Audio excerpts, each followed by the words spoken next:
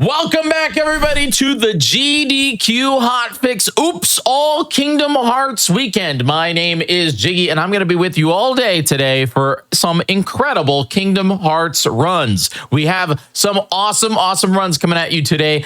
We got Dream Drop Distance 80% New Game Plus. We got Kingdom Hearts 2 Final Mix Hitless Rando Race, which is that's a quad rando race, so there's going to be 4 runners. Going to be awesome. We got Birth by Sleep 0.2 Critical Any Percent. And we're wrapping it up with my second favorite Kingdom Hearts game, Chain of Memories, Riku Story.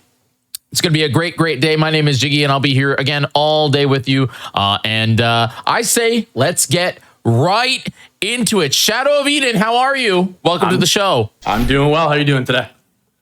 I am doing great. I'm really excited about this this Dream Drop Distance run. It's going to be a blast. And we also got Dessa here. Dessa, how are you? Hey, I'm doing good. Amazing. Shadow, why don't you tell everybody just a little bit about you and what we're about to see here? Yeah, absolutely. So my name's Shadow of Eden. Go by either Shadow or Eden. Feel free to use whatever. But yeah, today we'll be showing off some Dream Drop Distance. Definitely one of the more, I think, divisive games, both casually and from a speedrun perspective. But we're doing New Game Plus on Beginner. And what New Game Plus means for Dream Drop in this case is really just that we get to carry over some of those Dream Eaters, our spirits, from the last file that we have a completion on. So it's a little bit different than New Game. We get some extra abilities. We get our more powerful abilities earlier on. And we get to very quickly show off just a few extra Dream Eaters than the New Game run. Amazing. All right, whenever you're ready, why don't you give us a countdown and let's get right into Kingdom Hearts 3D Dream Drop Distance. Absolutely. So I'm going to start this on go. So 3, 2, 1, go. All right. So to start off the run, we just kind of skip some cutscenes and we go straight into this game's tutorial. No pretty mosaics, stained glass. We are basically in the film Castaway, and we're fighting Ursula. So no Atlantica, but we do get a little taste of Finny Fun here. Can't get away from it. I think this is our only time we've seen Atlantica in this event so far. The closest we get. I think, unless you count Kingdom Hearts 2, the final when we did have Mermaid Sora for like 4 seconds. We do get that one. So this fight's pretty easy, actually. It's just a little bit of combat introduction. We have a few preset commands, and our goal is basically just to interlink the so-called commands that we're able to use, Quick, Blitz, Fire, and Blizzard, as you could see on the bottom left-hand side, in a way that we can then continue our combo off of it. Usually we just like do 2 hits, then one of the commands followed by a finisher. It's a pretty fast fight. Usually things don't go too badly there. And then we're introduced into the travel system of the game, the dive mode. Yeah, so this is basically the game's gummies. And also we actually got a good pattern on Ursula there. That's all we can practice. I've been rarely getting it, so it's good to get it. But yeah, so this is the drop. This is basically this game's gummy missions, where Sora and Riku will basically just be dropping into the worlds that we're going to. So we get straight basically thrown into this one. And what we want to do here is basically we need to get an A rank on every single drop in order to get kind of our final Keyblade at the end of the game. But yeah, so basically there's usually some objectives. You want to get high scores, do the objectives quickly. Transparently, I actually don't know the exact requirements to A rank most of them, but we get them most of the time.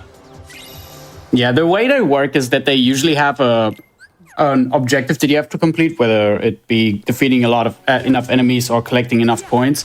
And depending on how fast you complete the objective, you get a multiplier. Usually if you get it done within a certain amount of time, you get the best multiplier and you get the required amount of points. It's really only a handful of dives where you could realistically mess up and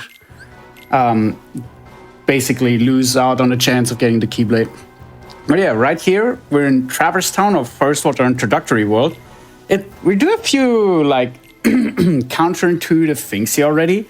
There are 2 tutorial fights, one with Sora and one with Riku in a few minutes. These cutscenes are not letting me go right now. Yeah, cutscene skips in this game are like both the worst, but also the it's super weird because they're super delayed. But you have a lot of tutorials in this game that you can just skip if you don't want to see them. But the thing is, if you skip the tutorials for these 2 combat sections, then you will have to go through the fight. However, if you do watch the tutorial, which is just a few text boxes, you're able to just skip the fight, which is pretty convenient. Yep. And now we get into the gimmick of this game. The Dream Eaters, our little Pokemon Tamagotchi knockoffs. We get Meow Wow. I saw Nintendogs and they were like, we gotta get this in the game.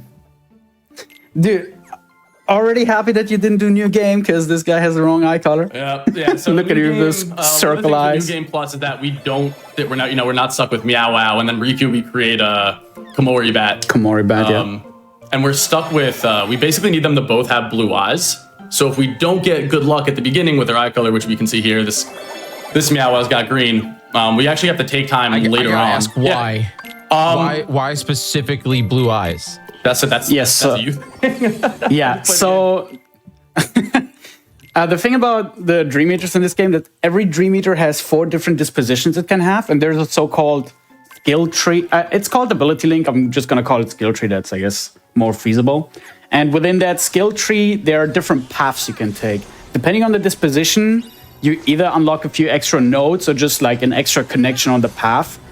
So at least on a new game category, you want specific dispositions just to make sure you get things on the skill tree that you otherwise wouldn't be able to access. While in New Game Plus allows you to carry over the spirits that you created in a previous save file. We create a certain set of Dream Eaters with certain dispositions and affinity levels so that we then can use them in this run. Like you saw Eden just swap out Meow Wow as soon as he could for Aura Lion, Rio Dragon, and who's currently not, or who wasn't in the party right there, I think Fruits Cat. Yep. Followed by a few kills just around the map because I'm not sure if it's tied to the amount of kills or just like every enemy having a... It might be kills, yeah, but defeating enemies gives you LP. Was it LP? I keep forgetting what I think it's LP. Yeah, link points. Yeah, it's like different abbreviations for every game.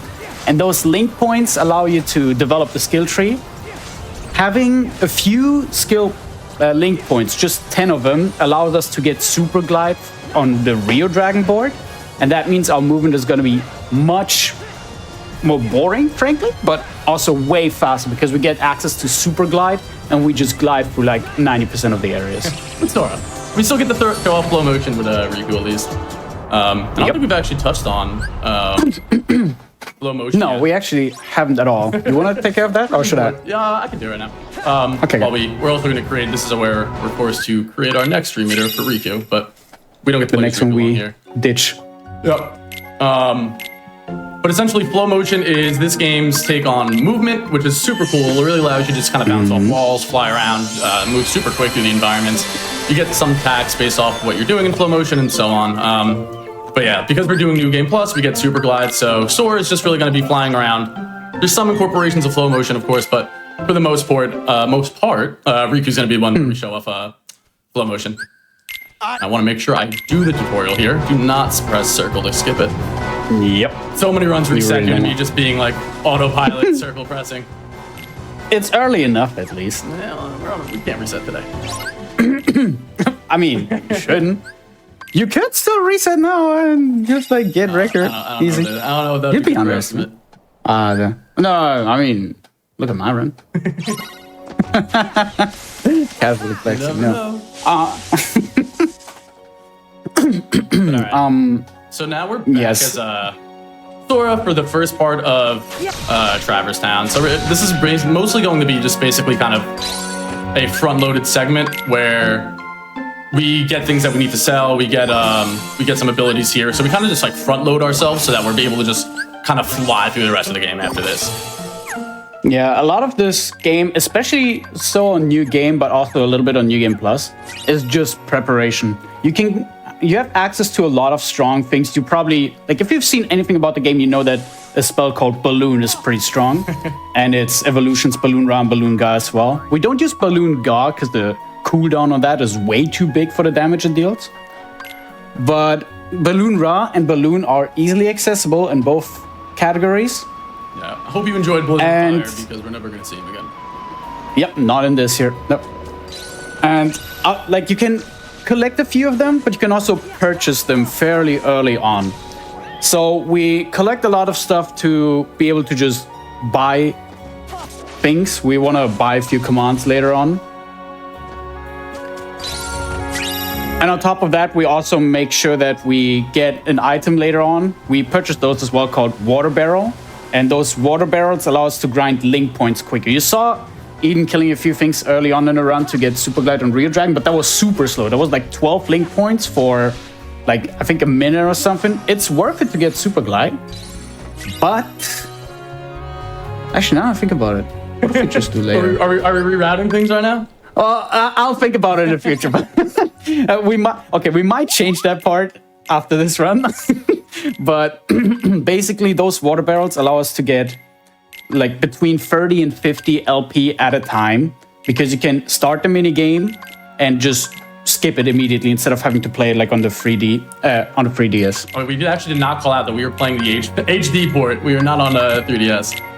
I hope one would notice, given the lack of a second screen and the lack of pixels, or the amount thereof. So here we just bought those water barrels that were mentioned. Barrels? I can speak today.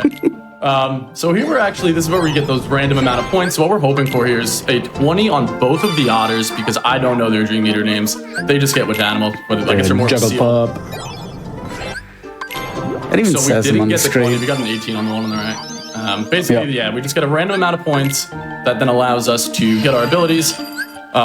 There's a trick here where you just spam the triggers to basically switch between which Dream Eater you're on.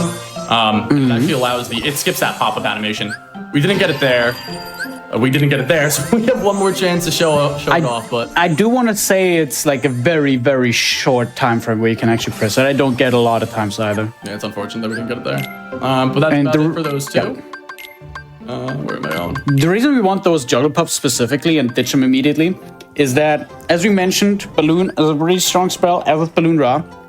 And those Juggle Pups, if they... he got 19, I can't believe it. Once we have 20 LP on the Juggle Pups, we can unlock the bottom branch of the skill tree.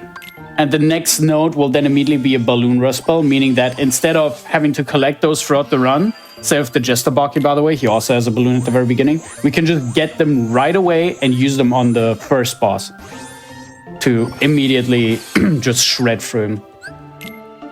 All right, so I hope you like seeing our other Dream Eaters here, because we're done with everybody except for this party now. They're Magic Lapkins, so I like to call, but they're based off bunnies, so I call them Majin Boos. But I'm gonna try to keep track of the count here right now. So the idea is now that for the rest of the run, we're gonna have these 3 Dream Eaters. We have Pseudoneko and 2 Magic Lapins. While fighting, we usually want to have the Magic Lapins around, because with the disposition they have right now, it's the yellow hard eyes, you can see Spark Jockey. I think it was the moment they hit level 15, they can use a skill called Spirit Roar. Spirit Roar is a buff, and that buff skyrockets your damage. You notice immediately without even looking at the status bar. You just see the enemy health bar, you immediately notice that you have Spirit Roar because you deal an extraordinary amount of extra damage. The idea is that once they hit that level 15, you want to have them around. Before that, it's fine to keep Pseudoneku, because there's a lot of mechanics in this game, so it might be a little bit confusing at first, but we'll repeat them. I also immediately lost count. I have no idea. Just eyeball it, you're fine. So low. Just eyeball it, you're fine.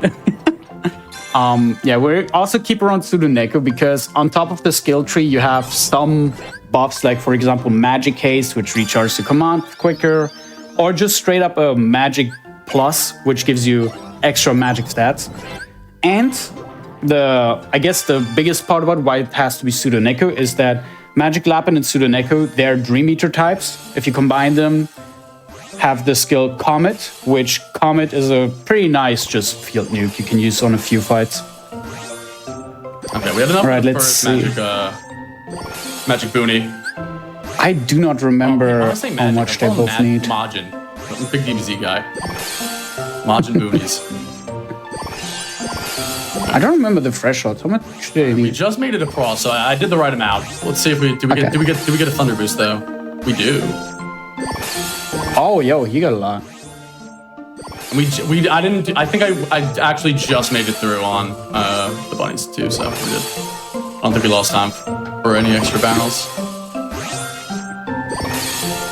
All right. Yeah, it's unfortunately not consistent at all how many LP you get, and we can't really manipulate it.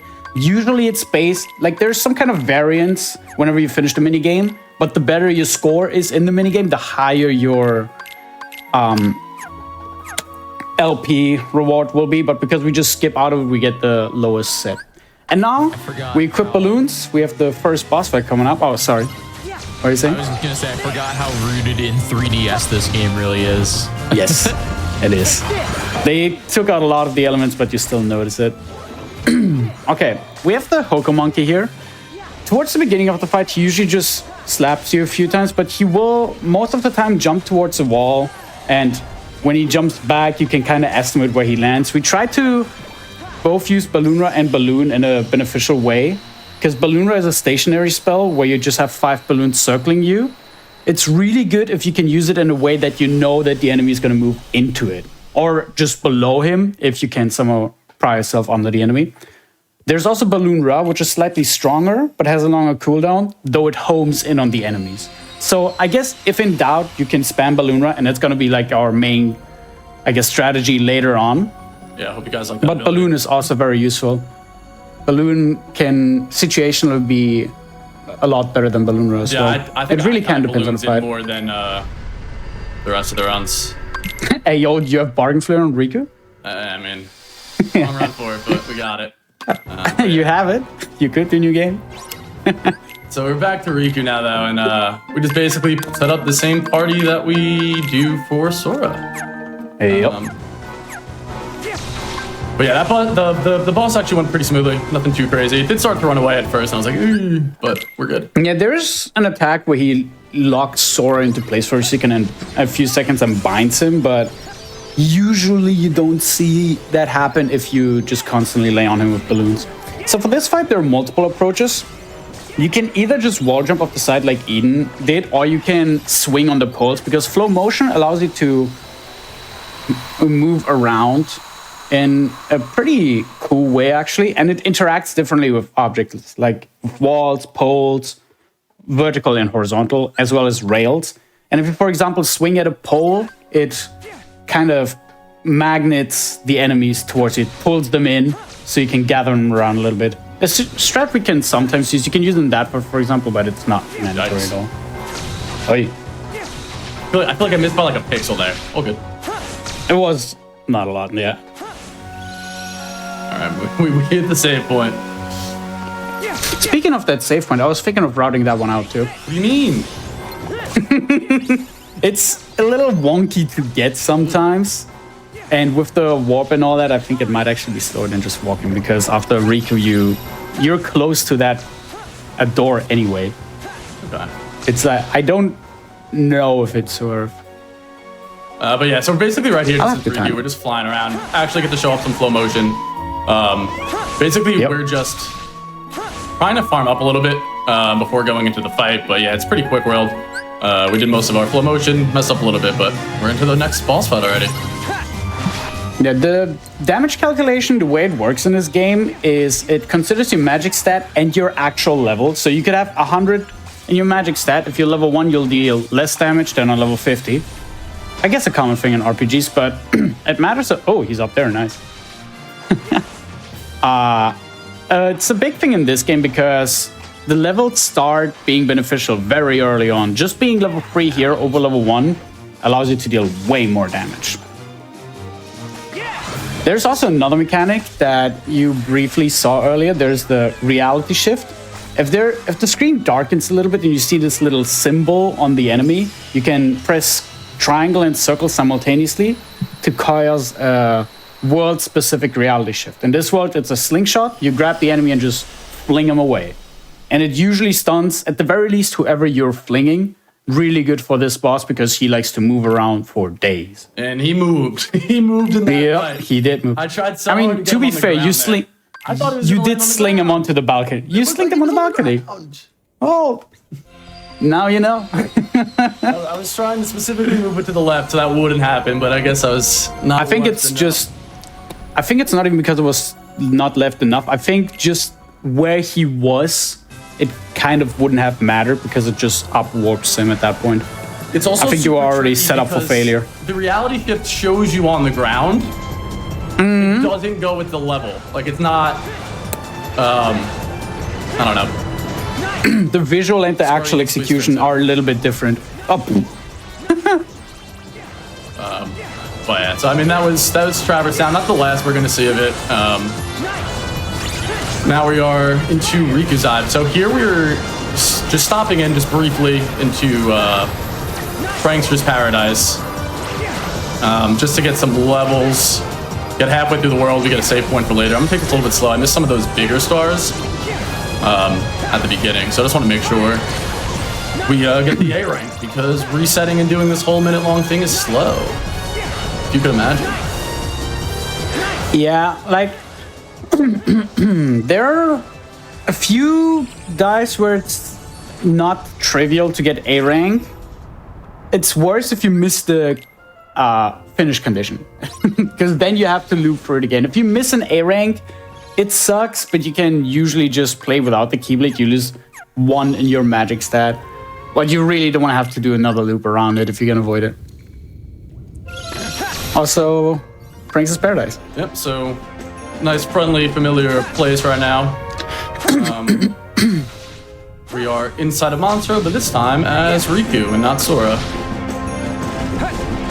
Our goal here basically is, so the world specific reality shift is bubble burst, and it creates a bubble that can collect up to 6 enemies. If you burst it, you deal damage to them.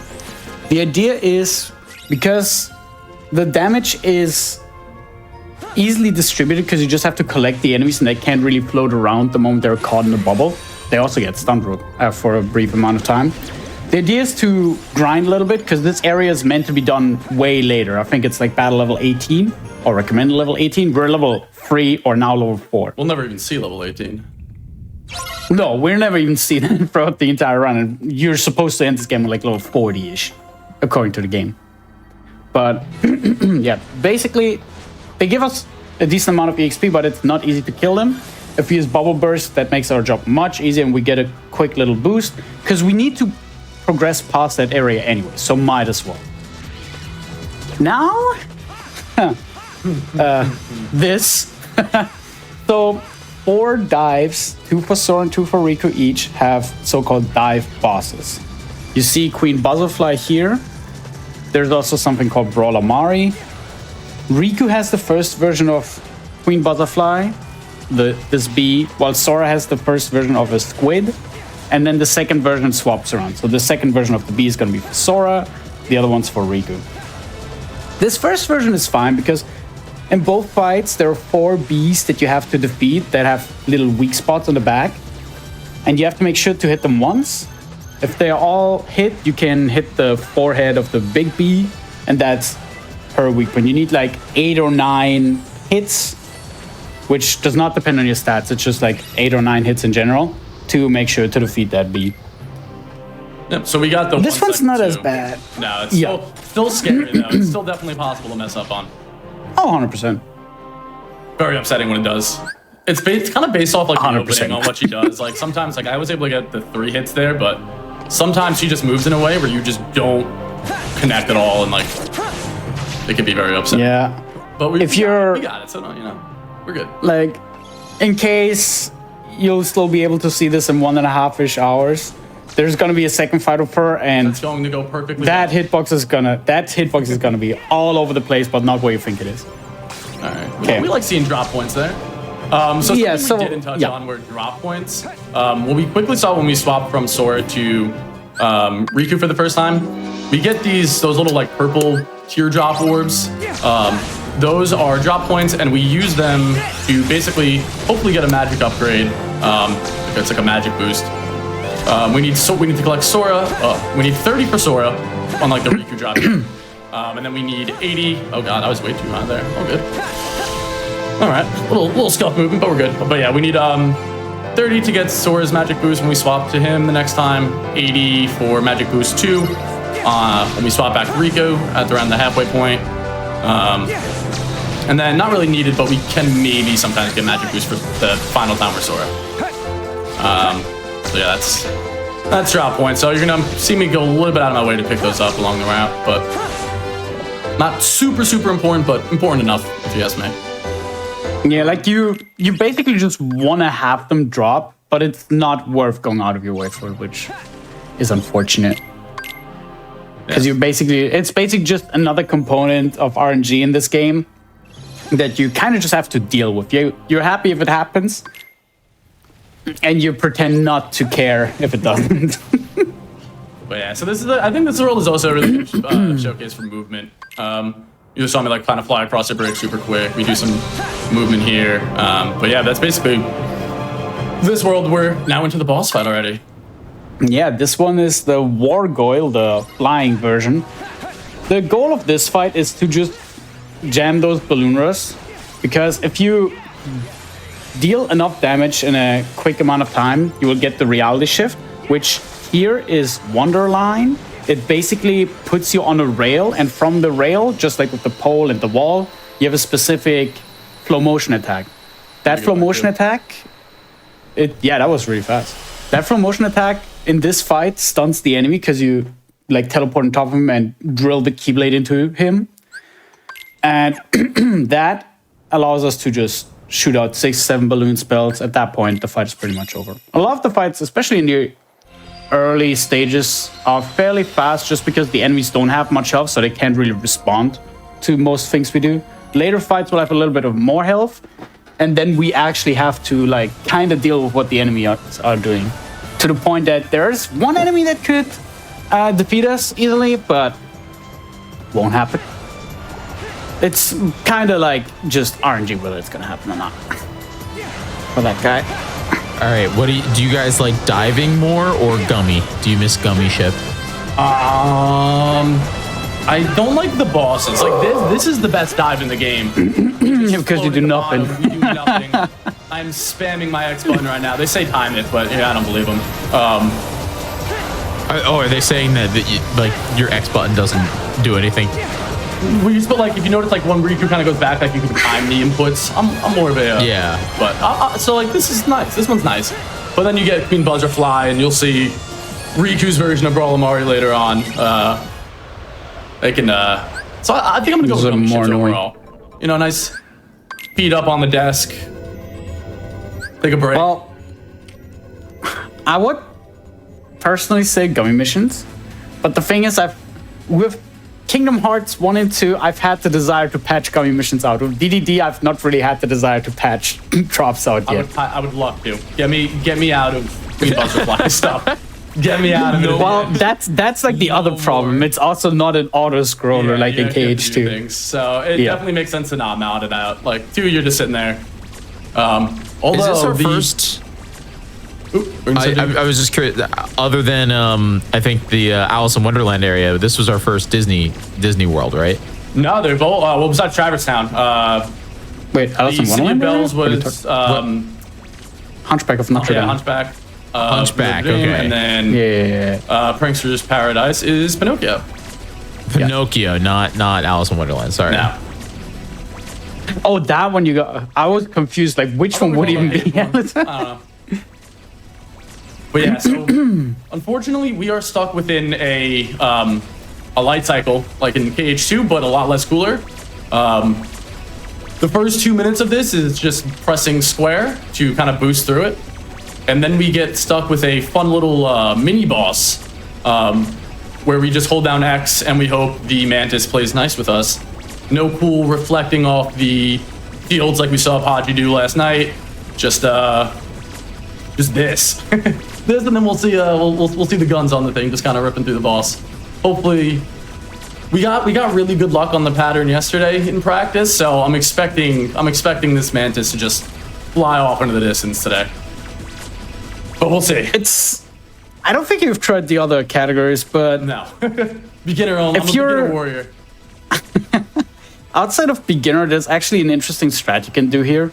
Because the higher the difficulty, the less damage you deal just overall. Your damage just gets a multiplier from, I think for standard it's like 0.8, and it's 0.7, 0.666, 0.5, all that stuff. The thing is, the moment you're not on beginner, your damage is going to be low enough to the point where Commantis survives until the big U-turn that you do in this map.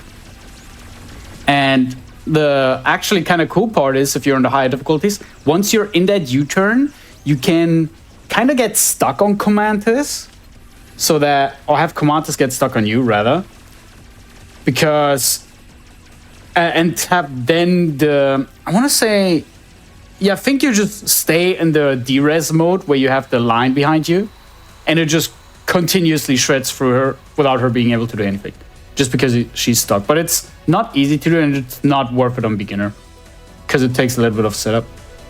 Yeah, so we did not get the good pattern there. I was correct. No, that was bad. That was not good.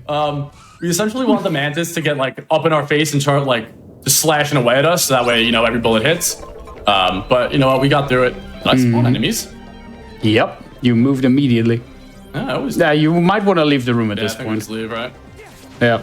So I know you mentioned the Dream Eaters before, but I'm just curious to know if other routes use different Dream Eaters, or are these three just core for every run? Well, DDD. For New Game Plus, I want to say for anything that isn't level 1, you use these guys. I'm not sure what level 1 does, because that's the one category I haven't done in this game. New Game uses different sets of Dream Eaters for most categories, because New Game just doesn't have access to these guys. All right. On this fight, we go out of the way and just like ignore the fight to collect Fandara. Because Fandara, as it turns out, is actually kind of good as well for an AoE spell. It's probably one of the games where Fandara is the best, I would say. But we're not going to use it for a little while. Right here, we kind of just spray pray on our Balloonra. We're spraying and praying that the balloons actually hit and don't hit the walls, like on that guy. Because the enemies spread out in a very unfavorable way here. All of them are very mobile, even the snails. And there are lots of walls and poles and just things that can block your balloons, which is very, very bad. We don't like that. Yeah, this is a very drawn out fight right now, so definitely not saving any time. Luckily, these deers came to us at least. There's an I see the owl back there. Oh yeah. Minding his beeswax. And then there's the final deer. That's another thing in this game. Really slow fight. Enemies can despawn. We haven't been able to determine why it happens, because it happens in other fights at seemingly random, but this one here, it's usually distance based. If they teleport away, they usually do not come back until the game prompts to spawn a new wave. And because that was the last wave, you basically have to defeat them all. And then the final enemy that disappeared like a minute ago comes back and is like, oh, by the way, you're not done. Yeah, so that was a remember me slow like fight, that. But we got out of it. We got out of it. So I've been asking this question to all the runners, but I'm just curious to know. Kingdom Hearts 4 is coming out in 2156. Tell me, what worlds would you want to see? What world would you want to see? Jungle Book and Pocahontas. Alongside Treasure Planet. This would be a lot of fun. That's going to be a lot of disappointment for you.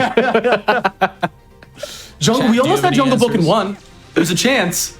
Not in 1 in DD. Was BBS. it? No, wasn't it 1? No, it was BBS. Was it BBS? Okay.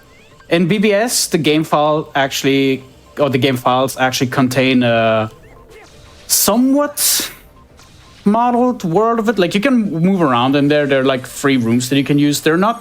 One of them is textured, the other ones aren't. But it is theoretically playable if you can access them. Other worlds that have been lost to time are like Treasure Planet for DDD. That one would be cool, by the way. And Treasure Planet, it'd be really great. Let me think. KH1 had something. KH1 actually wanted to have Pride Lands already, but what do you call that? Engine limitations didn't allow for 4-legged Sora at that point. That's why they also swapped engines for KH2. Or made a new one. We have one in the chat. High School Musical World. I saw that. Sure, I mean, if Atlantica and KH2 is not enough for you yet. Wow, I was gonna say we do need a gimmick, right? We're not gonna get 100 Acre Wood again, right? We need a mini game world. I would have thought that 100 Acre Wood is a staple, but then KH3 happened. I don't know if that's gonna come back. They 100 lost Acre Wood makes an IP. appearance now. Am I crazy? Yes, but not a good one. I Well, that's what I'm believe. saying. That's why they need a new one now. It's weak. Lilo and Stitch would also be good. We do get No, deep space though. like So, I the mean, we could Hawaii. actually land in Hawaii. Yeah, exactly. The never did Hawaiian that. portion of it. Yeah, I don't know how you got hit there. I was not looking at the screen, but usually you just mash square and That's all I was doing. jump That's, at some that's a new point. one. But all right, we're Disney owns Oh, distribution. I can see the rights replay on for- Twitch. I think Disney owns distribution rights for Bluey, so maybe Bluey will take Pooh's spot. Louis? The ghost? That would be something. That was Oh, that's what you meant by you doing balloon. Okay. For that, by the way, that was Okay, okay, exactly okay. what we wanted to see Camantis do there. So the way this fight works is you basically have like 3 phases. After 1/3 of the health, Camantis goes into a regenerative state where she doesn't immediately recharge, but I believe to remember that if you just leave her be for a while, she'll come back to phase, and she basically resets the previous phase. But Eden told me that he's now using balloons here, and I didn't know what he meant by that. He apparently just set up, like once the energy jam goes through, or once Command is in the paralyzed state, Eden just sets up balloons preemptively because Commanders will then jump up in the air and just like have a really wide hitbox and just takes all the balloons in. I assume if she really gets hit by all of them, that she just immediately goes into the next paralyzed Yeah, we saw that state. with the last phase. Yeah, She went right into it. that's really cool. I like that. I'm glad you've actually done some with the category while I wasn't there. Kind of just picked up the game and started going. All right, but yeah, we're back now to finish Prankster's Paradise as Riku. So now it's just moving straight into the boss here. Yep. Oh, I missed the wall. This one is easily the shortest one because you, like, all that happens is you start in the mouth, you talk to Geppetto, you move 2 rooms, you see young Xehanort, you move 2 rooms, and you beat up the boss. Like, this world is kind of a joke, honestly. They just said they wanted to make it inside Jabu Jabu. Yeah. You know? Again. All right. Now, Please behave. time for Chalk Cluster. This fight is a little bit wonky. It's not as bad in New Game Plus as it is in New Game. Because the idea is that you just want to press as much damage as you can. Because once Chalk Cluster is below 3 bars, that's when usually the reality shift happens. And if you do the reality shift, you get Bubble Burst again, which turns Chalk Cluster on its side. It's pretty easy to then get out a lot of damage while it's flipping around. And if you then get another 2 bars of them, yeah, that's normal actually. Yeah, I got it off late. Now, if he DMs, then he'll go for the DM animation and then he'll fall over. Like, basically, as long as you get the second bubble burst, you win. Even the first one kind of already sits on. It does flip over. So, like, I was placing those balloons there so that it would roll Yeah, for into sure. them. But ultimately, it doesn't matter. You could also just skip that bubble burst and just use the DM prep animation, but that's a little bit sketchy because the moment that DM starts, he's gonna move all around the room, and it's not fun. It won't be pretty, as Ursula says. But yeah, we're back to Sora now. So what you saw me do is those drop points I mentioned that allow us to get magic. What's Gain. magic gain? Yeah, magic gain level 1. Magic gain. I actually don't know what it does besides makes magic stronger. Does it? You know? That's all it does. All right, awesome. Yeah, that's all we need it for. I think it specifically it gives us 10% more magic damage, I believe. And then level 2 and 3 would be 20 and 30% respectively. But those drop bonuses, including their upgrades, are not all available. If you beat bosses, sometimes you see like new drop bonuses unlocked. You progressively get more and more of them, and you can then, if you get enough drop points, end up with higher levels of the magic gain, for example. That's something that we do in Plat, for example. We grind a lot of those drop points and get magic gain level 3 for grinding sections. If you are just joining us here, welcome to Oops All Kingdom Hearts Weekend here on the Games Done Quick channel. We got all kinds of Kingdom Hearts today. Right now, we're doing Dream Drop Distance. And right after this, we have Kingdom Hearts 2 random boss rush quad race with all kinds of people. It's going to be a blast. It's a 4-way race. So stick around. Awesome, all Kingdom Hearts stuff today. Something we haven't mentioned, by the way, is that aside from wanting to get A ranks for the Keyblade at the end, each of the drops has a reward tied to it as well. And I think the only one that we care about here is the balloon rare we get from Prank's Paradise of Sora. We don't care about it enough to the point where we need it immediately, like a new game, but we care about it enough that we still want it. Did you see that I didn't have did I accidentally just swap Dream Eaters or something at some point? Back from here? You Oh my god. swapped them before the fight, I want to say. Maybe I accidentally swapped them out when I was doing the menu. Alright. Well, what do you that mean? cost us a little bit of time, but we're all good. But yeah, it was our what first do you showing mean, off of Comet. So if you get your link gauges up, that pink bar underneath our Dream Eaters, to full, you can do some, like combination attacks with them. This full combination allows us to use Comet, which kind of just makes everything go boom. Yep. Depending on which Dream Eater types you combine, you get a different combination attack. They all have elements tied to them, like I think fire, earth, light, dark, water, and something else. I want to say there's a sixth one. I don't remember what it is. I don't think it's wind, but It's me. there are like 6 types to them, and depending on how you combine the types, you get a different outcome. In this case, it's I think dark and fire or something like that, which it doesn't really matter too much. But if you combine Pseudo Neko and Magic Lapin, which are the 2 that we care about in this run, you get Comet, and Comet is good. Comet usually screen wipes all the enemies. And now flowers, there are free flowers there. throughout this. Yeah, there are free flowers around this room, and they're not fun to fight. There's a weird thing I had once where using Fandara can one-shot them somehow. But usually you would not want to use Fandara, except for this one maybe. No, But instead want to use Balloonra. So the second two at Exactly, least. because you can put the Balloonra, you see that forms like a little, not dome, but how would you call that shape? It kind of it's just like a puts all diamond cone 6 thing. I don't balloon. know. Yeah, kind of like a weird diamond cone of Balloonras.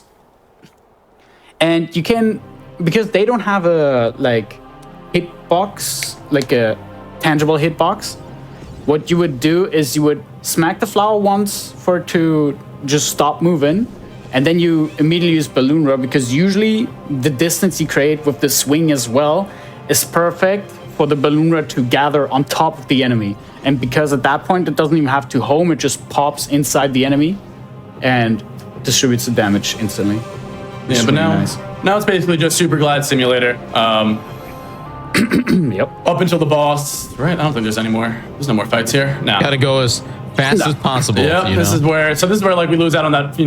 No showing off the flow motion for Sora was just To be fly fair, the straight ahead. promotion in this area is kind of wonky.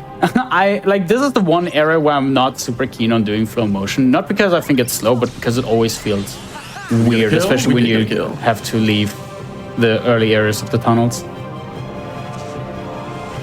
But yeah, there's some cool flow motion here that you fly and you end up landing straight into the loading zone that I think is super cool for the next room. But yeah, here's where we can also see where the world, we're going to the same worlds as Sora and Riku, but we're getting different parts of this. We did not see this as Riku, so Most. yeah, similar to BBS. So I think that aspect of the game is super cool. Just in case, let me talk to Esmeralda here, and we're into the boss. Yep. Hopefully he plays. So now nice. we're gonna fight Wargoyle, but the non-flight version, the second part. It doesn't really matter if you do Riku first or Sora, it always plays out the same. But canonically, Riku beats Wargoyle, and now we fight the wingless version of it. This one can be a little bit of a nuisance. There's a part later, because we're going to see him again, where he can actually defeat you as well. But usually you would...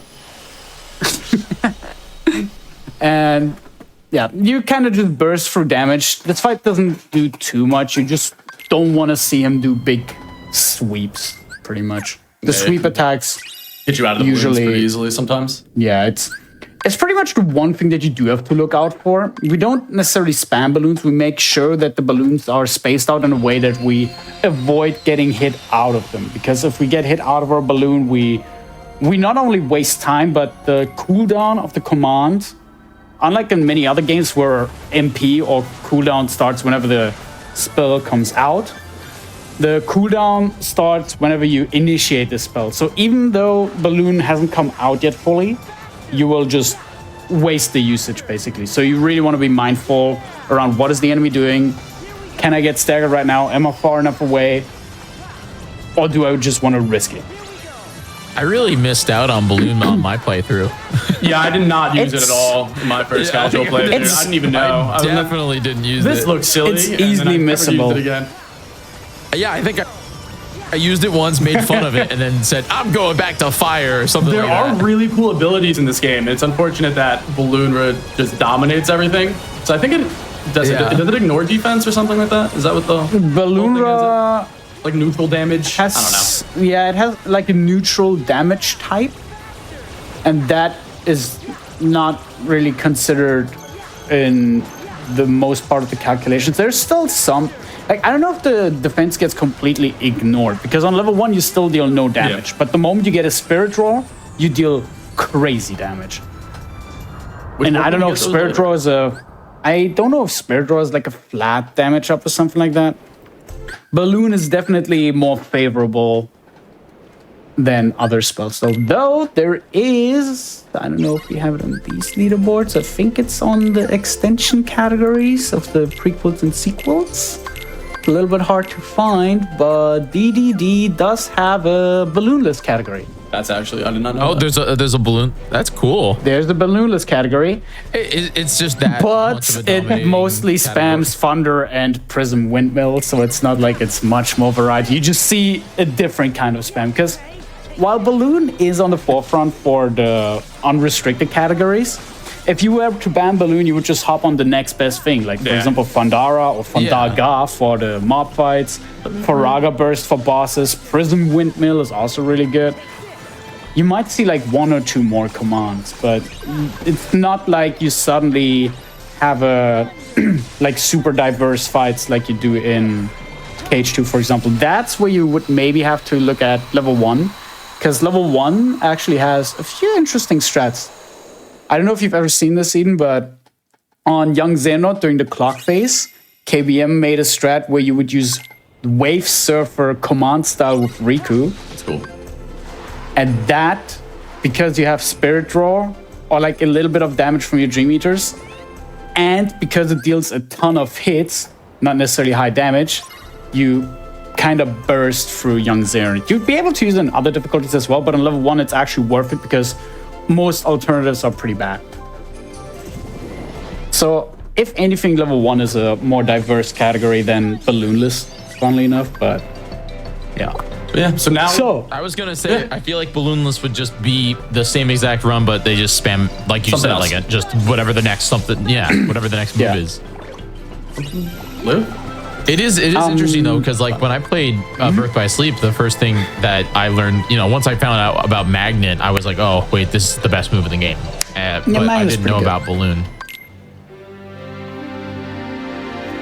So in this world, similar to Riku, we want to defeat a lot of things to get our level high, because just like with Sora, just like with Riku, this is the highest level world we have right now, so the enemies give us more XP. Eden defeated a lot of enemies on the way with Shock Dive, which is the like flow motion slam attack, and Fundara, because Fundara deals more damage with more enemies around. If there's one enemy, it deals 1 tick of damage, but if there are like 4 enemies close to each other, it like spreads between them, and therefore collectively dealing more damage to every single one specifically as well. We hit like level 7 with 100 or 200 XP left to level 8 or something like that. And then go into this fight, which has an undeservingly menacing music, by the way. It's just teddy bears on a trampoline, come on.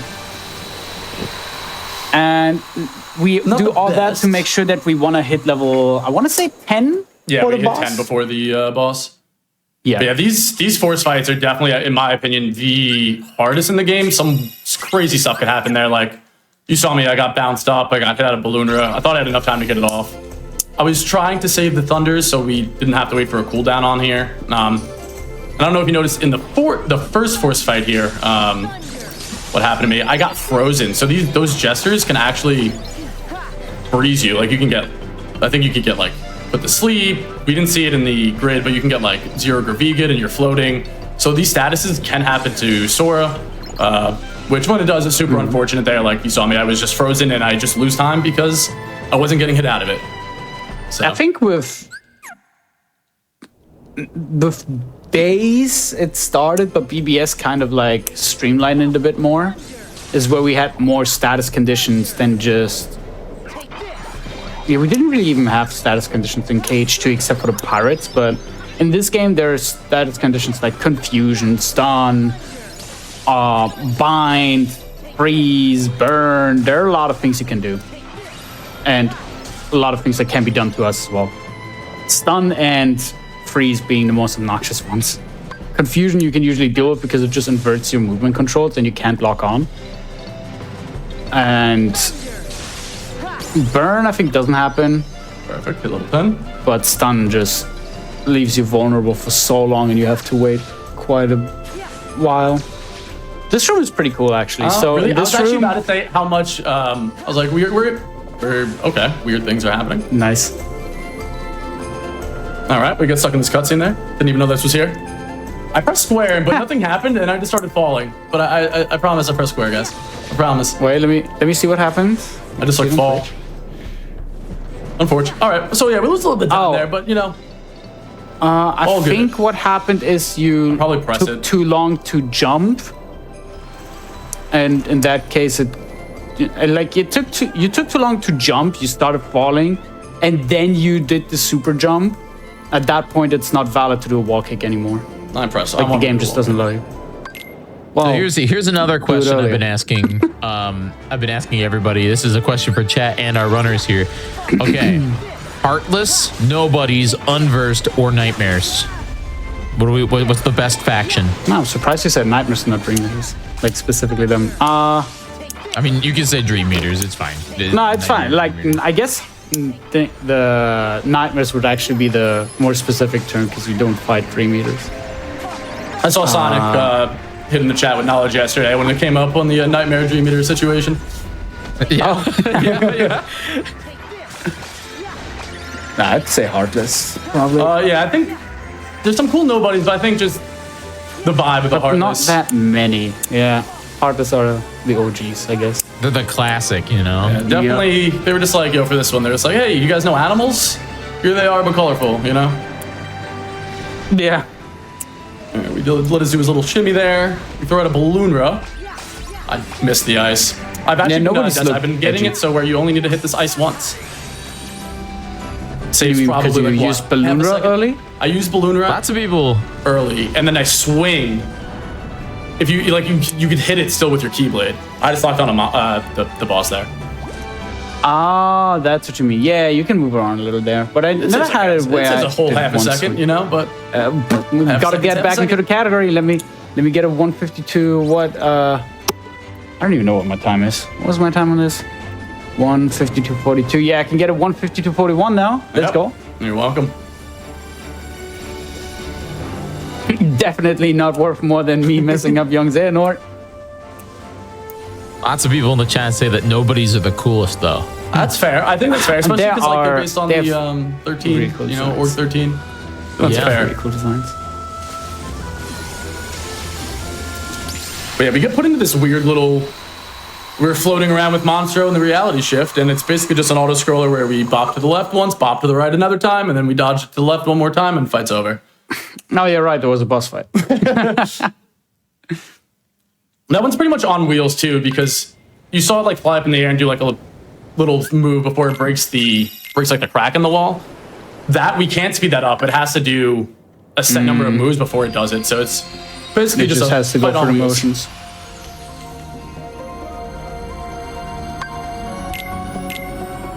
All right, we never even entered the grid in this category, right?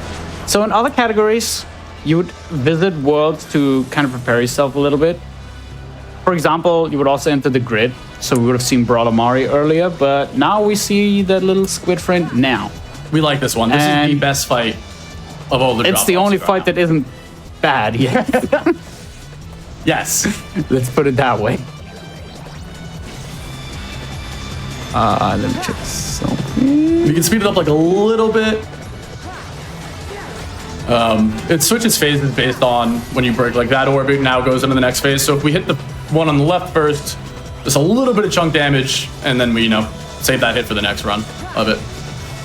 But I think each one maybe can save a second, half a second, but yeah, it's like just a little bit. Nice. Ultimately, you still have to do the same amount of hits. You can just save yourself doing them earlier. Just do them a little early hits, and that's it. Yeah, I think I was a little bit late on that one. So, but we'll see what the end time is. Yeah, we're definitely late on that one. Yeah, so usually that was like a 106. So we should. The fastest I've ever done is what a 105. So saves very little amount of time, but it's something, and that's why we like that boss. Nicest one in the group. And then he comes back with absolute vengeance of Riku. Yep. It took me a long while to even figure out that a 2-cycle is possible on that. It hurts. On that guy. And even that was it used to be said that it was only up to RNG. You could sometimes get it. It's actually easy on 3DS because 30 FPS makes it easier. And 60 FPS just leaves you with way less time to hit him. I feel like there's still some RNG involved, like the placements of the meteors and stuff. That can. The RNG makes it harder, but it's not, I want to say never impossible. It's just really unlikely sometimes and really bad. It's not fun. So yeah, now we're in the grid. You see a little bit. So we mentioned that flow motion is kind of obsolete with Sora. It's somewhat true. There are a few sections where if you can. Whenever there's verticality involved, we still want to use flow motion because it's still just easier to use flow motion than hop on different platforms. And if you can basically flow into the flow motion from a rail or something like that to then get your verticality, then you can also implement a little bit of horizontal movement. But usually whenever you, even just the moment you have to take 5 steps, it's usually faster to just glide there. Yeah, so Super Glide is just really, really strong in this game. do we really show it off with Sora after this? Not really. I'm trying to think. You mean Flow motion. any movement? Yeah. Not in Travis Tongue 2. And A little bit literally one wall hop there type of thing. But I think this is probably the most we're gonna get out of Sora for the rest of the run. Yeah. What the number was has a lot of wall jumps. You have to climb the building. But I mean, yeah. But it's nothing fancy. Riku has... I want to say Riku has the cooler movement regardless. But Sora has some fine sections as well. Cool. Something we haven't touched upon because unfortunately it hasn't come up yet. You see the drop meter. And it's currently on 1.0.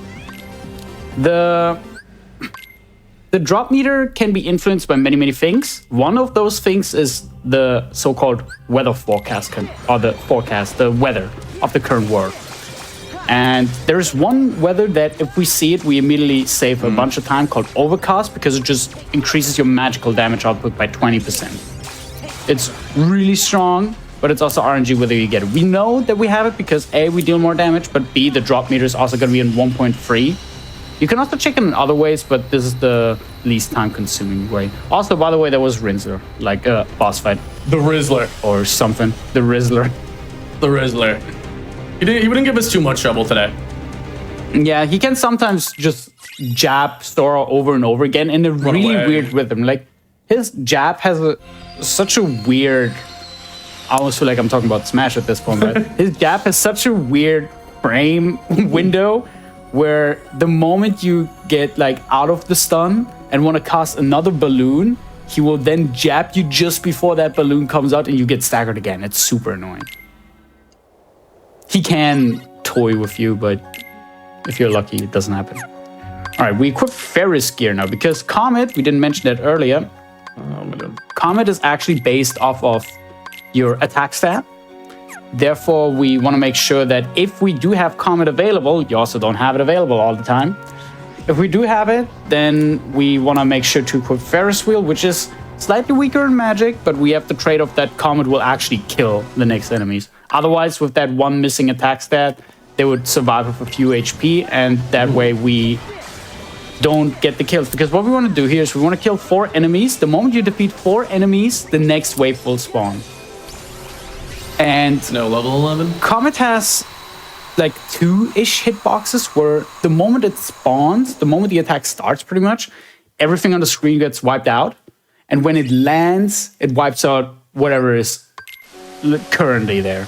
So you can defeat 2 waves back to back, but if you don't defeat the first 4 enemies of the fight, or like any 4 enemies, it would mean that you would miss out on the final wave.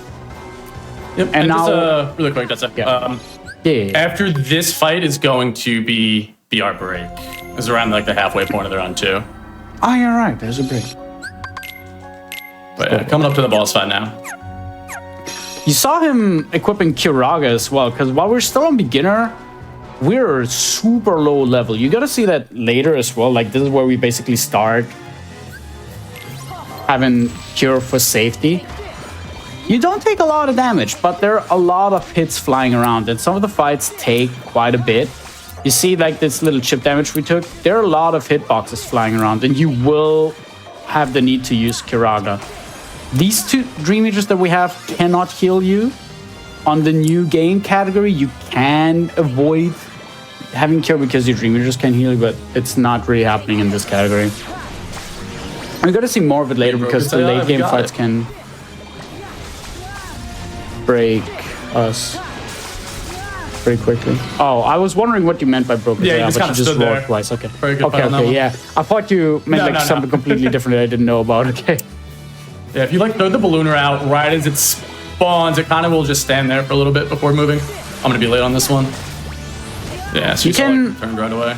Randomly AI break the Chalk Cluster as well, because it's funny that they put these enemies here. None of these 3 enemies are meant to be fought in such a small room. The Hoka Monkey cannot really jump off of walls. It can get stuck on the poles, actually, if it jumps up in the air.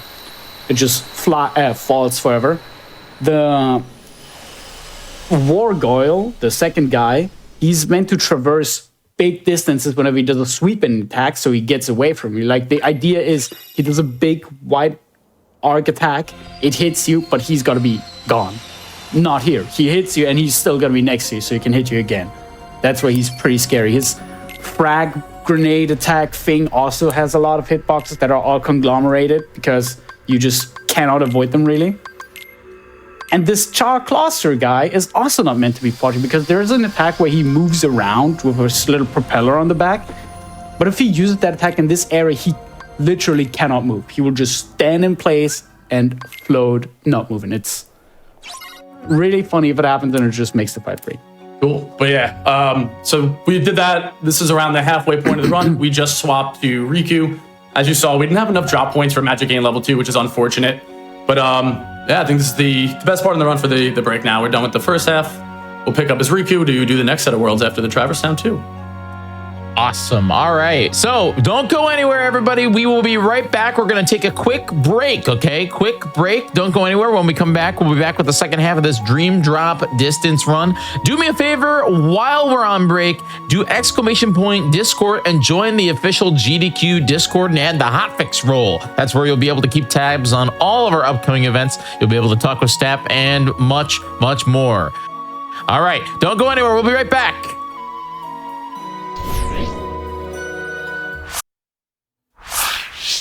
Welcome back, everybody, to the GDQ Hotfix Oops All Kingdom Hearts weekend. We're going to get right back into this run, but first I want to say thank you. Thank you for your subs, your Prime Gaming subs, your gift subs, your bits, your cheers.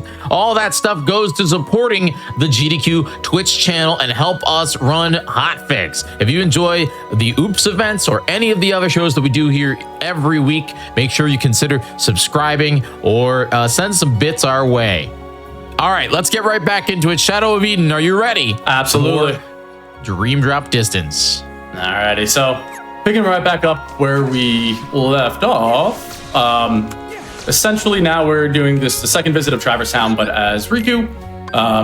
So just a little bit of movement here. We're going to go back to that save point. You mentioned earlier that maybe Dessa is routing out now. But yeah, just some quick little movement, and then we don't go into necessarily a boss fight. It's really just a boss. It's a forced fight here against some Triceratops. Not a boss fight, but a boss fight. Yeah. So nothing too crazy with Riku's Traverse Town too. Hopefully we get some decent movement. But yeah, the fight's actually already coming up. A funny little thing you can do with flow motion. You saw it just there, whether it was an accident or not.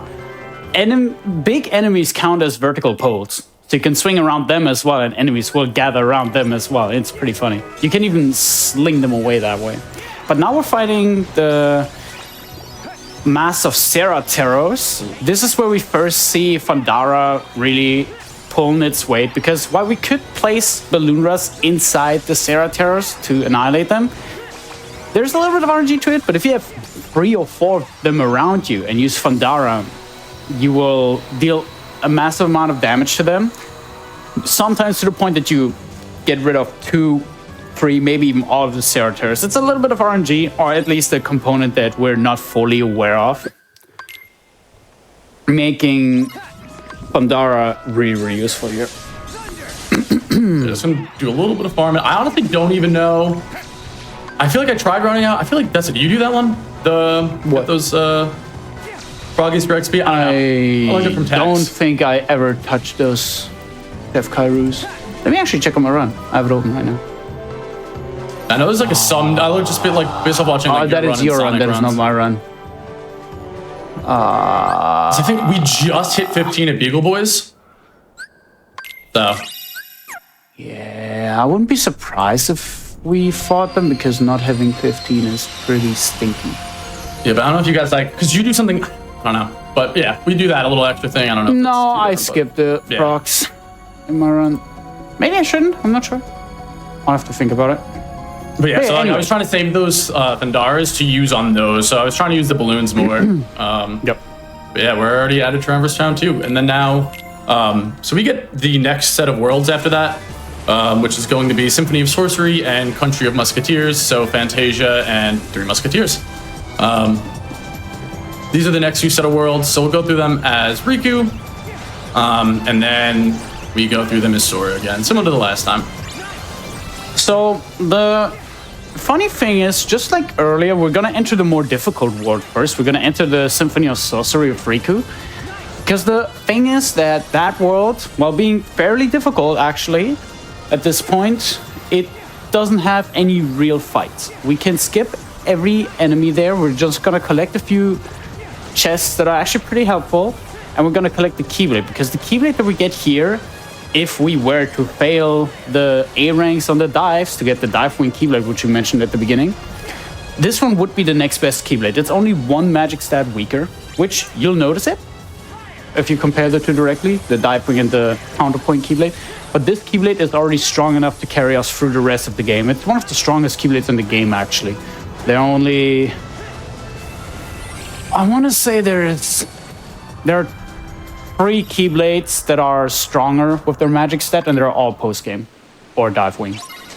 So it's a really, really strong blade. This is also the only world here. Yeah, that is good. Every single time I go through here, I see Overcast here, and I'm sad, because this is the one world where it does not matter, and this is the one world where you tend to get it. Always get it. Yep, it's not fun. But yeah, Symphony of Sorcery. It's a Melody of Memory Light. It's the predecessor of it. You basically did they just release this Kingdom Hearts game? What? I was gonna say, didn't they just release this Kingdom Hearts rhythm game? Man, that's what I'm saying. It's like the beta or the light version, something like that. You basically have to forge your path by playing notes. And if you hit at more than half the notes, it's usually 5 notes all the time. Sometimes it's 6. If you hit more than half the notes, you can you open up the path. If you don't hit enough of the notes, the path stays closed. If there are 5 notes, I think you can only skip 1. I think more than half is actually incorrect. But sometimes there's 6 notes. In that case, you can skip 2 notes. And if you don't get a perfect score on those, you actually save a little bit of time because the delay isn't as big. It's a super niche time save, but it's literally no effort because you're just not pressing a button instead of pressing it. Yep, and then we actually got another chest. We picked up an elixir to use for Country of Musketeers. Basically, gives us all our link back. Yeah, because like with other KH games, elixirs and ethers and similar items would give you MP back. MP is not a thing here. So similar with BBS where you would get focus gauge back. In this game, the elixir filled up your link gauge completely, which is really nice because it means that we can basically use a comet, pop an elixir to recharge, and use another comet. And we're gonna make that count because we have 2 fights with Sora coming up. Those combined attacks, by the way, we didn't mention it, but we can only use them with Sora. Riku instead has a mechanic where he goes into a different, kind of like a command style from BBS, where he just fights in a different way.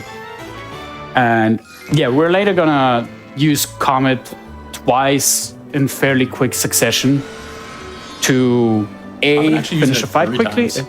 You can get it 3 times as well. It's like a little bit of a debate whether 3 times is worth it or not. It's probably worth it, but I won't be surprised if it's. I think for what like that. what me and Tex do, I think we need it just to make it faster. I mean, you could definitely do it in new game. I don't use it 3 times. Yeah, because I think because we have our higher G meter toss up affinity, they get it faster. Yeah, that could actually be one of the reasons why you get it faster. Sure. But ultimately, you want to use it multiple times, and because it doesn't take too long to fill up the link gauge, but it does take a fight or 2 for sure, at the very least a boss fight. But we just want to use it on succeeding fights. All right, super fun succeeding boss. fights that are back to back. That's why we use the elixir. And now, the reason we don't care about this world, we basically have another drop section, but you like drop horizontally. I don't know how that works. We're flying. And you fight Chernobog. Similar to the other drop bosses, it's based off of hits, not of the actual HP. The HP is just like just some different kind of indicator for the amount of hits we have to deal. It's always 3 hits. He has 3 phases. Every phase pushes us further and further away. This was phase 1 now. We get kicked away. Then it's phase 2. We have to dash quite a bit further. And then there comes phase 3. And he puts up more and more hazards. He starts with fireballs and fire pillars. In phase 2, he then also starts summoning ghosts, which in phase 2, the ghosts have not necessarily set patterns, but they always leave you some kind of opening where you can just diving strike continuously to speed up the dive, I guess, a little bit. In phase 3, you're gonna get ghosts that actually home in on you a lot earlier than those other regular ghosts do. Turns out like everything here could be a little scary. Exactly, he combines them in a weird way as well. Yeah, we're gonna get hit. So sometimes you wanna not spam diving strike or even like do the dodging reflect, like even that there, just to make sure to shake those ghosts off. But using the dodging reflect means that you can't diving strike, you would lose time. Obviously, we want to try and just avoid having to deal with that. But sometimes you get clipped by a fireball or a ghost. Yeah, that pattern's If it's scary, late man. enough, you don't care about it. Cool. Nothing too crazy there. So if you saw like my, I guess like the highlight clip for the marathon, Riku, there's like a chance of Riku, when you're going to hit Chernobog, that Riku just flies off the side of the screen. And that happened for the first time in that clip. And I was like, what? Like Riku just flew off. Wait, what? Have you seen it? No. Well, I'll dig it up. It's Wait, I'll scavenge your channel. I want to see. you just fly out. Like it's like, nope, I'm done here. I've done a decent amount of runs of this. I don't even thought I would know of that kind of glitch. That is weird. But all right. Well, yeah, so On now to we have Brawler Mari 2. This is Riku's version of him. It's a rough fight. Terrifying. You basically want to see a 2-cycle. It is possible to get a 3-cycle, but 2 cycles what you want to see. Basically, phase 1 is like it was with Sora, but shortened a little bit. You want to hit him several times. 6 times per pimple on the head. And once you get 6 hits on both pimples done, you then go into phase 2. Phase 2, he throws out a few more attacks at you, followed by a big laser beam. You can hide from the laser beam behind rocks, and if you manage to get through the laser beam without getting hit, he then opens up his weak spot, his spot where he's vulnerable. It's 4 of them, and the bad thing is, it's like both good and bad, is that each of the pimples need to get hit 4 times. Which means, in the best case scenario, we'd hit it with a 3-hit combo. Then we do the 4th hit, it breaks. And because there's some amount of auto-targeting in this game, you would then immediately warp over to the next pimple and continue just wreaking havoc on that. If you do it well enough, like you can calculate real quick, it's 4 pimples, 3 hits per pimple, 4 hits per pimple, 16 hits. If you do 8 hits per cycle, you're usually on the way to get a 2-cycle, but it's not always a given that you get that. Because the rocks move around in phase 2, and the rock formation can kind of prevent you from going in there immediately. You can pause buffer to make it a little bit easier, because you kind of have to mash out hits as well. But it's not free by all means. It's a rough thing to have to go for.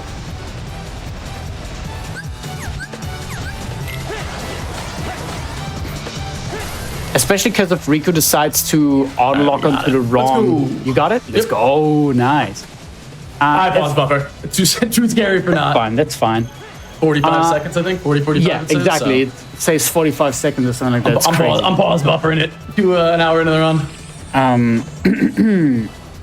Yeah, there's the possibility that Riku warps to the wrong pimple, and at that point, you just screwed. Yep. You can... Yeah, you just end up crying. There is a way to make sure he doesn't go there, but it's not guaranteed. Also, I don't know if you know about a little fun fact. You just swap the Keyblade to counterpoint, right? Yep. If you were to mash basically down and equip every Keyblade on the way to counterpoint, like one by one, just down X, down X, down X, down X, and then leave the menu, your game crashes. All right, well, I'm not going to do that. Yeah, don't mash out the Keyblade menu. I've never had it around because it's usually not something that you need to do, but it's very much a thing. Yeah, so just a quick menu. What? Okay, I just saw that. Turn above. Oh, you saw it? I was like, wait, did I just sell something I wasn't supposed to? Don't scare me like that. But yeah, we're basically just buying some abilities that we'll see on Sora. Ew. Sloppy movement there. Yeah. And another thing you saw was Eden equipped Mini. Mini is funny because in BBS, I think BBS is where it originated. It would shrink the enemies down, and you can then trample on the enemies, dealing damage with every step you take. It changed a little bit in 3D, where it would still shrink them down, but it's not every step that you deal damage. Instead, it's every time the position gets updated. Obviously, the game has to keep track of where your character is, and whenever your character changes position, which is not every step, it's, I guess, theoretically every frame, but I don't know if it actually happens every frame for the damage. It happens a lot, though, per second. Lots of hits per second. You basically want to be on top of the enemy while he's shrinked, and he just takes crazy amounts of damage. You're gonna see it right here. And Mini Beagle Boy one's and down. It might even be once per frame. I'm not 100% sure. But what you want to do is you basically run over the enemy by holding up, and you tilt the camera to the side. That way, Riku runs forward, and you spin the camera. And because you're locked onto the enemy, you're always on top of the enemy. That way, you don't even have to aim where you go exactly. You just have to be on top of the enemy at some point. It's crazy how much damage it deals. I think it was Texas who figured that Yeah, I'm stat pretty out. sure it's Tex. There goes the second It's one. ridiculous. The only, I guess, kind of downside is that the only time that the Beagle Boys, these enemies, actually die is when they come back from being shrinked. So what you could do is you could, for example, try and defeat a few more enemies. But yeah, you got level 15, that's fine. You still have to wait for them to unshrink, to grow back into size before the fight ends. All right, time for a super fun boss. Whoa. So now the bane of most of our existence, holy moly, that's its actual name, it's a mole. They did that on purpose. This guy is theoretically done in 6 balloon runs. The problem is that he has a DM where he disappears and stays hidden for a whole... Oh, that was close. A full-on minute. Which is when he Balloons are so starts throwing hands powerful. right here. Wow.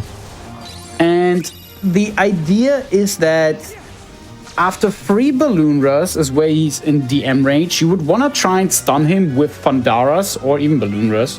Both works, but Pandaras makes it more consistent.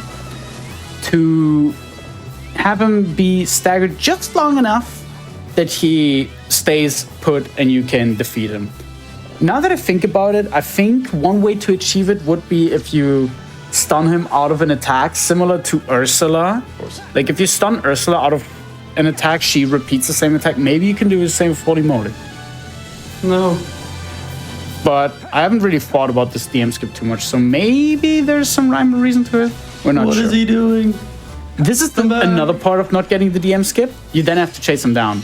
Come back. Luckily, you can see the little like radar sonar thing on the map wherever he appears. But if you're too far away, you don't even see that ring. Also, there's some kind of prediction going into it. Yeah, it's definitely a little bit rough. Yeah, what is it? I think it saves like 40 to 45. Another one that's a huge kind of... Yeah, it's a lot. Yeah, something like that. All good. Just because you don't have to wait for him to go down and then throw hands for a while. Ooh. All right, we got show off Overcast and Magic Game. Ayo, okay. On Pelican too. No, that was the... Oh, was it Symphony? Yeah. Boo. We need to see it on Symphony. Otherwise, that is a RNG toss-up of a minute.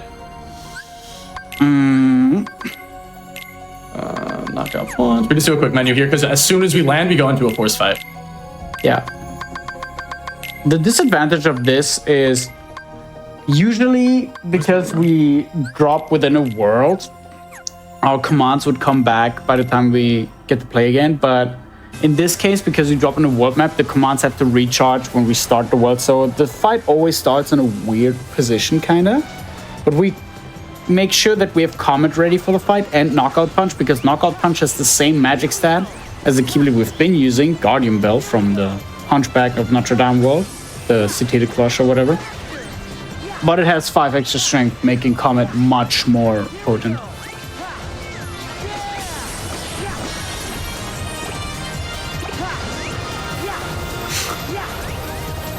This drop always scares me. I feel like I always bonk. I finally just decided I was like, probably bonk too much, where I should just slow down now. Yeah, I don't know. This one I feel like is just a very generous time requirement. Again, I do not. I do feel like I bonk a lot of times as well, but I don't know either. I just have like a... It's usually, I think, like round about 20 extra seconds of... 10 extra seconds of what we get in a speedrun, or 15. Alright. So I shouldn't sweat it too much. Yeah. Yeah, it's not terrible. Yeah, just over a minute's fine. We didn't bonk or anything, so. Alright, right into a comet. I mean, you know what they say. It is no bonk December. That has what everybody... I have heard that. Everyone's been running around. I've heard it from everybody saying no bonk December. Okay, so for It this definitely fight... wasn't no bonk November. For this fight, what we want to do is we want to pop a comet just because we have to wait for our commands to recharge anyway. Then we use 2 so-called dream candies. It's basically a halfway elixir. Not quite, because you don't get HP recovery from it, but it fills half of the link gauge. So if you use 2, you have a full link gauge. We use it now, before the fight, Because if we were to use it in this upcoming fight, on the Tyrannosaurus fight, we would waste them. So we want to just try and get it done during the fight. We have to do it at some point anyway, and we have to wait for our commands to recharge. So it's just very convenient to do it early. We will then later unequip the dream candies again, because now they're just dead in our inventory. We can use that up space up nicer for example, Mini. And we get drop kicked by the T-Rex. Favorite ending animation in the game. So this is where I was talking about where I... Oops, sorry. Let me cut you. No, I was going to say this T-Rex or the Odyssey T-Rex. Which one's better? Well, this one's a drama queen with how much of slow motion it eats up. So I'd say this one. So this is where I use. Also, it's DDD. It's DDD. It's dinosaurs, dinosaurs, dinosaurs. True. Yeah. So this bridge also has a lot of enemies. So we just pop a cheeky comet, and then we get rid of our elixir and dream candies because we don't want to have them dead in the inventory. We equip a few balloons, slow, which is very important for the boss fight later, and mini. Mini again for the Beagle Boys because Sora has to fight them not once but twice. And slow is used for the boss fight because with slow it's much easier to ensure that we do not see the DM of that boss. And then instead of flow motioning or running up the staircase, we just super glide up, which is pretty funny because it allows us to be faster than the Beagle Boys actually. We beat them up there. He's still running up, but you're just like up there before him. We then slow them to get them around a little bit, then we use mini, and boom. No, I went to the wrong one. Oh no.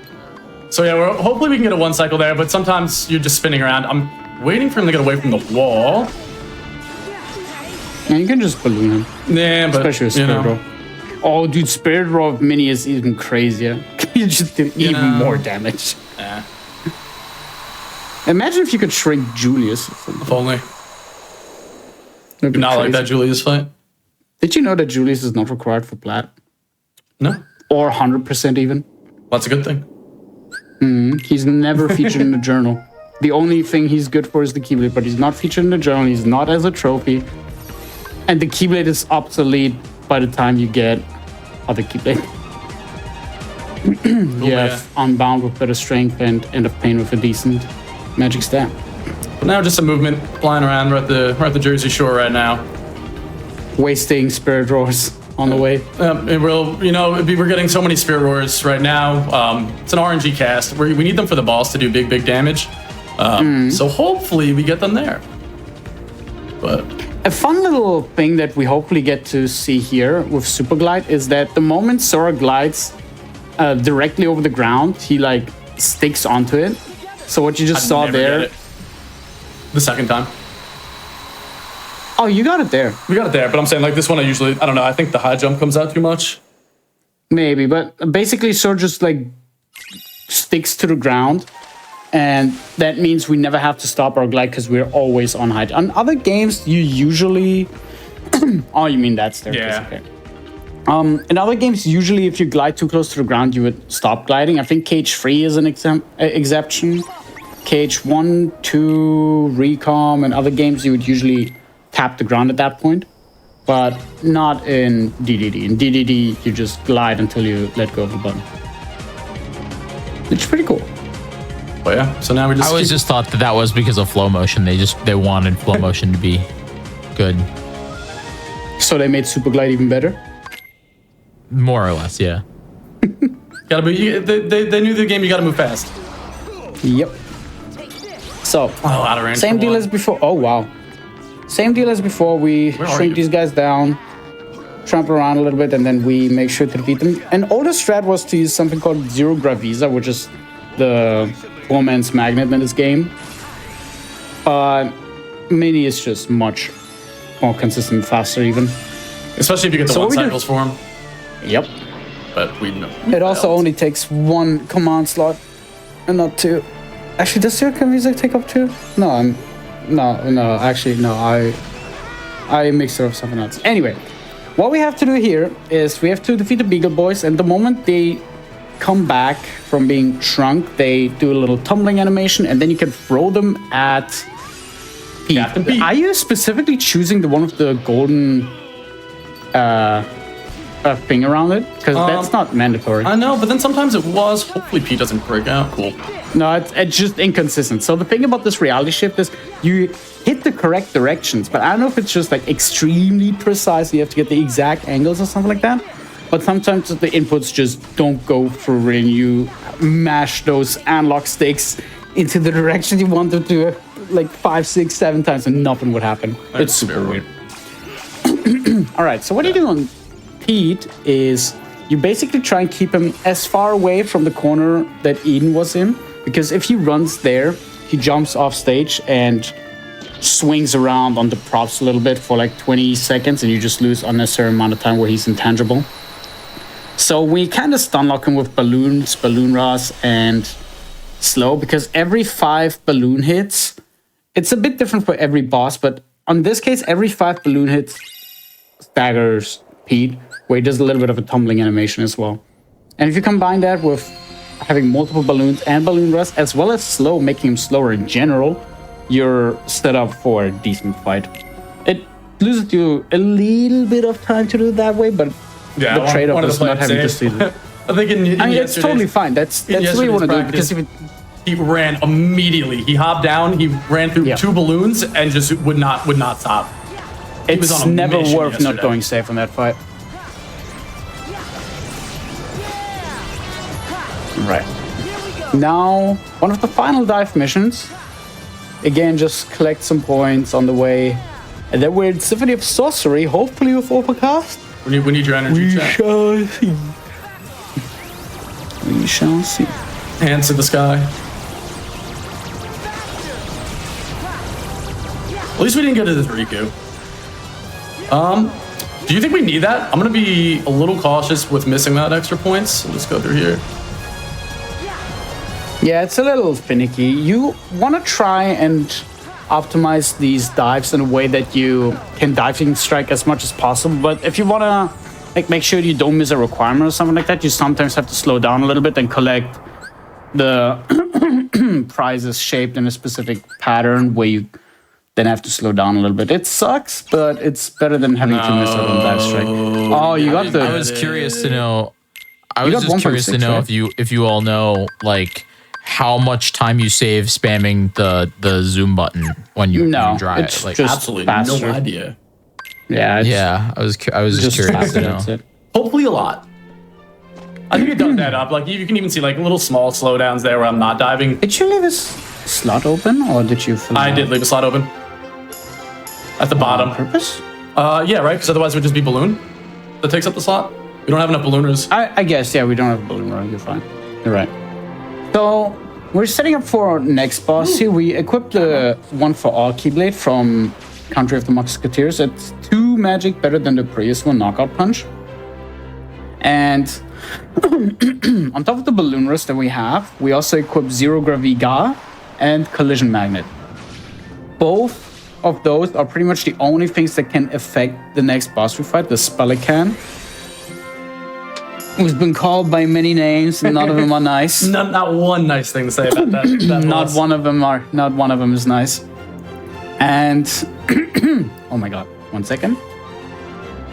Too many Good. Kiwis before So- the run. Don't you dare knock Kiwis here. I'll leave right this instant. But yeah, with Spelican, you want to make sure that you have Zero Graviga and Collision Magnet, because he floats around a lot, he dodges you a lot, and those are the only ways to keep him in place outside of the very beginning of the fight. It's definitely one of the most stressful fights of the run, because you just really are up to the mercy of what does he want to do. It's not even like holy moly, where you're expecting to not get the DM skip most of the time. But on Spelican, he just moves around all over the place, and you're just thinking to yourself, is this necessary? Do you Please. have to do this? Please. But yeah, if Get some we need, and then we need at least we have like the bunnies. Hopefully, give us Spirit Roar. Yeah, this is... but- So it already happened a few times, but the bunnies are now at a point where they can use Spirit Roar, and it just amplifies their damage a lot. If you get Spirit Roars just like once or twice per fight. It lasts for 10 seconds, but most fights don't really last much longer than like 10, 20 seconds. So getting 1 or 2 spirit roars already sets you up for really, really good fights. Because especially with Spelican, the faster it dies, the less time it has to mess with us. I usually Nice balloon rush. specifically spawn. Oh no, use the next one. Like the spawn, I land specifically on the far side of that reality ship, so the giraffes spawn. Afterwards, it actually saves a jump. You get the extra height from flow motion hopping off of it, and if you spawn them at the start when you land, sometimes they can just fly off into the distance. So a little extra movement tech there. Saves one whole hop. And it's beginning. All right, beginning of the end. It's the beginning. We need to see spirit roars, just constant spirit roars at the bottom. You know what I've come to realize every single time I run any of the KH games? Birds What? are always not nice. Hayabusa. Hayabusa, Iago, Spelican, Donald, they're all not nice. He's not even in this game, and you bring him Yeah. up, Tessa. He's not. Hey, even he's in the this. bird. Yeah, he's in I cutscenes. thought this was good. I thought that this was going to be the first run of the entire event where we don't be mean to Donald Duck, and here we are. To be Keep it fair, with the that should be tradition. KH2 because KH2 has Duck Flare. They wouldn't do But we half still the don't like strats if Donald they at the didn't have beginning of Donald. the run. Well, Yeah. Yesterday, Donald wasn't a friend until like halfway through the run. Not even. the Days would find a reason to knock on Donald somehow.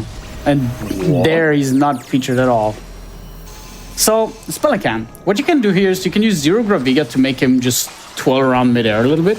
But Collision Magnet is actually the big player because Spelican teleports away in his little bubble, but that bubble is there for like about a second. You can grab him out of that bubble with Collision Magnet, which is a really cool interaction someone found on... I don't even think it was an accident. I think we had someone just messing with it and be like, I wonder what happens if... And then turns out that this is actually super crazy what happens if. And you see, we don't have Spirit Roars. There's not a single use one right now. Yeah, if you use Balloonra without Spirit Roar, you do like half a bar of damage if you're lucky. With Spirit Roar, you can Please, bunnies, please. eradicate like an entire bar of it. Yeah, we got one. There we you see go. the damage now? Yeah, it's much better. You just pop him. At the very least, like 3/4 of a bar. Something you can do is full bar of damage. It's Alright. really, really good. There we go. Not too terrible. I have my Yeah, splits that second up. half was Almost fine. full time lost and not having overcast. Oh, you have your splits up? Yeah, we lost 40 compared to an overcast and spirit roar run. So like that's how much. Like if you have overcast and spirit roar, I think you like 2-cycle it. It's actually crazy how much damage you output. Did I have it in my run? I didn't have overcast in my run. I don't think my PB had it either. Yeah, because I had no spirit roars. Like my PB was the unluckiest spirit roar thing I've ever seen. Oh, wow, you're behind me after that too.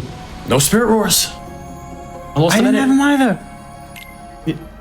Yeah, you probably got a little. How did you lose a minute? Oh, you did. Spelican? But alright, this is nothing nice to say about Queen Butterfly 2 either. So gonna focus so- on this one. Queen Butterfly 2 is, I guess, not a bird, but might as well be because we don't like him either. It's the same start. We have to defeat 4 of the baby bees to then break the forehead. But the moment that forehead is broken, it only takes 3 hits. She shows her backside. The backside has 3 pimples. The problem is not the pimples. The problem is Queen Butterfly itself because she just willy-nilly zooms around the screen. And the worst part of it is she also like twists and turns a little bit. Those twisting and turning motions make it so that it's sometimes not possible to hit the pimples on the back unless you're somehow a god at predicting it. There can be times where you get 5, There's like a 6, 7 slight 1 cycles in a timing row. thing. Once you There break them. is something to it, but it's really hard to intuitively get it because it's not a consistent timing. You have to react to how she moves and then base the timing of that. Basically, the dream fight, you see 1 cycle, you're out of this in like 40 seconds. What's usually happening is this, where you defeat her at around 110, you lose like 35 seconds or so. it's not the end of the world, because this is like, even with Holy Moly in the picture, I would say this is less likely. This is one of the least likeliest one cycles in the entire run. It's probably the one that I care about the least, just because it's not like a full-on minute. But it's enough. But it's enough to hurt. also, but it's just awful. The moment you start caring about it, you're just not going to be happy. All right. That's But my yeah, issue. now we're back to Force the Riku here. So, what happens here, if you don't mind me taking over? Yeah, real quick? absolutely. Yeah, so what happens here is Sora enters the water never was, gets put to sleep, and now we're forced into the Riku section. We talked about Overcast, and this is where runs come to die. This section, you can see it on the timer. This is not like a bad run by all means. We're 1.5 hours in, and this is where we even know, is this run gonna be like worth finishing or not? Because like the record, for example, is like in low 150s range, 152. Eden has a 153, and now very close to it as well. But after this dive, you will have to cycle. If you want to go for good times, you will have to cycle through drops, basically swap between Sora and Riku over and over again until you see Overcast. Because Overcast, if you get it in the right spot, would save you time on 5 fights that Riku has to do. Sora has 1 fight, a long fight though, where it saves a lot of time as well. But Riku has 5 fights that he could save time on, and it's a big thing to actually get Overcast here. Need your If you energy see the here, chat. 1.3 here, Woo! hey yo, we actually got the 1.3 Good here. start. So at the very least, this means that we don't have to drop cycle. Riku having Overcast here means that for 3 of the 5 fights, we're guaranteed to have the advantage. No more, but that's fine, because I'll as take long it as for you have Riku. any Overcast, exactly. As long as you have any Overcasts, you just go in and don't ask questions. Just having Overcast at all here is a blessing. Yep. Great to see that we got it. The big weight off my chest having that. You can lose A lot like of times you just 4 minutes, like if you don't get it at all, and then like we try to drop cycle for it. It's just. Ugh. yeah, you can be here on record pace by like half a minute or something like there, that. Or maybe even more, and then just not get Overcast. You could ignore it, but if you ignore it, you automatically lose a minute or more, depending on how bad the fight goes. But I think like the minute that you lose is best case scenario, and that usually doesn't happen. You usually lose 1.5, 2 minutes, if not more. So it's worth to cycle like 3 or 4 times. It's not fun. It's easily the worst part of the entire run. But we at least for got now, it. So we don't have to care hey. about it. That's also why the non-beginner categories are nice, because they don't care about it. But then you also have this. Apparently, there's a weather condition that you don't get in beginner. Yeah, so outside of beginner, there's a weather condition called risky winds, and that makes the enemies just straight up stronger. If you get that, you're sad. Then it's actually worth, I think then you actually want to drop again, because aside from taking extra damage, you have 2.0 drop rate, which doesn't matter because you're never playing a character long enough that the drop gauge matters, but you also take more damage. And the enemies have more health, I want to say.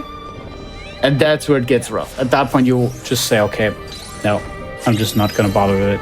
And the higher the difficulty goes, the stronger the enemies. Not the stronger the enemies get, the more likely it is to see risky wins. Freak your rugs. I played safe. I mean, you're only using 5. You're using 5. Yeah, there's an open slot, and Meteor sells Yeah. for like 1,500. So I Oh, was Meteor is bad. like, might as don't well just get the extra cure. You never know what's going to Sure. happen. And it Yep. mostly depends on what? Overcast. So I was like, what's the extra second? Whoops, jumped too far to the left there. But yeah, Riku's The World That Never Was is basically just, oh, my balloon ring did not come out. Yeah, that looks interesting. It just did not today. We basically just fly through, get reality shift these orbs, and then once we're done with this, we've reached a sweet little, in this now because we're playing as Riku first, a 3-boss gauntlet. We have Overcast, so we're not in bad shape, but they can get really out of hand without it.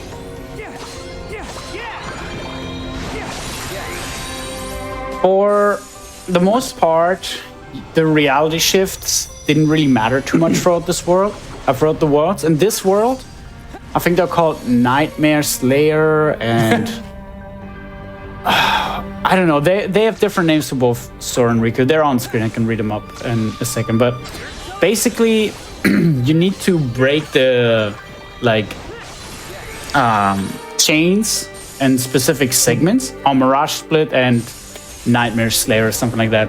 You have 3 hits to break all the chains. And if you break all the chains, you swing the sword around a little bit, which actually deals damage. You actually have to get the kill with this at some point to get plat even.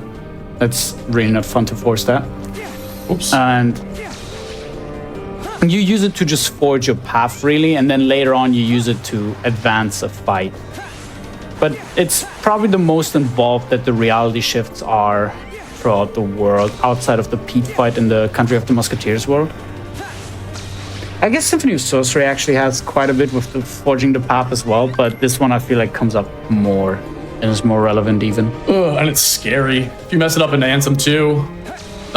Quick reminder, do not jump off. So I got it without jumping off. What I think I've learned what it is that you just need to be to the left. See, I didn't jump off there. Oh. So Was it the other way around that you need to jump off? I don't remember. It's all weird. right. All right, there we go. So yeah, these pipes are stupid, and The best way to put it. that's like it. They're just stupid because it's like not fully understood. I want to say. Nice, you got the camera. Whoops, make sure It's that's not there. fully understood, but for some reason, Riku refuses to attach himself to the pipes, so you can't slide them upwards. Scariest boss in the run, by the way. Horrible. Yeah, this is the one boss that can actually kill you. He has a true combo that always kills you. But you just don't see it and then you don't care about it. Yeah, we're gonna play So it the first phase is like the first half of his HP bar, which is already gone now. You just spam balloons. Actually, like in that case, you mostly spam balloons. Now you want to double Dodge it. flight Let's as go. high Okay, as you can. there it There was. we go. Yeah, you want to double flight as Wait. high as possible because you saw the little spear coming out from the ground. And if you double fly as high as possible, Riku does not get hit. If he does get hit, his HP is drained to 1. HP orbs distribute throughout the arena, which A, the boss can pick up as well as you, but the boss heals massively from it. And B, while you fall down, you don't have invincibility, and the boss can just swoop in and tap you once more and you're dead. Oop, did not lock on. And now the second fight, Ansem 1, But with which Anthem it actually 2's has a moves from Kid. True. So for Ansem 1, you actually don't want to use Reality Shift because all that would do is create a platform, but the platform is disadvantageous for us because in this floating state, we can actually cast Balloon Rush faster than on ground. The only disadvantage is we don't have Spirit Drawers, but this guy doesn't really do much. It's not worth the Reality Shift and all the animation and just all of the things the Reality Shift gives you are not worth the amount of time it takes to actually perform that one. All right. There we go. All right. Ansem 1.5 remix down. Now the reason that we want Overcast for Riku's segment, because Ansem 2, this time we want to use the Reality Shift, because Ansem 2 has a DM or Desperation move, we never really explained that. Basically a super attack where he warps the room Where's my balloons? and puts you all the way in the back, and it takes quite a bit of time to get to him. He also becomes invulnerable just before you get warped back and wastes a lot of time. It also is actually quite dangerous. You see you take a lot of damage here. So basically after 5 balloon rush, I think it was, or 6, the Reality Shift opens up. You then want to stall it just a little longer, at least on higher difficulties, to push out a little bit more damage. On beginner, it doesn't matter as much because you just have the damage. But you basically want to make sure that after the Reality Shift, you only have to use 4 more Balloon Rush to defeat him, because if you have to do more, he will warp you away. You see now all the like fountains come up from the ground right after he's done holding his face. Wait, why is he doing that for so long? Maybe I just don't remember the Reality Shift as well. It does it for a pretty long time. I think like we also reality shifted Yeah. late, and I feel like blocking delays. I don't know. We got through it. Yeah, blocking is Yeah. definitely good in this fight. Yeah, that's the main objective. Just don't get DM'd. Don't ask questions. Do we? So now we get to play as Sora again. For Sora? No. I mean, you can if you want to spend another 500 minutes. What if it's the next one though? Oh yeah. What if it's the next one? I swear. That's only one more drop. One more. Only one more drop. I can do one more. I'm fine. Oh. I don't need overcast. I can stop whenever I want. So now we have Sora. Basically similar to Riku, where you have the final fights now, but Sora only has a single one, but it's a lengthy fight. A fight against Xemnas. He has a lot of health, and he can disappear for quite a while. Fun fact, I don't actually know if you know about that, Eden. You can DM skip Xemnas. I haven't got it, but I do know about it. I was close once. I had one bar. Yeah, it's horrible because it's... Technically, it's not RNG. But at the same time, what happens is that towards the end of the fight, Xemnas tries to warp away. But before every warp, he has a little window where he can be staggered by balloons.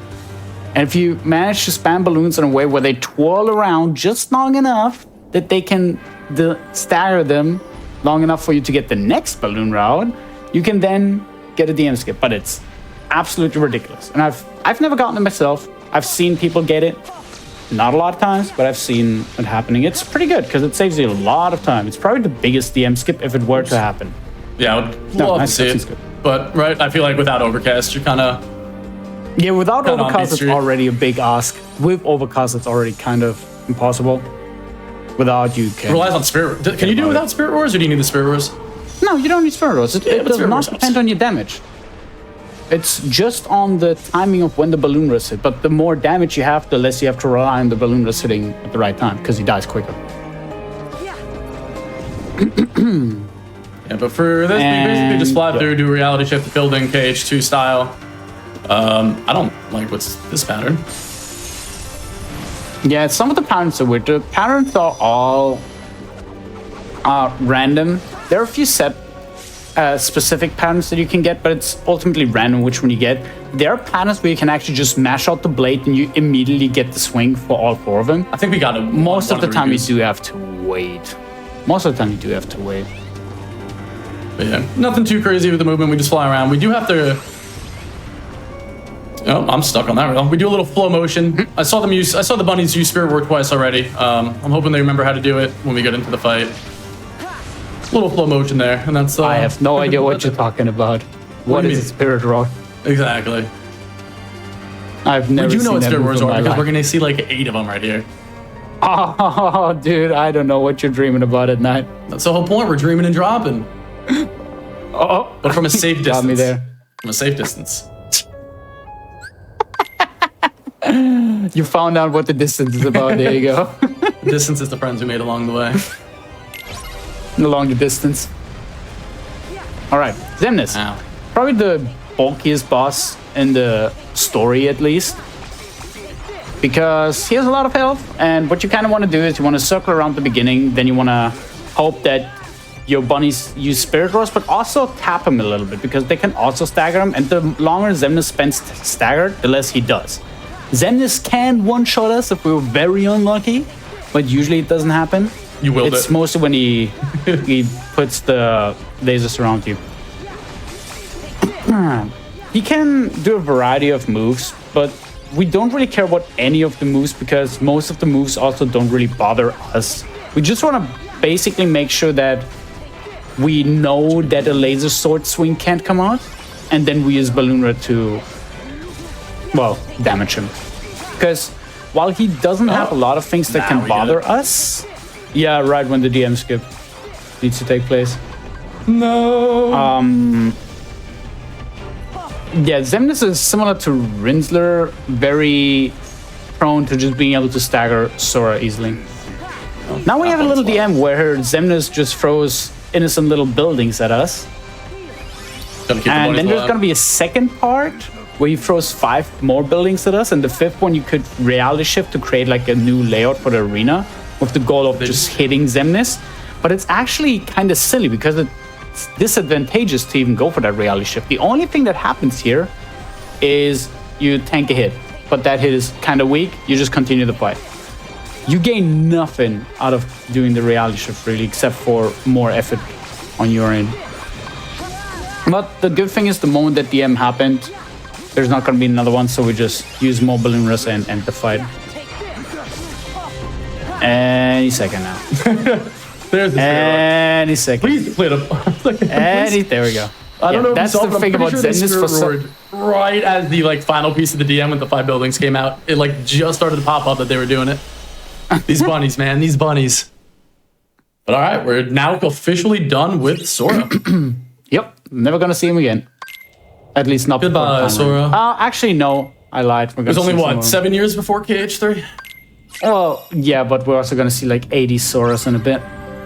If I remember they love correctly, their this is technically Kingdom Hearts 3D. Yes. Correct. Play the So laugh track. Come on, play the laugh track. Come on. Gotta get the little drum. I mean, this is the direct sequel to 2. Yeah, there that? we go. okay, so I hope this happens because there's a little thing that I look out. No, we didn't bunny get slap? the bunny No slap. bunny No. ears. So young Xehanort has a few things that he can do at the start. One of those is teleport behind you, and if he teleports behind you, these bunnies take that personally. If he teleports behind you, they immediately slap him and stagger him. It's super fun every time it happens. It also puts you in a better position because Xehanort isn't going to do anything. But He's yeah, acting up this today. way we have to basically make sure that he doesn't Spirit really Roar. bother us too much. Hey, what is Spirit? Another one.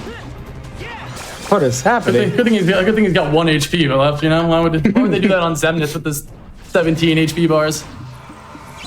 So with Xehanort, the gimmick is that the moment you defeat him, he spawns this clock. You can reality shift him, and then you have to slice it, which I may or may not have missed before on maybe a record, but we don't talk about that. What happens after the reality shift is that you have a certain amount of time to defeat him. Once the minute handle hits the 3 is when he becomes vulnerable again, and before the hour handle loops backwards back to the 12 is when you have to defeat this clock. What you usually want to do is you want to space it your double flights in a way that you can avoid getting damaged. You can use aerial recovery if you get it through a drop bonus. Usually you don't see it though. Aerial recovery does make it a little bit nicer though. And towards the second half of the clock's HP is when the time advances far enough to where Xehanort just uses the fire pillar moves, and usually that leaves you with enough time to just smoke him. I was on Balloonra, right? I wasn't on Cure. we need to be on Balloonra for a DM skip here in the final fight. Also, yeah, time will be. Yeah, you were in Balloonra. Alright, so yeah, so I mean, we have a little bit till it goes, but right after we fight here, armored. What's his name? Ventus. Ventus Nightmare. Yeah, whatever those 3 names are. After we beat him, that's gonna be time on the final hit after like a. I guess a reality shift. What would you call that little end sequence?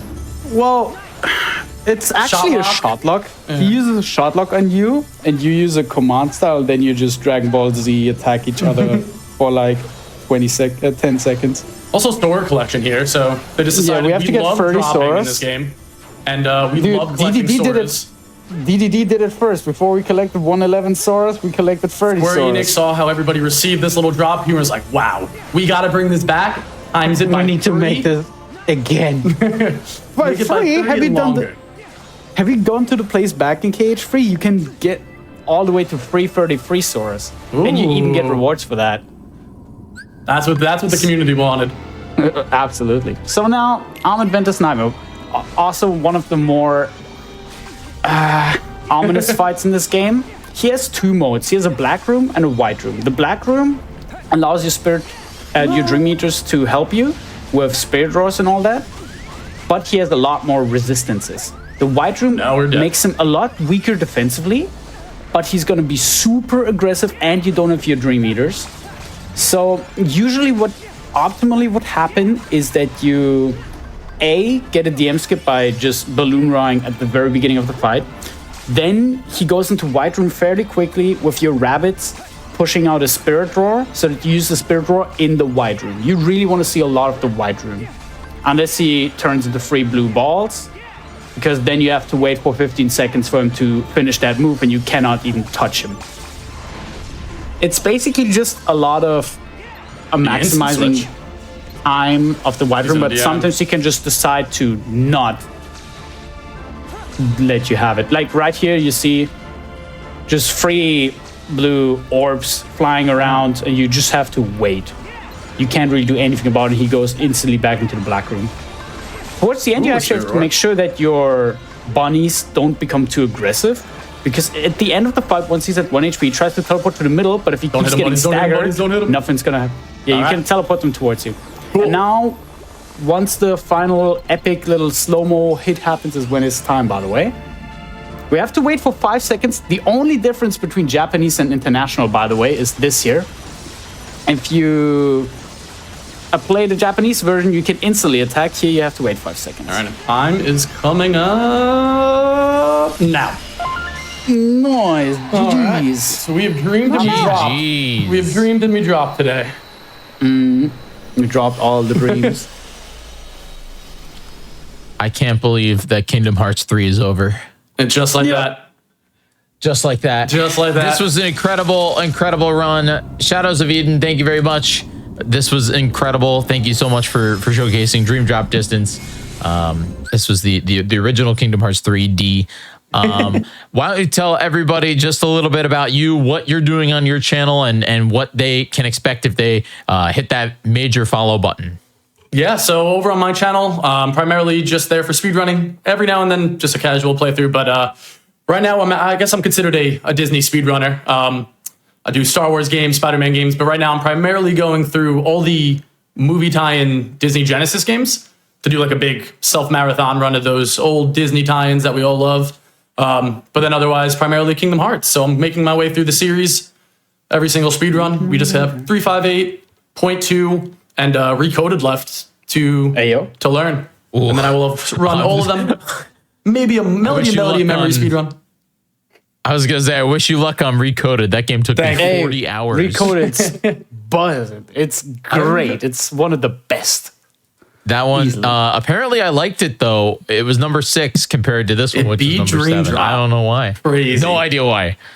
But yeah, absolutely incredible. Thank you so much. Everyone, please go give Shadow of Eden a follow in the title of the stream. You can hover over and give him a big old follow. That'd be great. And Dessa, thank you for being here. What can they expect from your channel?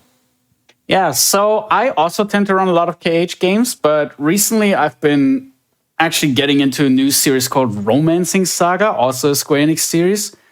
And I routed the new game that released a month ago, so I'm probably going to be streaming that one whenever the route is finalized in the next few days. So, yeah, either that or Kingdom Hearts. Amazing, amazing. Well, thank you very much. All right, don't go anywhere, everybody. When we come back, we have Kingdom Hearts 2 Final Mix Hitless Rando Race with double Dewey, Spike Vegeta, Ragnoth, and @Zero. Don't go anywhere. Kingdom Hearts, Oops All Kingdom Hearts Weekend. We'll be right back. Welcome back, everybody, to the GDQ Hotfix Oops All Kingdom Hearts Weekend. My name is Jiggy, and I'm here today all day hanging out with you for the remainder of these amazing Kingdom Hearts runs. We have some awesome runs coming at you, and this next one, I've been looking forward to it. Before we get into it, I just want to say, hey, go to gamesdonequick.com and check out our season 4 schedule. We have some new shows that are coming up, and they are absolutely incredible. So check them out, and they're gonna be a blast. All right. With that, I want to get into the next run. All right. We have Kingdom Hearts 2 Final Mix Hit List Rando Race with Double Dewey, Spike Vegeta, Ragnoth, and Adam. Dewey, how are you? What are we about to see? I'm so excited. Yeah, I'm doing great. This is going to be the Hit List Rando, which is a category created by our own Spike Vegeta right here, where we have 10 bosses, mostly super bosses. You're seeing a lot of those bosses are end game bosses, and we have to fight 8 of those 10 to finish our run today. So With the randomizer, we'll be seeing a lot of different routing based on what worlds we have available and what tools we find. So you'll be seeing us all doing very different strategies, being able to move forward here. Incredible. All right, I want to go through and introduce everybody. Adam, who the heck are you? Are you ready for this race? No, I'm not. I took a break from Rando for a while after the last league, so I spent this week practicing. We'll see how it goes. We got him off the street. We said this guy looks great. We just found him. I didn't He's even know like, who here. Donald Duck was before this. That's Mickey Mouse. Ragnoth, are you ready? Yeah, I'm ready. Hitless is fun. One of my more favorite categories. I play it quite a bit. Done a lot of it in the past. Amazing. Amazing. And no stranger to this channel, Spike Vegeta. Are you ready for some Kingdom Hearts? I'm ready for Kingdom Hearts. I play these settings a lot. Again, I came up with them a couple of years ago. That's cool. Double thought this would be a fun showcase here with the four of us. Yeah, it's just a really fun build-based randomizer where we're going to be finding the tools we can to make ourselves stronger. We're going to start with the Walmart bargain bin value, great value combos. We're going to try to find the good stuff, all the big magics and everything. What's our build going to be? And then take on all these super bosses that are extremely difficult for people to beat at level 99 with all the tools. So this is a super cool randomizer, all in the course of about 2 hours, 2:15 if you're me. Let's see what happens. All right. Whenever you guys are ready, I can give you a countdown. Sure, go ahead. Yeah. Yep. All right. We're starting the race in 5, 4, 3, 2, 1. Woo! Let's go, baby. This is where I make sure my auto tracking is actually on. So we are all, just a note for everybody, we have trackers off stream that you all can't see. You are all Actually, seeing they the can see meat them. and potatoes of this category. You're seeing the boss lists in where you would normally see like webcams and whatnot. So all those characters, there's like 40 cloaks on stream that you can see right now that everybody's in. We're gonna go around and try to find the ability to get to all of those bosses. Right now, I'm sure we're all doing a lot of menuing that we're probably focusing on. Absolutely. Am I supposed to menu? I don't think those abilities, do I? Nah, you'll be fine. He's doing menu lists. He's going for the achievement. He's walking in the 100 acre. You bet. Totally not a lion right now. Oh, we just started with Final Form? Oh, We did start with Yeah. Final Form. We did, yeah. That's so sick. Yeah, so Final Form, honestly, right off the bat, one of the better little tools. But you see there's a number of different, this room we're starting in, the Garden of Assemblage, all the portals. So in the base game of Kingdom Hearts 2, because again, this is randomizer, normally this room is where you would fight all the various super bosses. Well, it's still going to be where we fight them, but there's an entire Disney world on the way to all of them. Oh, let's make sure he doesn't kill me. All right. I just had a double scuff fight. So a little explanation. We're starting here because we have access to it. Unless you're weird, you're going somewhere else. Yeah, maybe Ragnar started when whenever it was. Listen, don't call me out. Don't call me out. If we hadn't started with Pride Lands, there was a good chance we would go to different places, but Pride Lands is just such a good opening world that if you can't start there, you typically do. You know, Adam, Yeah, you're right. If we it's- didn't start Pride Lands, we probably would start somewhere else. Just, we wouldn't all go to the same place, do we? That's where it is. The reason that this is such a strong world to go is you can't really speed it up, and you get a significant amount of checks while we're just running around. There's also a little quality of life. We start with the Lion Dash from the very beginning, so it makes it even faster. And everything we find here, since you can't speed this up, we use this to speed everything else up. Yeah. Yeah, coming back here later. And that's a lot of the strategies you try to employ in this kind of randomizer. Unlike something like a Zelda randomizer where it's very item-based. Oh, you need the hook shot, the bomb bag in order to progress and like get into different dungeons. This is more so, how tall are you? And do you feel tall enough to ride this ride? Because there are tons of bosses, of enemy encounters all throughout the game. And you have to say to yourself, all right, with the tools I currently have, do I think I will not get absolutely destroyed? Because we are playing this on the critical difficulty, the highest difficulty in the game. Basically, just imagine everything's stronger. Everything kills you in like 1 or 2 hits on this. So we're trying to find, you know, they always say a good offense is the best, or the best defense is good offense. I don't know. It's something And like vice that. versa. I don't know. And vice versa. You're trying to find that stuff. So all these various chests that we're opening, the pop-ups, they're all randomized from what it would be in the base game. We're trying to put some sort of a build together where we're comfortable with different tactics.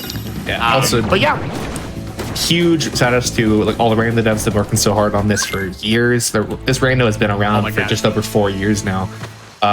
And is incredibly clean and has so many different options for us to do here.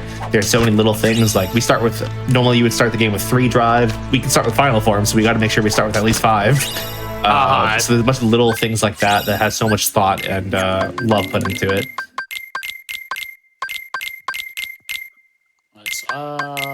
I don't think it's been mentioned yet. One of the mods that we are using lets us tell what is in a chest based on its colors. So if you're wondering why we're skipping certain chests, the small black chests we know are junk. So typically you won't see us opening any of those.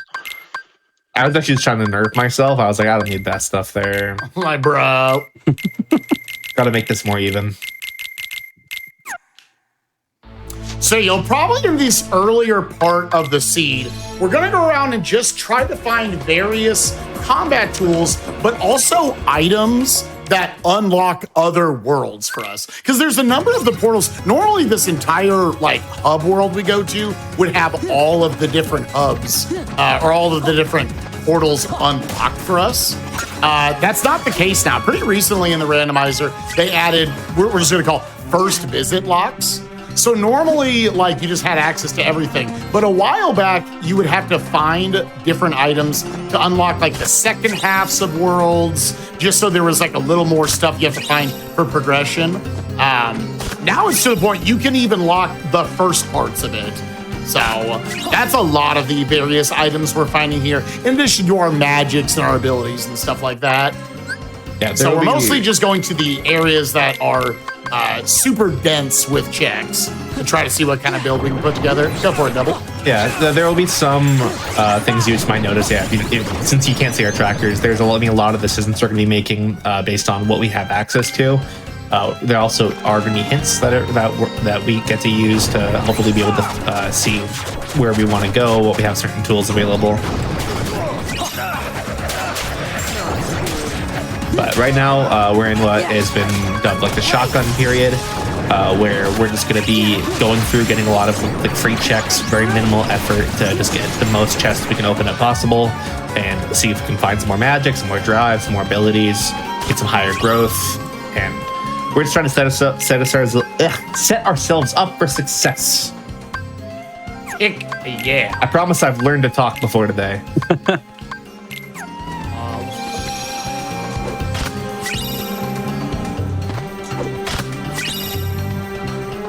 Okay. So the other thing, you might be sitting there like, this is way too much for me. And trust me, I get that. Like, randomizers are so cool. They also get to the point where they're pretty well removed from what the base game actually is. And you're like, what does any of this actually mean? What are they trying to do at the end of the day? It is defeat any eight of the 10 bosses that each of us have on our different cards there. So right there, like below me, I've got 10 squares. I'll give it away. Only 2 of them are in gray. Gray for us is going to mean we normalized all of our colors, all of them mean the same thing. Gray means we have access to those bosses. We started actually at the beginning of the seed with the items we initially had. That's Roxas in the hood that you would have to go through cool simulated Twilight Town. I know, it's so the dab on it's great. And Luxord right there with the blonde hair. So we have access to 2 of those. So I could go through and face them right now, but I have to think to myself, would that be the fastest method? It's kind of the fastest way I can progress through the seed. I have to think about not just the bosses, but also all of the world's progression up to the bosses. Would I be able to do them quickly? And the stuff I get out of there, will that end up in total be worth all of it? We do not. Oh, baby, we get to do the thing where we go out the portal and it puts us back here. Let's go. Yeah. At least I was able to. So, Spike. Oh, you're talking about the one that never was. Yeah. Yeah, world that ever was. Yeah. You said Voxus and Luxord. You have Vexen as well, don't you? I was gonna say you. You should have we XM started with access. 2 bone. Because we got the second one, I think, in the first chest. Yeah. Yeah, I will admit I'm pretty bad at remembering when to mark those. So Yeah, Spike's really good at it's- I may You know, have we're not trying- noticed I'm the one Roxas gotten that until correct. I didn't notice Roxas until Spike called it out. I had the other 2. Wait. I like that Spike referred to like, oh, the one with the blonde hair, as if there aren't 2 other bosses with blonde Yeah, hair. I know. I thought about that as well. So I direct you to the one in the hood. Yes. That Yeah, one you know. definitely in the cloak. All of those are there with So- the cloaks. Yeah, sure. Yeah, the cloak that the one in the bottom right is wearing. Yeah. Yeah. So just out of curiosity, what to remind everybody, what are we looking for in the boxes? We're looking for keys that open doors to bosses, or is that the plan? Yeah, so it's not keys. It's there'll be items that kind of in the was so context cool. of like the story have some sort of like story significance. A lot of times it'll just be like the weapon of the character. So like I'm in Halloween Town right now. Spoilers. Jack's weapon, Jack sculling his weapon, is his bone fist. So if we find a bone fist, which we happen to start with too, then that means we can go in there and go all the way through because there's 2 of those in the game. Oh, we just spoilers. There's access to a 4th goal now. So a lot of the all the different settings in KH2 randomizer, they all have different goals. Like some of them, it's like way more of a puzzle you're trying to put together. I always kind of viewed Hit List as a little more execution based. It's just, hey, Definitely, can you yeah. beat these bosses with any build, right?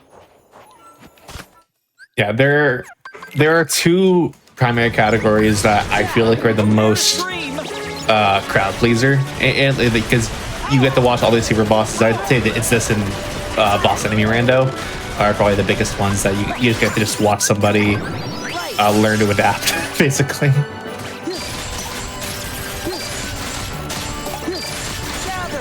Yeah, and for anybody that is just joining us here, this is Oops All Kingdom Hearts Weekend. We are currently watching the Quad Rando Race Hit List. It's a randomized version of Kingdom Hearts 2, where our 4 runners are trying to beat each other. Oh yeah. Yeah, if you, I also see the question in chat about if keys are unobtainable, and I would say I'm assuming that there's logic behind where keys are placed, right? Yes. Currently, there is a setting that people can play with that make it so only things that are required are available, or like there's a chance that things can be unobtainable, but it's nothing that's required, so you wouldn't soft lock. Currently, with the way we're playing, everything in the seed is available, Yep. so we don't have to worry about any soft locks or anything. There's a significant amount of logic we can put into all this. Another thing that you might see here and there, I just did it in the world I'm currently in, Agrabah. There's a few places that you can death abuse because there's some fights that will end after Sora falls to critical HP. And rather than, going through the fight and killing enough enemies to end the fight, you can opt to just let your health hit 0 and continue on to the fight. And because we're playing on crit, that's going to be pretty easy to do. Yeah, So we're It's cool. really We an call it interesting crit. randomizer.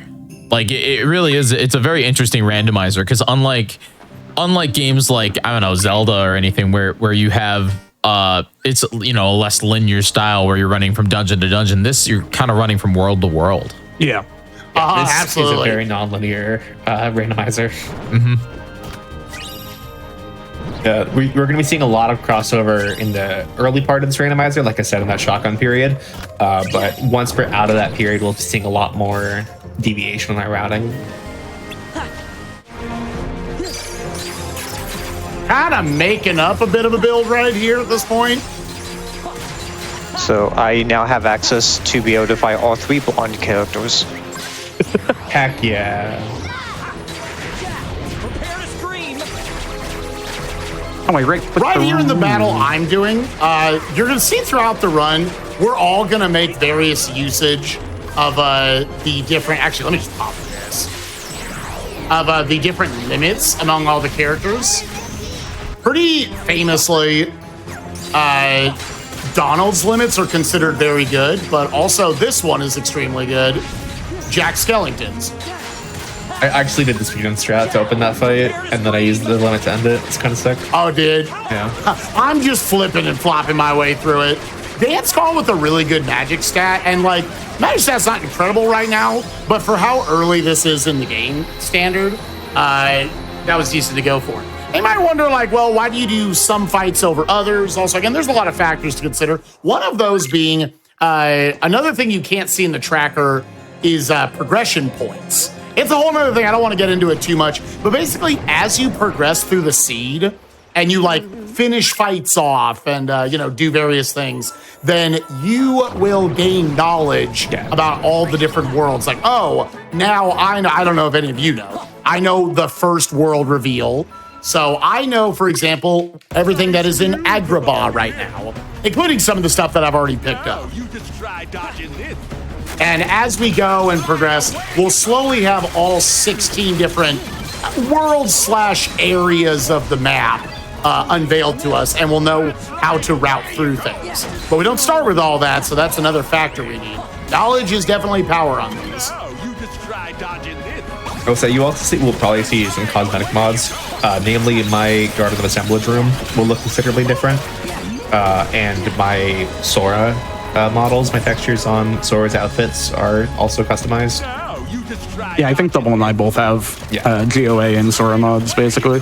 Doesn't affect gameplay in any way, just one of those things that, exists to spice up, rando from like a personal sense, the same way that like music randomizer is. Very personalized. Prepare to scream.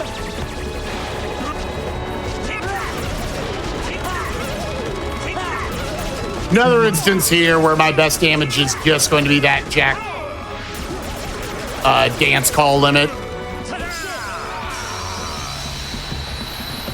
They got rid of that, right? I didn't just crash my game, did I?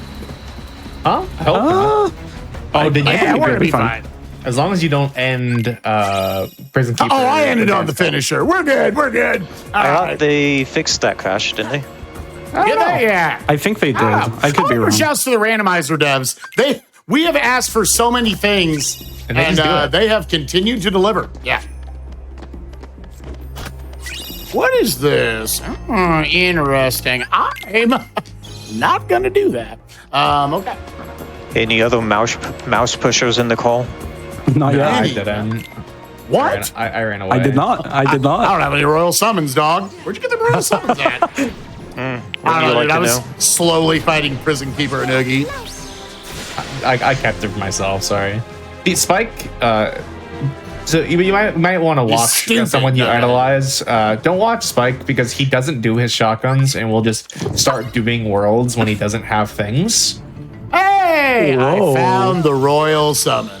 Hey, I think it's a rather I think it's a very good Spike Vegeta strategy. All right, everyone could have their own strategies. That is why he's the level 1 runner for our relay team. Oh my He gosh, does yeah. that. I just fight thing. Yeah.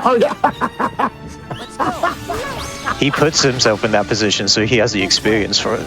I put myself in the painful situations. I'm the level 1 all-out runner for survival. our relay. Ragnar's Well, yeah, because you're good. well, Ragnar's better than me. God, yeah, how sure, man. stacked is your team? Who is your third person? Warehouse Jesus. You have Jesus on your side? We sure Jesus do. on our We sure do. God. Yeah, God. Can't- No, that's his father.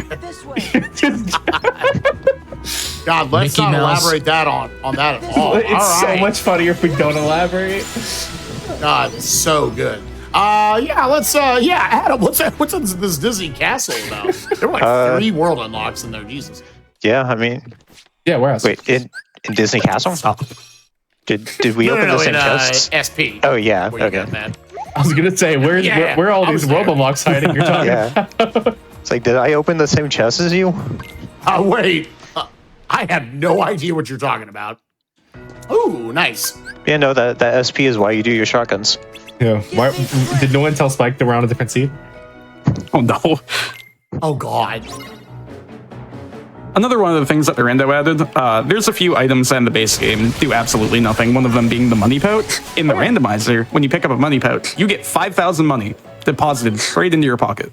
So stuff like ethers or anything that you'd want to buy at the Moogle just becomes instantly accessible at that point, and you don't have to worry about it for the rest of the seed for the most part. Ooh, I like to see that. I'll go ahead and give away. Yeah, so one of just kind of a nice combo you can do. One of, without a doubt, the best abilities in the game, and on these settings, we actually just start with it, is Finishing Plus. It's so much more than just, oh, you get to do an extra finisher. Because you get to, well, actually, I'm not going to do a good job of exam. I'll show it in the next thing I'm about to do. But you can do little stuff like a super basic one here is a magnet, which would normally be a finisher, and just your combo would end. Now you can have that immediate follow-up to it. So there's a couple of like combo modifiers on the ground that gel really well with it. In particular, Explosion and Finishing Leap. You could follow it up from there with just like your basic Thunder or something. Any of those are really, really good. And just like absolutely devastating damage. You kind of realize, especially once you watch Kingdom Hearts 2 speedruns, the best way to deal a ton of damage really fast in this game is to have something that hits things a lot. Like, it might seem like, oh, it's all for like little bits of damage, but for whatever reason on KH2, it hits for a lot of instances of little bits of damage. Yeah, and, it's very, very cool. There's a lot of instances of what we call damage amplification, where if certain attacks are happening simultaneously, then it can do a lot of extra damage. That's why Final Form Fire is so strong. Duck Flare you see very often used is very strong in that same way. Also, something I wanted to bring up. This isn't for commentary thing. This is just we never discussed this. We have the Promise Charm and all the proofs. I noticed that we're doing these, and I was just choosing not to do it. You can't. You can't enter the computer unless you have 8 objectives, because objectives is a win condition. Okay, cool. Okay. We're good. We're comfy. Sick. We're prepared. What do you guys mean? What? Yeah, what are you talking about? Get out of here. That's on like 3 different practice seats. I noticed that, and I was like, I should try interacting with the computer to see if I can, and then just never did. Yeah, it doesn't. I'm wondering what we're being coy about. There's a way with the central computer, we can just be whatever level we want, basically right from the start of the game. And we are electing to not use that. Which seems like we shouldn't have to worry about that. As some of the fun is also like, how do you get strong enough to like go through all these battles and everything? As opposed to like almost cheat code levels, right? We'll just start at level 99 and start clapping. All right, let's do a quick, what are we, 20 minutes in? All right, so we did design these settings, or others designed these settings. I had nothing to do with it. To where they generally are a little faster, I would say, in terms of finding your go mode. So again, we need to have access to at least 8 of them. I'll go ahead and give away. I have access to 4 goals right now. I don't know about anybody else. I have access to 6. 6. Ooh. Where'd y'all go? I'm just playing the game. I'm not paying attention to what I'm access to. I'm just pressing buttons. Oh, wait. I lied. I have access to 5? Do I have more than that? Dude, he's playing it cool, so when he wins, it seems like he wasn't trying. I'm not. Yeah, it's pretty whatever.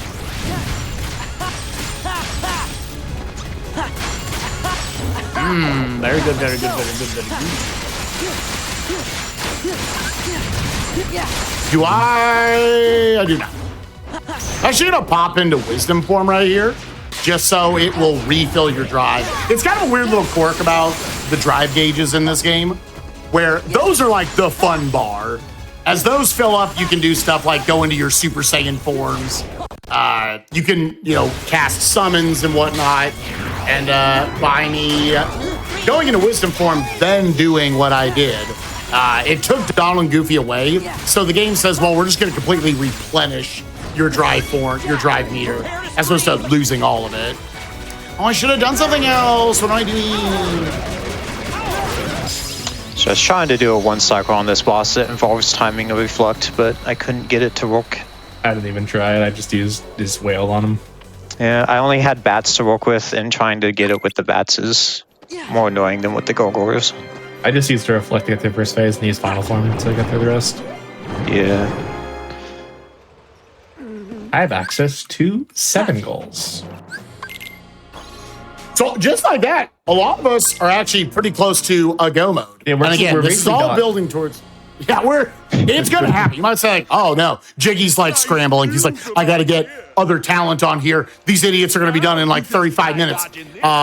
There's still the playing through of all the worlds and not dying on our way through all of the worlds to eventually have to fight all of these bosses that, unless we're like super overpowered, will not necessarily die that fast.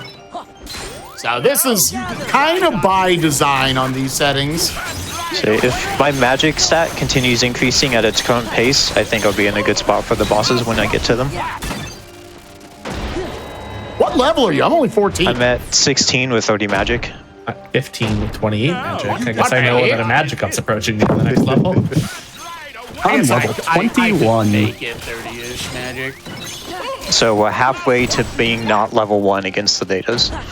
Yeah, so we're talking about these stat numbers. To get it so we're not level 1, we have to get those above 61. For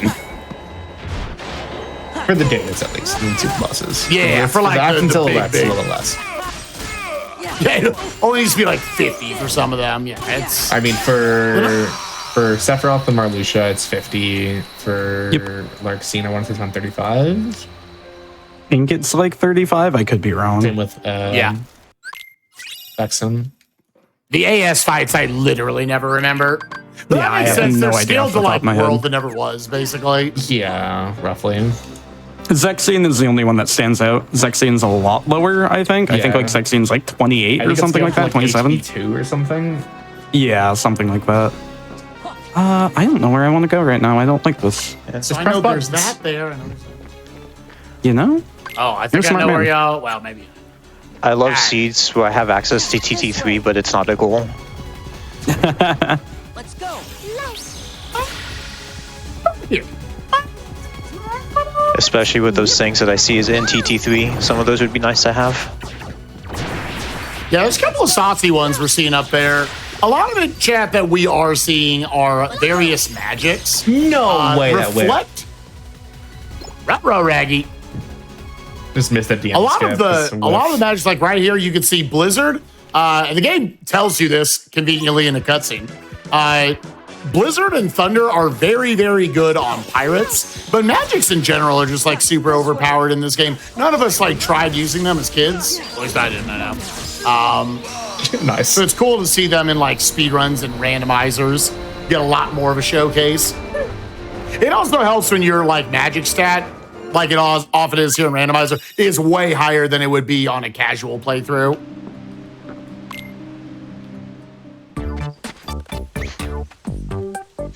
Nice, nice. Always love anytime you see a level up pop right there and you see both a strength and a magic increase. Because overall, once again, like, yeah, like, it's not bad to have some defense, some ability points pop up so you can equip all of your abilities. The real thing you want to see is just, hey, man, make me as strong as possible. Make me buff. I want to walk into boss fight and boss melt. Gather.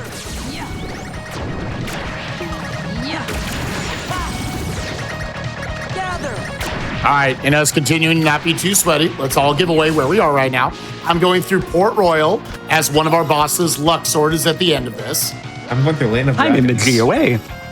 I'm fighting Oogie Boogie. Okay. Gather. So Ragnar's a little lost. He doesn't know where to go. No, I just came back from another world. I'm in Halloween Town now. I'm you. playing Hey. Sonic Generations Cross Shadow. It's great, yeah. Or is that Shadow Generations? I don't know what it's called at this point. Yeah, something like that. Yeah, sure, your joke worked. Yeah. Good job, Spike Vegeta. Dang it. I thought they were going to say how stupid I am. Bro. So we've been talking about Jack Skellington's limit quite a bit, but it's a really good limit. Another thing that it does is it pulls enemies in. So, like, if you have an active hitbox, like, you reflect an attack and then use Dance Skull, it will pull all the enemies into the reflect to get hit by it, which is Yes, super so nice.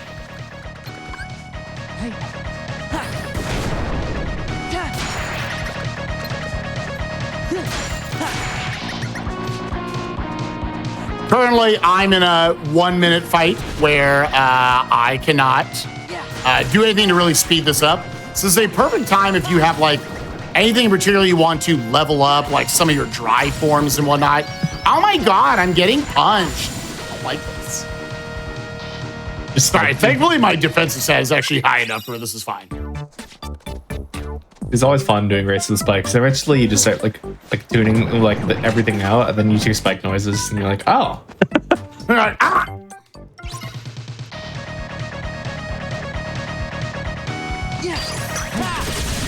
Also, with jackpots, you end up getting a lot of cash during this fight, so that's great. Although we already have, I at least have, what, do I have 2 money pouches? I feel like I'm Daddy Warbucks over here. Spike has to go save Elizabeth. Dude, Where are you Hi, taking Jiggy. me? Where Jiggy, are you an Annie fan? An Annie fan? Like, Yeah, like the musical like Annie. the sun will come out Yeah, that tomorrow. one. That one? Tomorrow. It's a hard I am enough a one. fan Get your of that bottom one. dollar that tomorrow. Yeah, Oh, we're that like one. done. We're in go mode. Spike's already in go mode. Spike's done. GG. Game over. All I needed to hear was the sun will come out tomorrow. Yeah, I watched that movie a lot. Another one of the cool things that the randomizer does is this present minigame in Halloween Town 2. Rather than mini game. yeah, is there a problem? Rather than it being rather than there being random sized presents that will give you different values, they're all the largest present. So each present will give you, was it 20? Yeah, or is it 10? Yeah, 20 sounds right. Yeah, it's It's 20. Yeah. Playing the so present you only have to minigame. fill up 5 of them. That sounds like fun. I'm going to go do that too. Yeah, because the Hell green one is yeah. 10. Oh, that's You right. can The just green add one that is the though 10. to your GDQ bingo card. Heard Spike, Vegeta, and Jiggy sing Annie. all right, so musical next year. All right, sounds good. Sounds good. All right, we'll do Yep, the sounds good. musical. I'm ready. Tomorrow, I'll be. They made a out of mistake this letting fight. three theater nerds be in this call. Yep. 60% of this call is theater nerds. It's like you seen Wicked Oh, I yet? like that. Dude, I saw Wicked the other day. Let's just go on a tangent. I saw Wicked the other day with my sister-in-law and my beautiful niece, and the movie is really good. I actually never even saw the musical myself.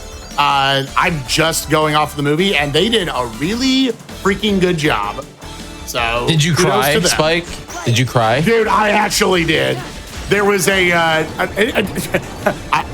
3% of our audience here is looking at watching it. But yeah, there's like a dance scene in it, and oh my god, I cried like a little baby. Dancing to life. I heard that the bit is that everybody goes in and then they start crying. It's just like a thing. Like you don't even have to see you don't even have to know the musical. I haven't seen it yet. I'm excited to see it, but I also saw that the runtime is 2 hours and 30 is Yes, it like is. 2 hours and 30 minutes. But it actually, the movie kind of flies by, to be honest. I get it. Interesting. It's defying gravity. Yeah. Yeah. No, it's Where's that laugh track? I don't know. It was 2.5 hours, and it kind of flew by for me. Because I said the same thing as someone who didn't know the musical. I was like, man, so they surely took the book and they like further expanded upon it. But I was gonna say, it was like 'cause wasted scenes. Yeah, go ahead.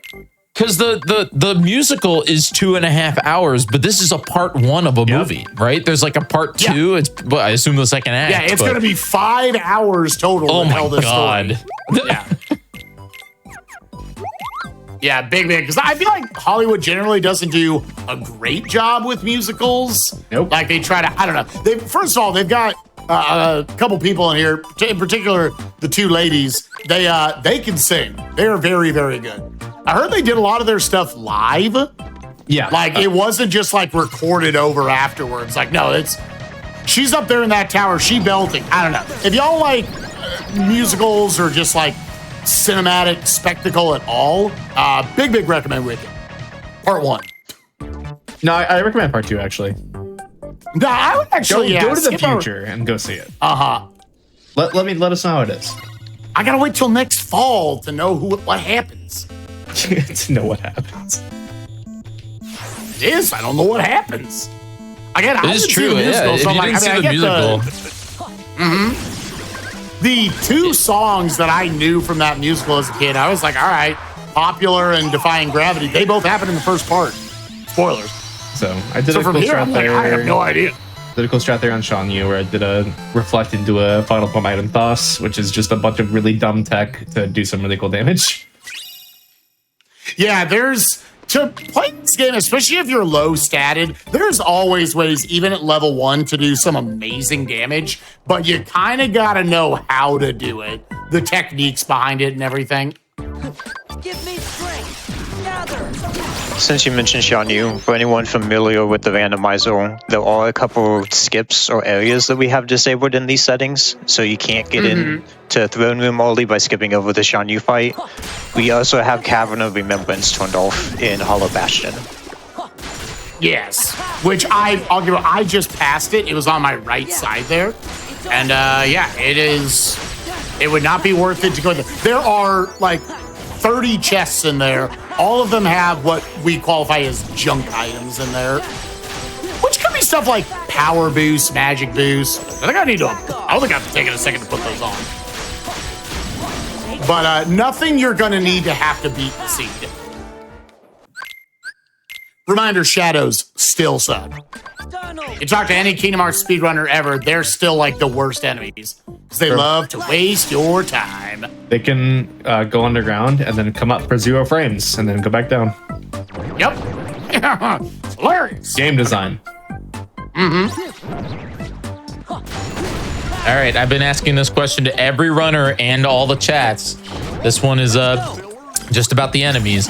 What is the best Kingdom Hearts enemy faction? Heartless, Nobodies, what is it? Remember the other one? Unversed. There's 2 more, Unversed, and then there's Dream Eaters, Dream right? Eaters. Nightmares. Yeah, every time that Jason asks this question, I've told him that there's another one. Yeah, every time I keep. This is It the goes second deeper time. than you think. Yeah, there's 4, right? Yeah. Yes.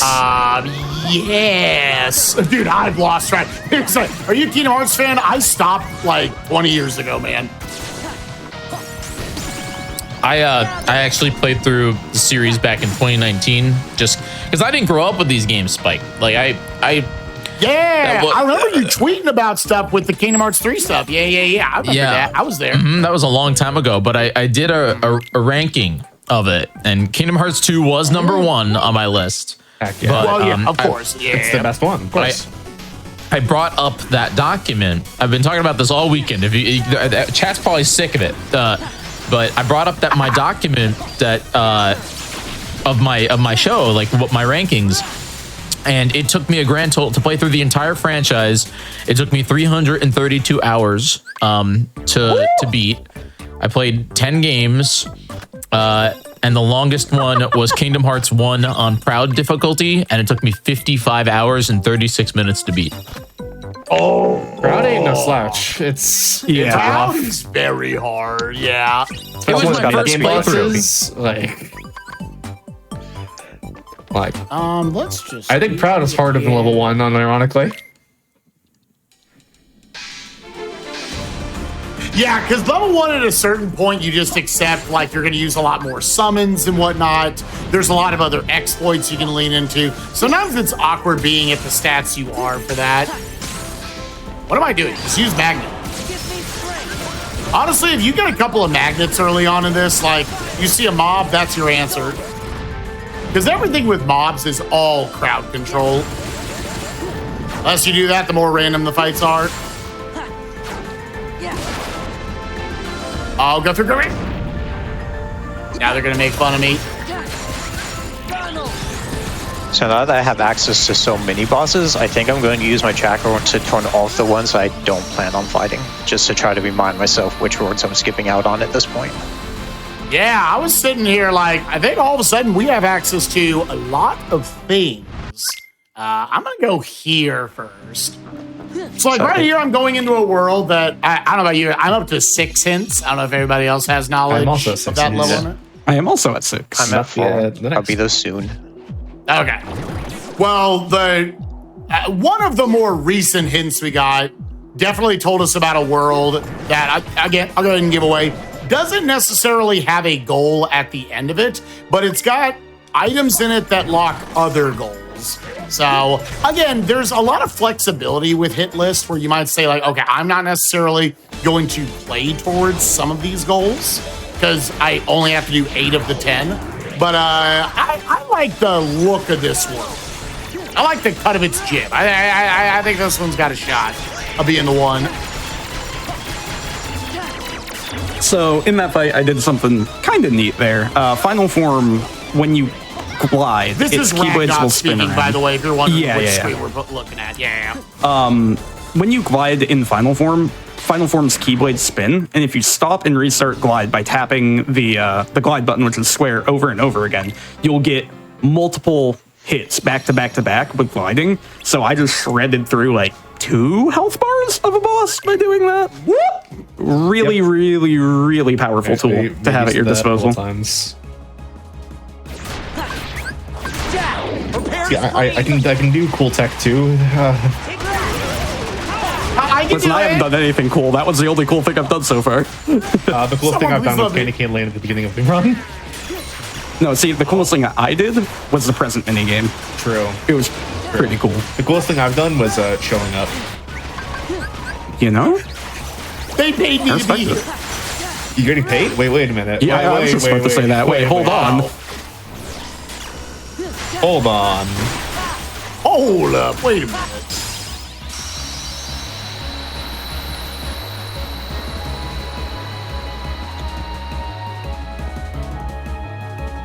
Yeah, the fight we just did back there on my side, Hades Escape, is normally a fight that is an absolute nightmare when you get there casually. But thankfully coming in with all the big magics, the magnets, the reflects, just big stats, that can definitely be trivialized right there.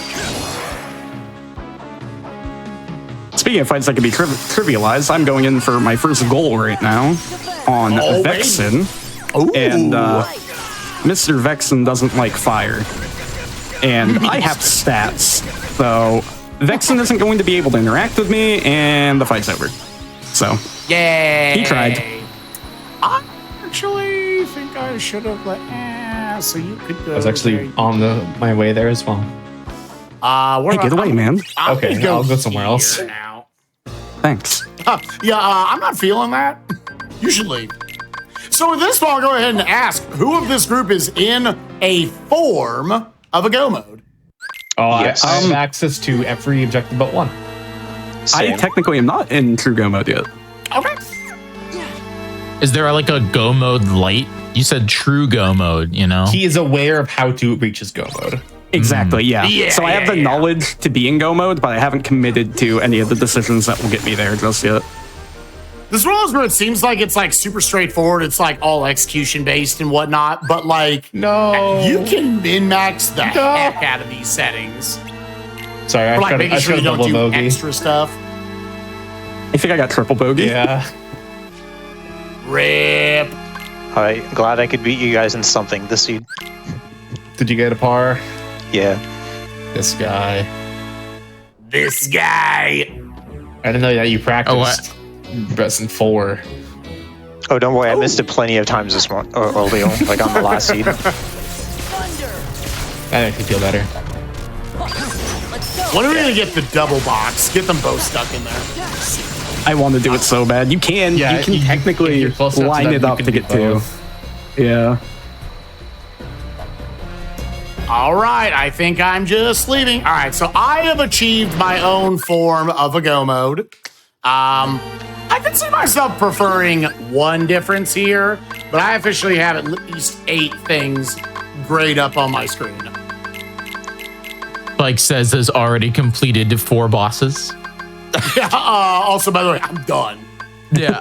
That's, And GG, yeah, actually, you do need to get somebody else in here to fill some content. It's bad. It's sort of 3 of us to finish. We'll catch up. It's fine. What was I'm that? always down to race for second place. I want to put on you. I want to put on you. I want to do that. And Yeah, I would that. say I know I'm committed to 7 out of my 8. The 8 is a toss-up based on the tools that I have by the time I have to do the fight. Also, this is just, I have no friends. Huh? Yep. I have. That's not commentary. I just wanted to I generally was get that gonna up there. Spike. I thought we were friends. Wait a minute. I know it's not. Man, how y'all making it about yourselves?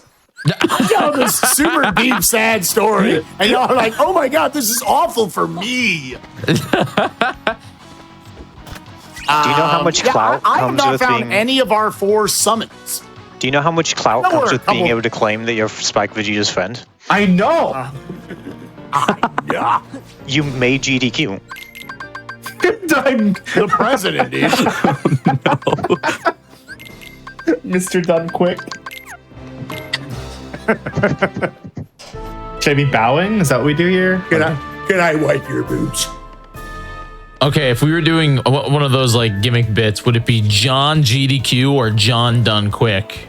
John Done Quick. Oh, That's hard because I think John GDQ is really good. It's good. I just think John Done Quick just rolled off the tongue better.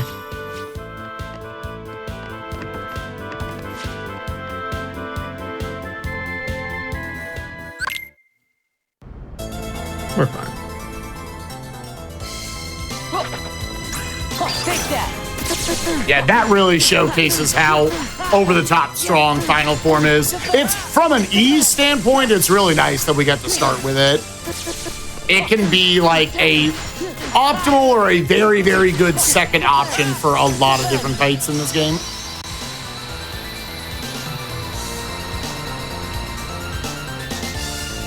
You also got to see one of Donald's limits back there. Fantasia, very, very good. Now, Duck Flare is even better.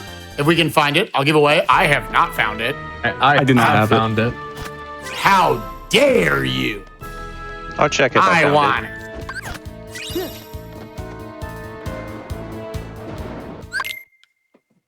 I want one. I'm actually a little tempted. Oh, we have one of those. To at some point read our Ansem reports. Actually, I've read a couple of them. yeah. There are Ansem reports you can also pick up in this game chat. Which, like in the just like Ragnar was saying, that's just a plot item. You read it, it gives you lore about the bad guys and all the stuff they do. It's pretty sick stuff. But in randomizer on certain settings, like what we have right here, they can give you, it's another hint system. And one of those, like in this one, it'll just tell you where certain abilities are that our tracker does not otherwise tell us. So it can tell us where a lot of our really good combo modifiers are. A couple of those examples being some of the gap closers like Slide Dash and Flash Step, where you can snap to an enemy very quickly. Horizontal Slash, which super buffs your air combos and can basically by itself stun lock bosses. Any of the ground closers are very, very good. Guard Break, Explosion, Finishing Leap. And by reading those reports, they will tell you down to the exact chest where they are. But you do gotta take some time to look into the menu Dance, water, dance. to determine whether you feel like it's worth it or not. And if you feel like having that one extra tool would make the difference. Because the big thing also, like, yes, we're trying to defeat bosses quickly, but we're also trying to not die, because believe it or not, dying in this game is extremely slow. It's over. I have not died yet. Back off. I don't Back think I have. I have my death counter on. was Good. Yeah, gonna say, I have not died. You would know, idiot. Right here, fighting I actually Grim have Reaper Spike's 2. tracker open just so I can cheat. Man, I'm doing terribly. Oh, thank God, I'm looking at Spikes. Oh god. Listen, not to go there. Oh.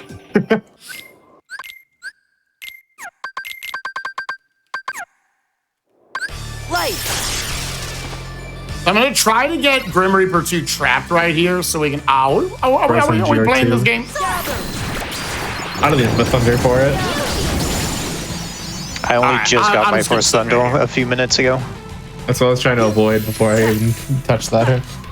Yeah, the practice seat Spike, Vagnoth, and I did this morning, we had Thundaga in like 5 minutes. So Yeah, it was really Yeah, early. we got I'm the flood definitely on that taking time. Thunder right now. Another one of those cool things that the rando has is normally in like the vanilla game, after fighting Demix here in Hollow Bastion, there's no checkpoint. So you have to go from Demix through these Final Fantasy fights all the way up to the 1K Heartless fight without dying. Otherwise, you go back before Demix. But in the randomizer, after defeating Demix, there is a checkpoint, and you can also leave the world after that rather than being forced to go do the Final Fantasy fights, which is really nice. Do I know any of the Yeah, we'll figure that rest that out later.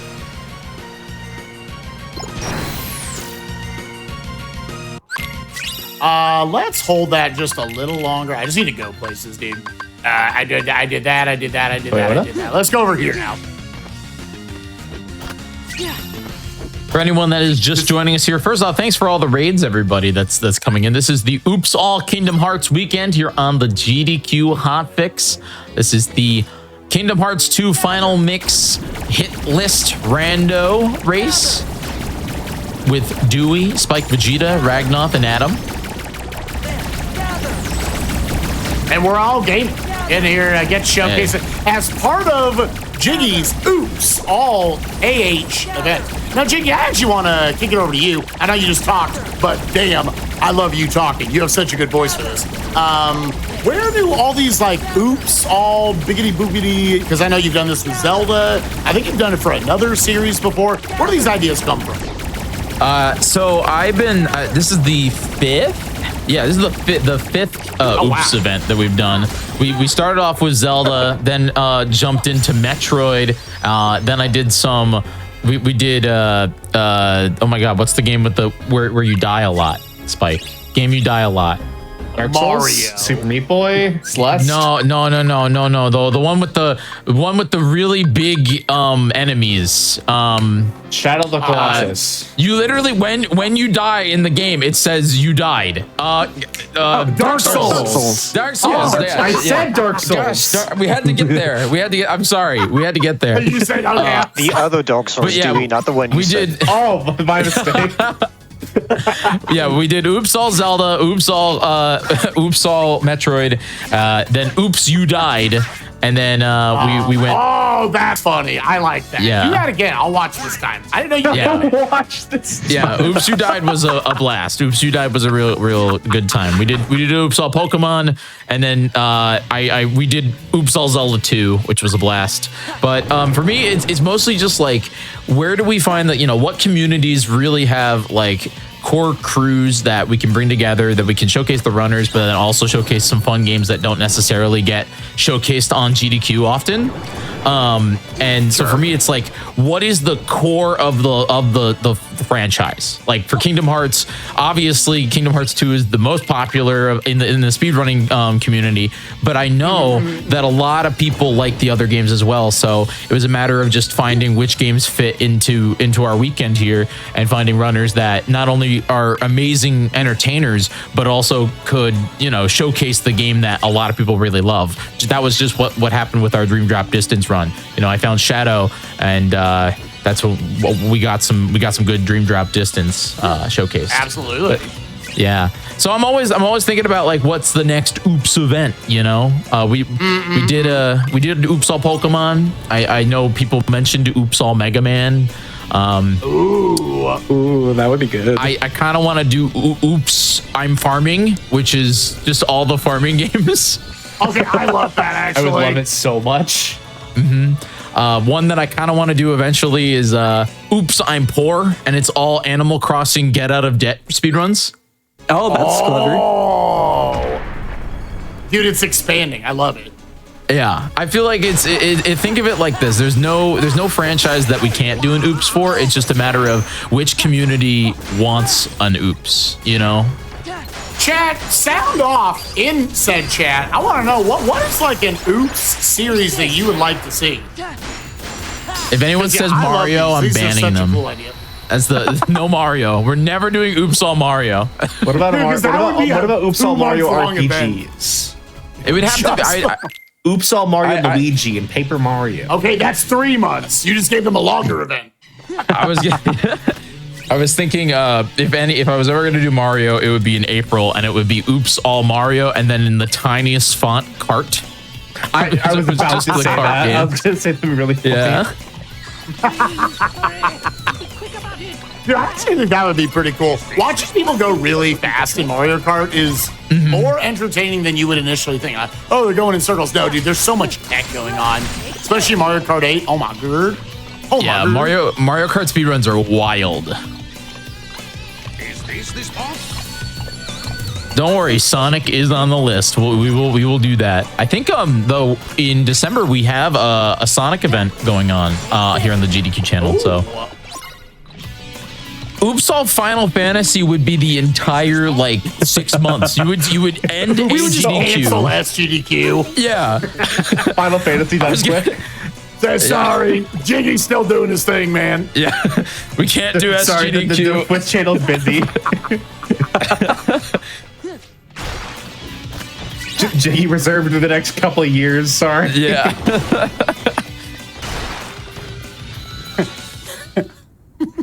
I would love to do Star Wars in Ironically, May. go talk to the Hotfix manager and be like, "Yeah, how's February looking? I need all of it." Yeah, just give me all of February. Oops All whole Final thing. Fantasy. Also, can we Oops All SMT, dude. I think Persona 5 by itself is like a 14-hour speed run. Oh my god. Side note, is anyone I'll say they're struggling back. for AP right now? Yeah. Kind of Dude, low, yeah, I yeah. started cutting some corners on abilities. What's going on there? I had to unequip those 4 MP hastes I had. I had to unequip my drive boost and damage drive. And 1 finishing plus.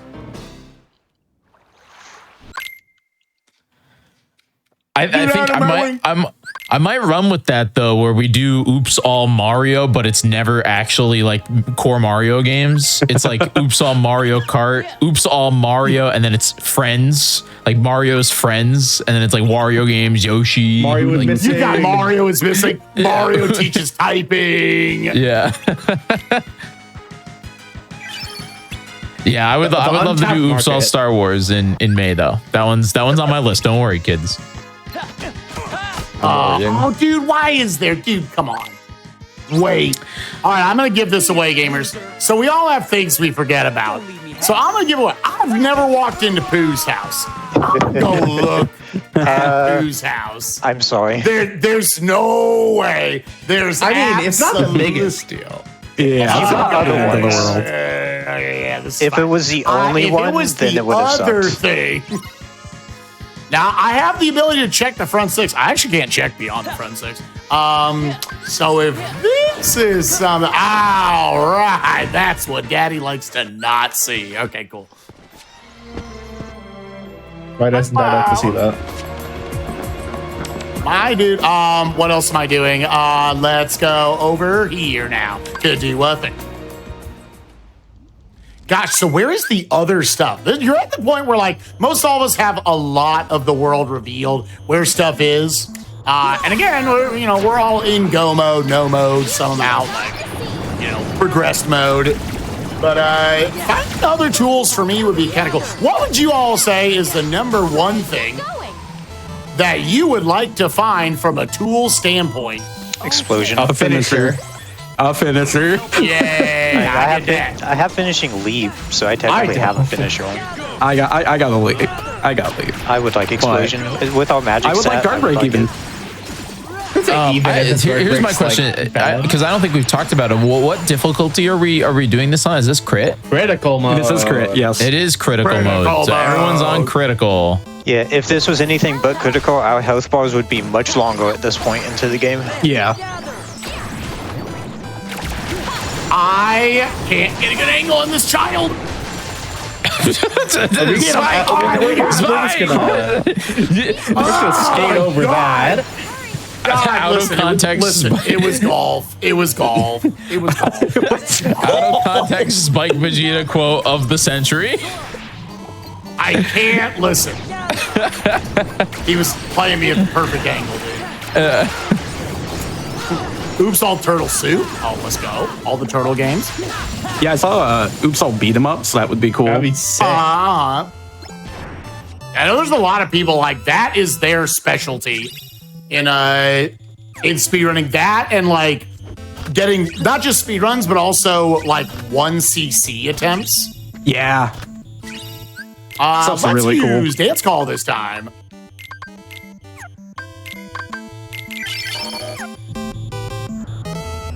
So this is a fight that usually you're seeing a lot of reaction commands, but I personally like to just look at the floor.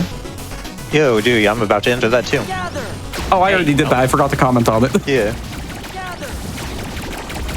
If your magic stat's high enough, you can just look at the floor and not do anything. Gather. Well, These guys- we're guys using get their magnet for the stats. record. No, they can't see that. You're not doing anything. Stuff's just dying. No, I'm just actually putting Goldeneye. Gather. The OG floor simulator. Gather. Boy, hell yeah, Donald. Gather. I would say part of me is definitely tempted to go through 100 Acre Wood to try to get that limit form. Yeah. I've been thinking about it, man. saucy I've been right thinking now. about it for over like 5 minutes. I'm just like, do I just I got do that this? hint and I was just like, let me at least check the next page. Yeah. Gentlemen's Yeah, agreement. We all limit go get form it. is one I'm of the so single best down. combat tools in the game, dude. If that gentleman's What, agreement's an mutual? option, yeah, mutual. Get all the pages so we can go get limit form. The agreement is Dude, that I we have to one. do. We have to do Story Hill. We're adding an extra goal. Honestly, Yo, say the word. I'll head right over them. I don't have enough pages, my guy. I don't have enough pages, I've got dude. one page. I got one as well. The problem is a certain world that we might not have to go to has a few pages. Yeah. Okay, so no Story Hill, but But just going up till we get limit form. somebody bites the bullet to see if we can get to limit form. I've asked. So I know there's a. So we know there's a. Well, this has become a co-op, just so everybody watching it understands. Let's just be fully transparent about this. Co-oping for limit form. So yeah, that sounds like a charity marathon. Let's go. Co-oping for limit form. The race for the cure. I don't know. It's also just like, in all honesty, chat, it's like the fun button. Limit form's so fun to use and like optimizing combat and whatnot. I'm gonna kill Vixen real quick. It will honestly. it will be really quick. If I get limit form, it would change which of the bosses I plan on doing. Well, if I'm pressing a fun button, that would definitely change the boss I'm doing. I'm doing it anyway. I think I'd have to go somewhere for that. that's fair. So, for the record, Data Final Xemnas is my favorite fight in the game, and I'm very known for staring at the door to Data Final Zem when I don't need to do that fight, and just saying, do I want to have fun? To the point that now everyone knows that's exactly what I mean when I say that. But with how our settings are for ward blocks, it's probably just right after Hades Escape, right? You just go do it once and you get it. So the visit unlocks are set too early, so... What are the odds that you just get unlucky and it's an OC2? That'd be unheard of, right? Surely Okay, I'm that getting happened. really trolled here. It's fine. I did the dumb. I wasn't paying attention. Everything's fine. I don't even remember what I actually need to do.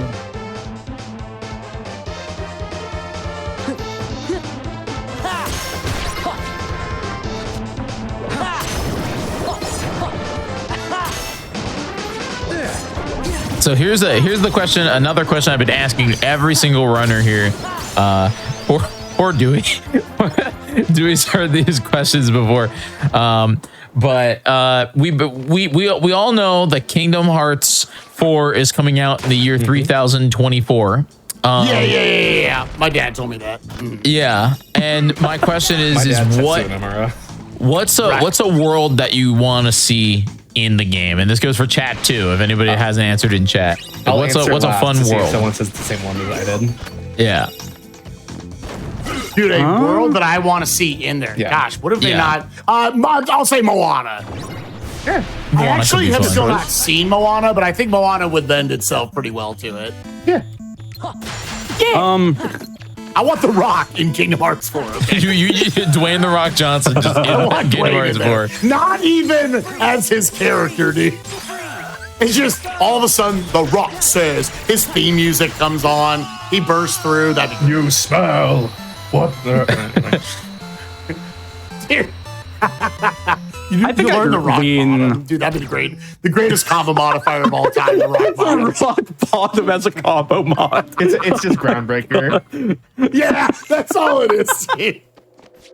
I'm seeing some good ones in chat. You know, Encanto, Princess and the Frog. Lots of Treasure Planet lovers. Yeah, I think that's where I lean Treasure as Planet is well. what I said yesterday. Yeah, I think Treasure Planet is where I would lean. Yeah, that's my favorite Disney movie. So.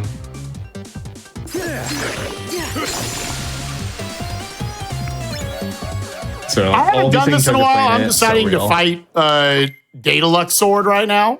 And this whole thing is going to be built on getting his mini games, which, as you can see, they go the little slot machine goes by really, really fast. So you just got to follow that stuff. From there, you want good RNG from Daedalus Sword as far as like what he'll do in retaliation. You want to see him just give you the mini game over and over and over again.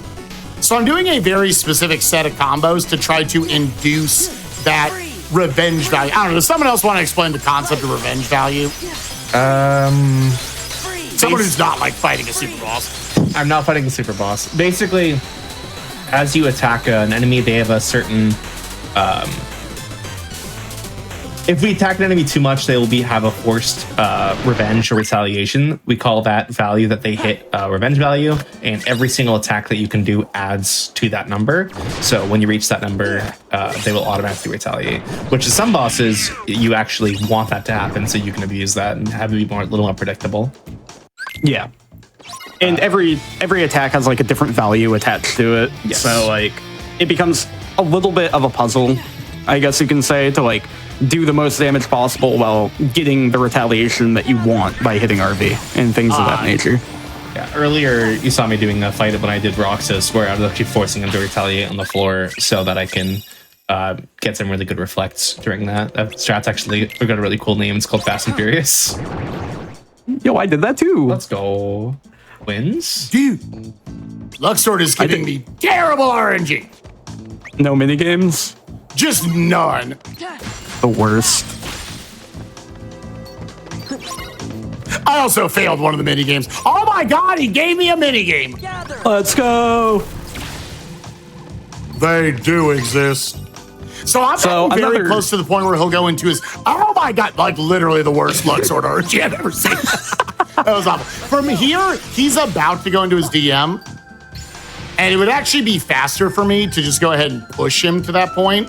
Yeah, we're just gonna reflect this, which will do enough. Now I'll just hit him right there.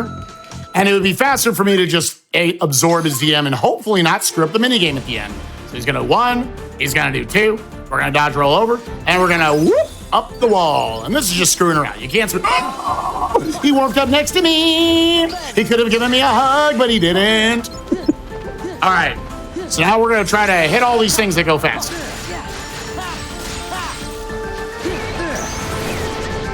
Let's go. Okay. All right, so that's 2 bosses. That was an interesting. Was the pause buffering like a full strat there, Spike? Oh yeah, the pause buffering is because I'm really bad. People who are good at it, like No, I was just curious to know if that was like a good strat. During Luxord's DM, I'd usually recommend pause buffering. it's hard. It's real hard. I'm gonna not. Yeah, I honestly could not imagine not pause buffering his DM without like the RNG minute for that fight. All right, gamers. I know where the door pages are. I also know where they are. I know where they are too. Yeah. Do we? So we're gonna get them, right? I mean, I already said I'm doing Zebus. I'm not lying. I'm gonna go do it. Oh So my god. I know everyone's in a boss fight right now, but if at the after you're done with the boss fight, if we could just take a minute to take that quick break, that would be great. Sure. Oh, of course. Yeah, I mean, I could also stop whenever. So yeah, whenever. Yeah, whenever everybody's good. we can wait until. Do you want? I'm out a of that few of you boss, are in a so boss My fight. boss is done in a moment. Yeah, we will wait until bosses are done, if possible. Yeah, And I'll done. just I'll pause after I kill this boss. Everyone just pause after it done. You're done. You're done. Okay. All right. Yo, where shouts to Jesus in chat. Yeah, you're. I'm never tired of Warehouse Jesus being part of the community, dude. He's the homie. Yeah, Ultimate true. homie. Shouts to Jesus. Him, me, and Ragnoth actually did a blind race of the game yesterday. It was pretty cool. And he was commenting right. on the music that I have from that game on my music rando. All right, All right, I'm so we done are with gonna- my boss.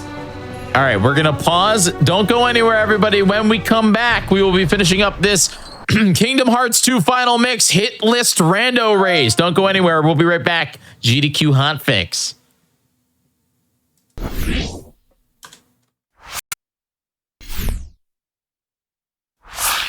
Welcome back, everybody, to the GDQ Hotfix Oops All Kingdom Hearts weekend. We're about to get right back into this incredible rando race that we got going on here. But I just want to say, hey, if you missed out on any of the shows, including the past Oops events that that we were just talking about, you can go check them out at youtube.com/gamesdonequick. All right, we ready to get right back into it.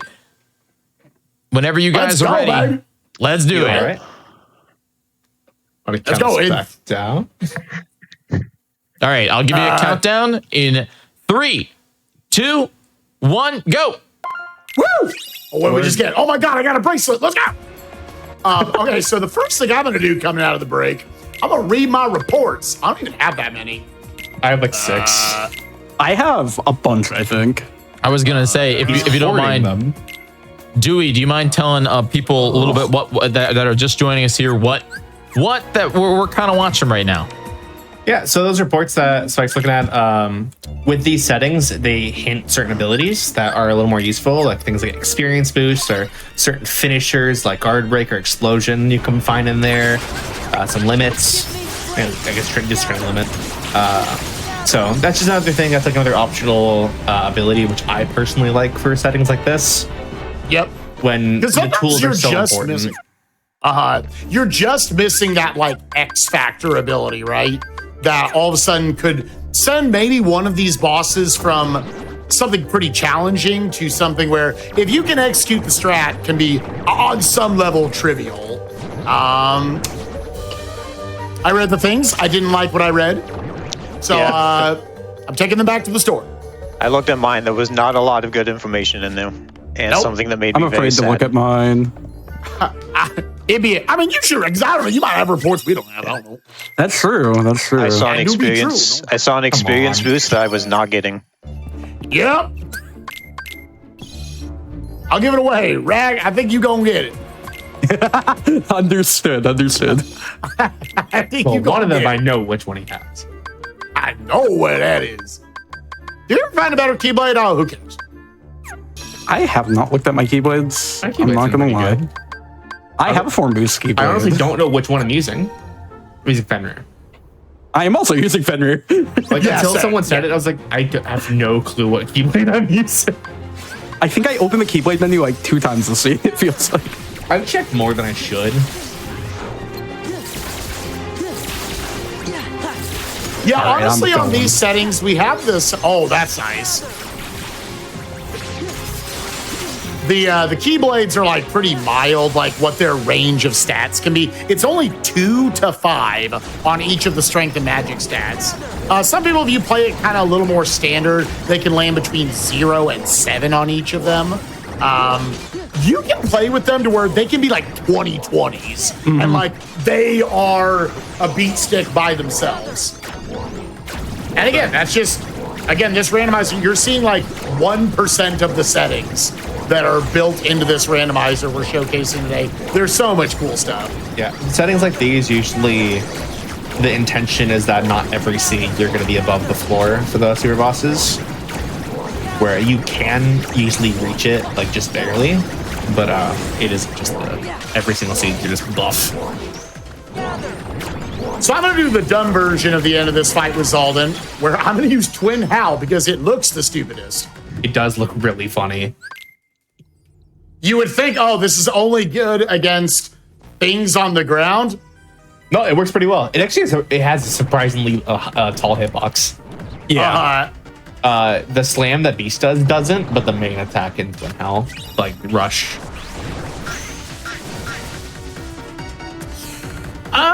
I guess I'm gonna go over here now. Sure. So you talk about So the reaching- trap that I just did on Zigbar here keeps him from doing his DM by hitting his final, like, it's on HP gate, but getting him into his final phase by getting his HP low enough during that blue laser attack will keep him from ever doing his desperation move, provided I don't, miss a punish. So pretty clean way to make that a lot easier to handle.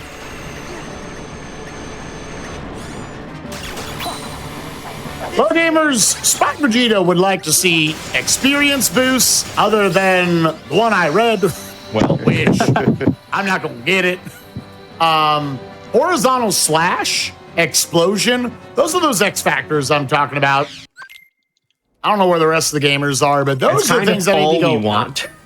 Yeah. Yeah. Oh, I'm chilling now. I'm not gonna lie. I got explosion. I have slapshot. I have combo master. Like I have Combo Master, and I have I'm all the grinding. like gap closers and stuff. I just don't have a finisher. Yeah, I guess that's it. Yeah, I have all the gap closers as well, both air and ground. Hey, hit me. Thank you. Do it again. This could potentially be worth it someday. Say in my base form, my magic is 2 below what I needed to be above the floor for datas. I'm at 59. A little worried.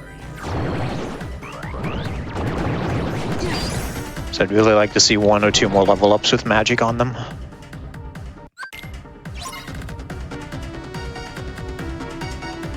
Gather. Right.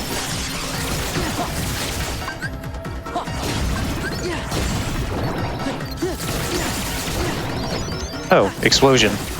There. Dang it, where is it? I'm gonna hope we're gonna be doing the same thing before long. Explosion's just a really, really good ground finisher. It actually is. scales with your magic stat instead of your strength stat. So if your magic stat is higher, which sounds like it basically is for all of us across the board, it'll be very good in particular for any of us if we're not double negative comboing Terra.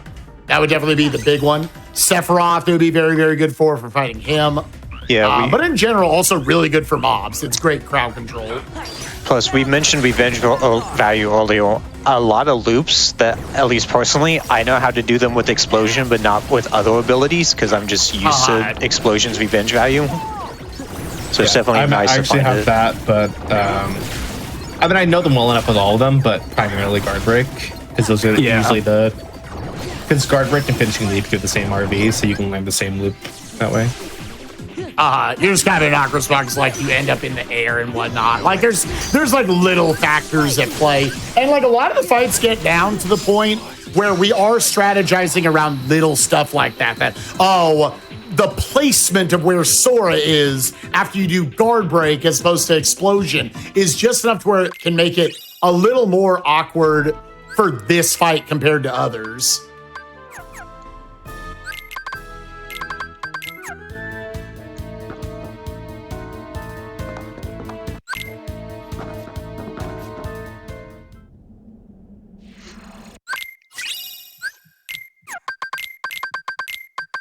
Oh, this got so messed up. Okay. Give me strength. Or Solid died, I couldn't do the cool thing. Gather. So I just had my first death of the run. It was to Sean Yu. Nice. Because the gate exploded. Sick. Because the gate exploded. Unfortunately, Didn't get him second to chance gets retaliate. more. Does not help against that. That is true. So I'm seeing in the chats, I'm asking if fighting Zaldin counts as the boss cross off. So these are actually all the one bosses we're supposed to kill are for the data versions of the fights, except for the absent silhouettes. Those ones we can fight the first version, but the rest of them we have to actually fight the data. So it's much harder. That's what makes this category so much more interesting. there are plenty of objective-based categories where you do just do the story versions of them, and it's a little bit faster. But kind of the whole point of this category is, what do you need to fight these end game bosses, post game bosses for that matter? Yeah, I'm about to say even beyond end game. I'll go check. Oh, I'm gonna check in a sec. At least I assume that we're checking the same thing. 12 pages. Something. Yeah. I'm doing that after what I'm doing right now.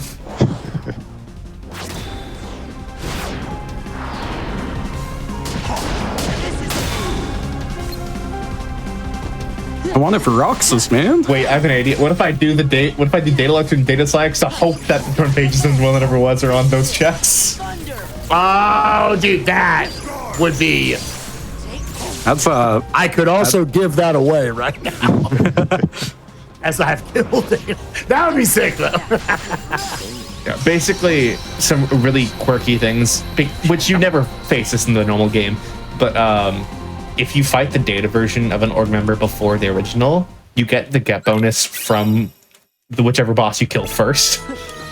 So it's really funny looking, where you'll get the get bonus on killing the data. Yeah, of course not. no, don't say that. With what I have access to, you have more pages than I do. I do, but I don't trust it.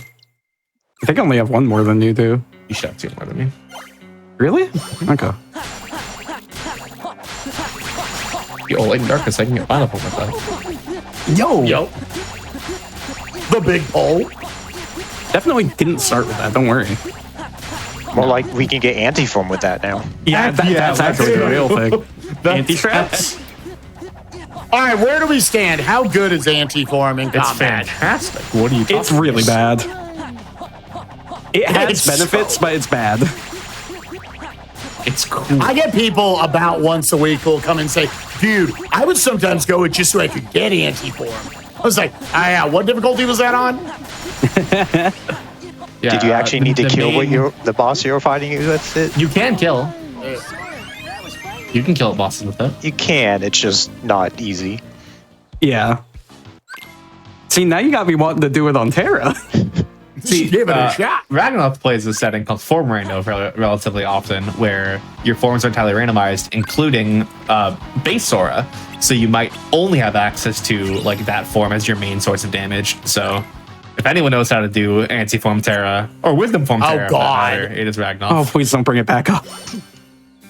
There are benefits, like for instance, anti-form normally can't use magic or reaction commands or anything like that, but with Form Rando, anti-form does have access to the magic of the form it replaces, so it's not all hope is lost. You will have, access to magnet and reflect for defensive purposes and things like that.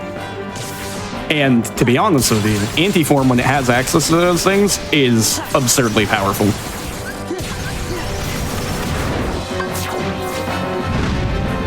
Does this swag kill? Let's find out. Storm Rider. Oh. If you got another 1 HP, then it would have. It's so much swag kill, I just punched him in the stomach and he died. And it did a bar. That was nuts. I loved that. Can we do it again? Ah, man, what am I doing? All right. Run it back. Do it again, stupid. My eyes were closed. Do it again. Do it again. Let's do this. Now, where did you all get all these cool things? I just bounce around between worlds like, I don't know what I'm doing. Gather. Yeah. I'm the No. worst one here, dog. I need the good stuff. I need the goods. Gather. Well, I No, can- but seriously, everyone in this call is really good at this game. It's weird. So just to reiterate what we're playing here, this is the Hit List Rando, where you see there's different lists of bosses by our games. Those are each the super bosses. We have to defeat 8 of that list of 10. Once we get 8, our timers are done. But we can skip 2 of those, so we get to have some variation in what we're routing. And you're just tuning into Oops All Kingdom Hearts Weekend. Oops, all cage. And Jiggy, what is coming up after this? Water down. The event's almost done, right? yeah, we actually still have 2 runs of the day. Let's coming go. up after this. Yeah, we have These are 2 RPGs. runs. That means like 14 more hours. Let's go. No, it's actually we wrap up at 8 o'clock, but we have 2 more runs. Right after this, we have Birth by Sleep 0.2 critical any percent with Violin. Let's go. And then we're wrapping up the night with Chain of Memories Riku's story. Ooh. So, get to see a little GBA action. Let's go. Great game. Yeah, we were talking about before this. We're like, dude, GBA Chain of Memories is actually so good. It's so good. It made it. It was my second most liked game on my list. It was Kingdom Hearts 2, then it was Chain of Memories. Heck yeah. that's sick. That's a great list. It's very controversial. Yeah, it's definitely Chain of Memories is definitely that game that a lot of people played. This game. I know a lot of people didn't even play Kingdom Hearts 1. They were Nintendo nerds, and that's what they had. Yeah. And they're like, oh, this game's weird and crappy. And I'm like, nah, dog, you don't get it. It's so good.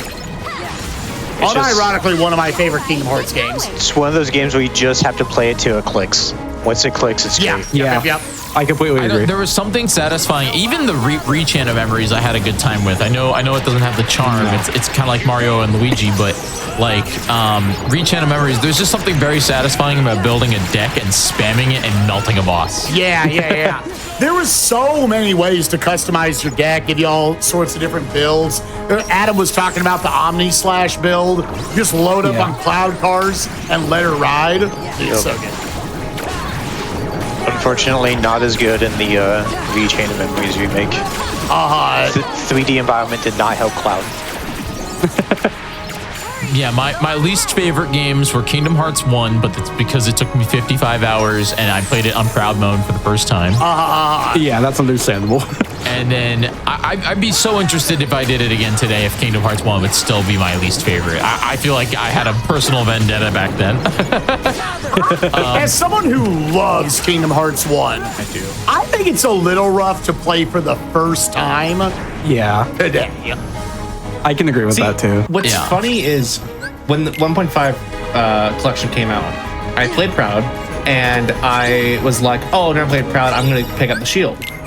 And I didn't have many issues. And I saw people saying like, oh, look, Proud's so easy to die. And then I did another playthrough with the sword, which is what the speedrun picks up. And then I was like, oh, this is why everyone kept dying. Oh, yeah. Because everyone Yeah. casually picks the sword. It took me 10 hours to beat Ursula. Oh, yeah. Oh, and you were going to like optional worlds and stuff? Oh, yeah. Yeah, it was my first playthrough, so I had no idea what I was doing. Yeah. You were doing all of them. Oh, yeah. Atlantica is very hard. Yeah. Yeah. It was that. So that one was number 10, and then number 9 was 3-5 Days over 2. Now I played that one on proud mode. I didn't just watch the cutscenes. I played the DS game. I think if I remember, my thoughts on it were, I'm tired of filler plus story. You know, it just. And then there's the better mobile game, which is known as Recoded. That one took me 40 hours and was number 6 on my list, and I played it critical. Yeah. Honestly, yeah, Critical is really hard on that freaking game. Yeah. That was number 6 on my list. That one beat out Dream Drop Distance, which I have no idea how. See, DDD is an interesting game. I didn't like it too much initially, and I don't care for it too much, but I will admit, like, when the remake came out on PS4, I don't think I've had a more, like, cozy time than when I replayed that game. Dude, I love the not Fantasia. Yeah, I guess the Fantasia world. Symphony of Sorcery. Yeah, Symphony of Sorcery. That one gives me, like, good vibes. Yeah, the music's insane. I think it's so funny because sadly, since that content was in like I think end of 2018, beginning of 2019, it's gone. It's lost media. It's not on my archive channel. So the only thing left of it are clips, and they're all clips of me raging at bosses. I'm talking like I was angry. Yeah. It was. I'm It's laughing very with you, interesting. not at you. Yeah. No, I mean I laugh at them now because that's the only thing left. There's nothing positive. If you dive deep and try to find clips of my Kingdom Hearts playthroughs, they're just all rage. There's nothing positive. It's like me at the final Ventus. I think Ventus. Who's the final boss of Birth by Sleep when you play as Vanitas. Vanitas? Yeah. It's like Yeah, Vanitas, dude. No, Adam remembers. But I got bodied by that fight for hours. It was bad. It's a sick boss fight, but first time playing on what would I play that one? Proud or Critical? Proud. Yeah. Oh no, Critical. Say, are we talking Birth by Sleep Ben's Critical. Vanitas fight or Aqua's Vanitas fight? Because both of them end with Vanitas. I think we're talking Ventus's Vanitas. Ventus, yeah. And everyone Yeah, who the doesn't know minigame. Kingdom Hearts is like, Ventus's Vanitas. How many Marios are there between you? Yeah. Mario, and Luigi Mario. Yeah, the mini game at the end of that fight is difficult to grasp until you learn how to cheese it. The worst part, and I remember this to this day, and this is why I have trust issues. Chat let me play that game and battle Vanitas for I would say probably 8 hours before teaching me about Magnet. Oh. Yeah, I the didn't one that know- keeps him like stun looped in Hollow Well, no, like Bastion. grinding What's that Magnet explosion? levels. Like I just didn't know you could grind. I'll tell you when Spike gets it so we don't spoil him. Yeah. Wait, I'm gonna check. I don't have explosion. All right. Oh no, I'm gonna be the only one who doesn't have explosion. I think That you'll makes me get it. upset. I believe. It must be like, it's gotta be on like a level up, dude. It I was has gonna to. say, I can guarantee you have access to where you can get it. Yeah. You know, all these reaction Not there, boosts. not there. I don't think that. Yeah, I'm still flare firstless. So again, I've got 2 of my 8 done. I'm prepping the rest of my stuff. How's everybody else doing? I am fighting my 3rd right now. I'm on my way to my 3rd. I have 1 word left that I have to prep. Yeah, I also have 1 world left to prep as well. I would say I'm on my way to the one of the 2 that I don't enjoy fighting the most out of this group. I don't do those sorts why of are you mini clowning games, so on it's a them? really slow You fight. said Spike, I know you're clowning on them. You know, come clean. I get it. You already have 5 done. I'm just listening. saying to- I'm sorry. I'm so sorry. I have 2 bosses done on the next scene. We're running this Yeah. back, right? Yeah. What a gamer. I've got limit, horizontal slash, explosion. I got the whole thing. It's great. It's great. Where is explosion?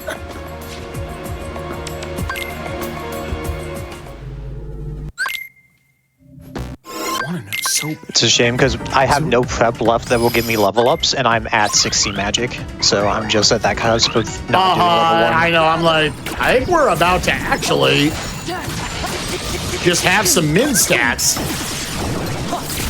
All right, that was a little bit rough, but I only missed 1 minigame on Luxord there, so even though he didn't give me the best pattern, it was still a pretty fast fight.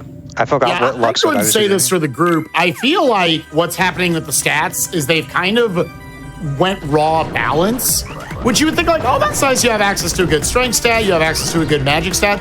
Because of how the damage floors work in this game, a lot of times in these settings, you want it to go hard one way or the other. Because again, if they're below 60, they might as well be at 1 for a lot of these.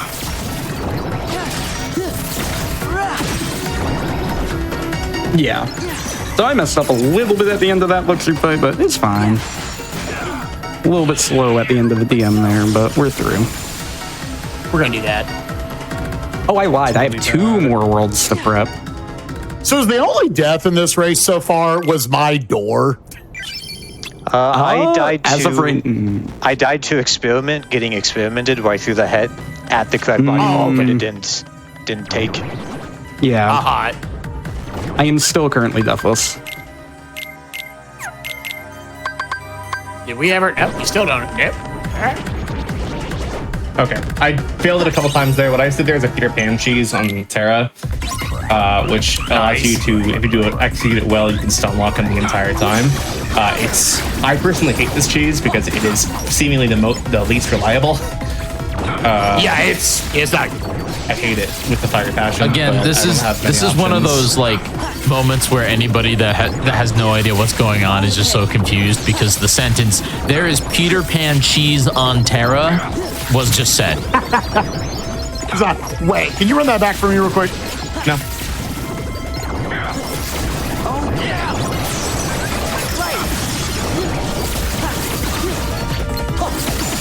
Gosh, our stats are gonna be right under the minimum. Is this? No. Is this? No. Is this? I'm so sad. None of those were the things that I wanted. I want the red chest, chat, to give me the sauce. Oh, there's Flare Force. Oh. Yeah, that was like my second. I could have had that so long I ago. know where you're prepping. No. He's prepping Data Zek soon. Yeah. You got me. Caught me red-handed. What if we just? That might be a good idea. Oh, Yeah, you magic. honestly. Okay. You guys didn't tell me Data Luxor gave me a magic boost. I can get 61 magic now. Yo, let's go. Yeah.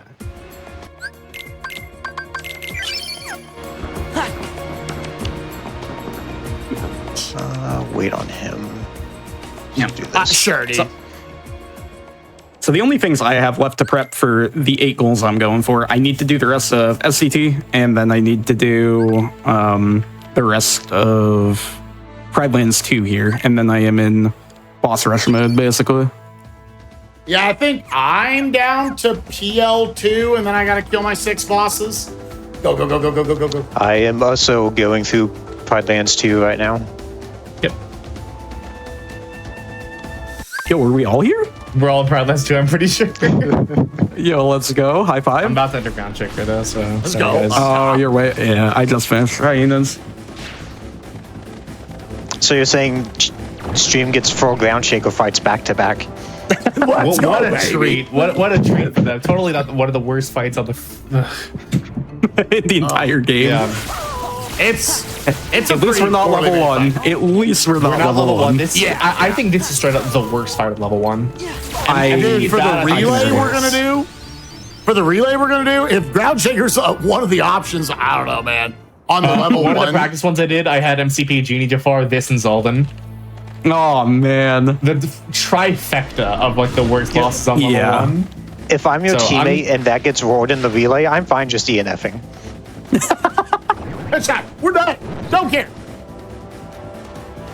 Man, where could be there? So I'm going for a DM skip here on Ground Shaker, where I can just, basically, I get above him in a certain way and hit iframes with a Simba's limit, and I'm able to just kill him before he has a chance to do his DM. It's really weird. I don't know exactly how it works. So we're going to explain that each time one of us gets to the fight, right? Yeah. Sure. I can do it too. Okay. This is a good bit. All right. So after this RC here, I'm using Berserk Charge to bring Ground Shaker's health down to nothing. After this, I'll go into Simba's Limit Wildcat, which will allow me to get up to the main Heartless of the boss and kill it before it can DM.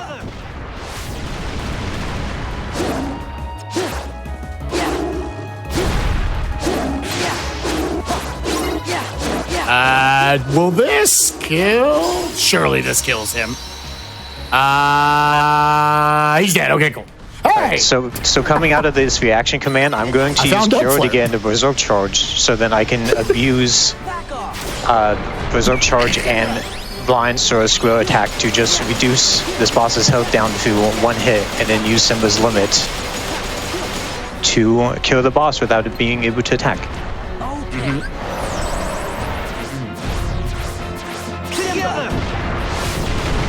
I need like 2 minutes.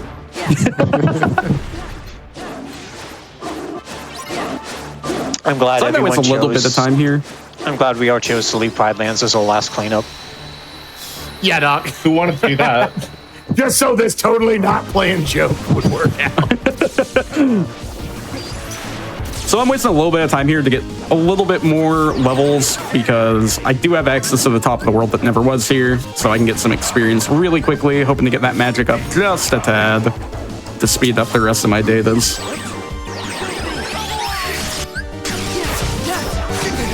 Okay. That magic set is not moving and I am not happy. So the downside of not doing the what never was, like the others in this phase, is that I don't have once more for all these boss fights, so I have to definitely worry about dying in a lot of these. Yeah, I'm with you, Adam. We chose the hard path. We did. This is not. I chose the fun path. I can't help it. I know. I don't blame you. There's always a I like path you Gator's look at and you're enemies. like, that looks like the just, all right, things are going to be a lot more chill. Let me put on you. Oh, the tools are over there, but it is a side path. And that's the fun, I think, of a lot of these settings, is trying to gauge when is that worth it, right? And like, ideally, the more you do all these different fights, the more you're like, oh, I'm comfortable with not having this tool, not having that tool. And you can slowly strip those away to where like top runners, they're, not me, are beating like super bosses with like a stick. But it's really fun to get to learn like 15 different ways to beat Roxas in the world that never was, right? Speaking of which, do I want to go just beat him? That would be like the soft version of that. Just see if you get that once more going up to Zigwall. Yeah, because that's like half of World That Never Was. Give me a fun boss. Because yeah, gamers, okay, so in this fight, I'm going to use a very specific strategy with his health threshold in order to skip over his DS. I'm going to start here with pressing triangle a lot, because that's all you do in Kingdom Hearts 2. That's what the internet in 2006 told me. Press triangle and the game plays itself. Died on And Seppi. then coming out of this, I'm going to utilize Berserk Charge, which makes it to where you don't have a finisher to your combo, but you actually get a little stronger and you can do infinite combos, like this. So there's 3 bars, there's 2 bars, there's 1 bar, he's basically dead. All right, now he's going to start running away. I'm going to pop an ether, because that was probably... And as soon as I see the screen flash, I'm going to press Wildcat, and I'm going to tap triangle until... I think I can. Wow. Here he dies. That was not explosion. That's unfortunate. Well, I messed up this fight pretty bad, so we're probably going to see like 2 DMs coming out here, unfortunately I got for me. DM 2 or 3 times on Zaldin. Ooh. So, not great, but we move on. Yeah. I messed up on Syx, so I'm going to get bullied a little bit. I could bring out Peter, but... My build's a little weird, actually, for Roxas right here, but our stats should make this not too bad. I might just have to do a little bit of a funky monkey loop. So right there, I intentionally got down to critical health so I can use auto limit here. Since I don't have access to limit form on my own, equipping the auto limit ability will allow me to go into limit form at critical health, which allows me to get through that fight a lot faster than otherwise.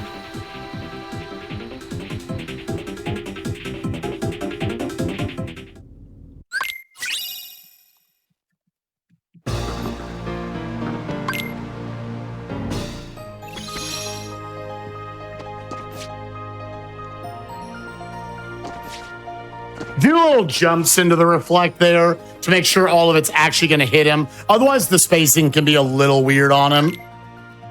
And again, that was utilizing a lot of that revenge value we were talking about, knowing that after doing X amount of style of hits, because every different hit adds a different amount of revenge value, you'll be able to proc a retaliation from them.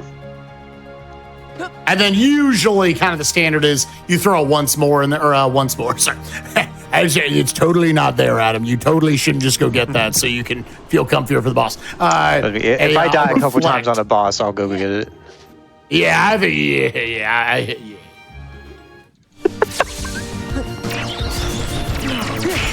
Oh my god. Oh my god. Oh my god, you guys. Adam, you should just keep going through there for a little bit.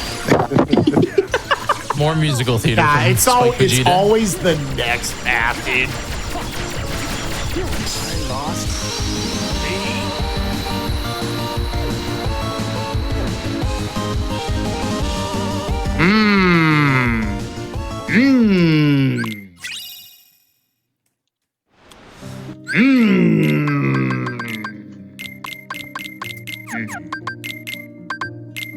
What's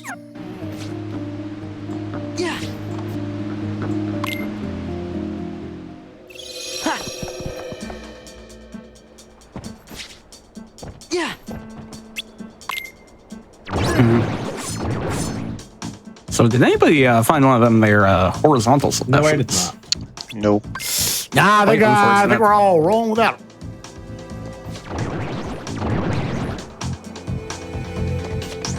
And I'll say, as we're all kind of doing our boss rush, I assume whenever someone's on their last objective, we'll get ready.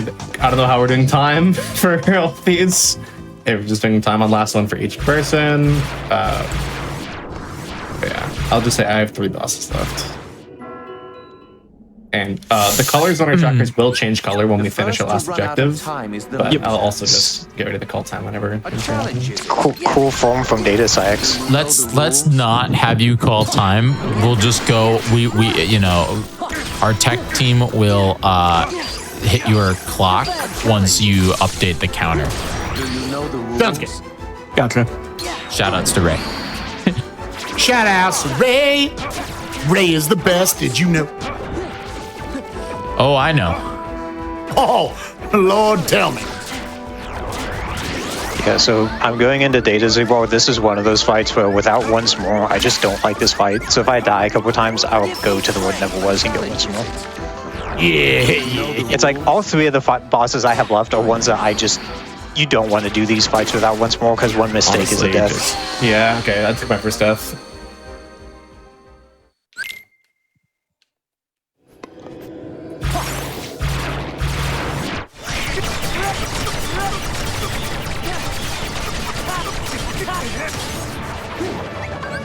Give me strength.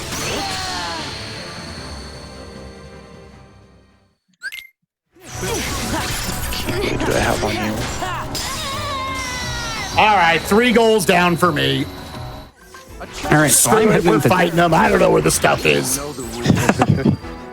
I'm heading into Data Roxas here, and I don't really have the things that make the fight super fast, so I'm going to be doing a slower loop by hitting his grounded retaliation using Blizzard. Oh, how do I want to? What order do I want to do? That will make him do this ground combo every time, and I can just continuously loop this combo on him until his health is completely empty. It's not exactly the quickest, but it works. Yeah, I'm going to. So we got to do 5 more bosses, dude. I forgot this is. Hey, we're here for the long haul, baby. All right. So I'll go ahead and do Psyx now. Data Psyx, we're going to utilize. You've seen it a couple times tonight. We're going to utilize Peter Pan. For whatever reason, so Peter Pan will always attack with you on targets. And just some bosses, that means you can stun lock them forever if you don't stun. But, you know, I died to a door, so, you know, we'll see what happens. I throw on an air combo plus because aerial spiral is really good because it hits 3 times as you go. So this will overall up my DPS quite a bit. I'll probably try to maximize my damage a little bit. Let's go in with a finishing leap. Go into a final form. And then I'm going to bring him down with final form fire. The reason why final form fire is so good, one, it does a lot of damage, but also it, for whatever reason, doesn't add any revenge value. So if you really want to keep a boss locked down, that's a very good strat. And now we're going to be damage amping with aerial spiral on top of the duck flares. That's unfortunate. And then try to take the rest of this damage down with Peter Pan.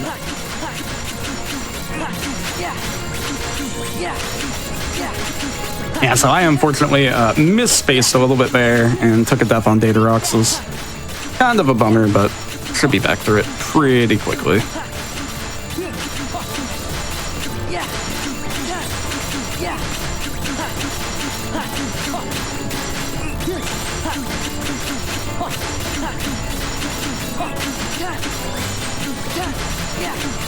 Debating whether I want Berserk Charge on for the rest of this.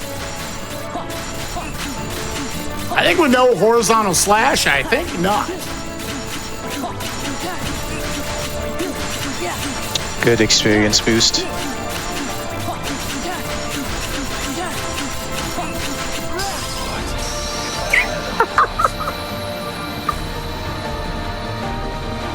Has anyone else killed Syx yet? Yeah, Okay. I did. I was getting bullied by Alexia and Zaki Dusty for a second.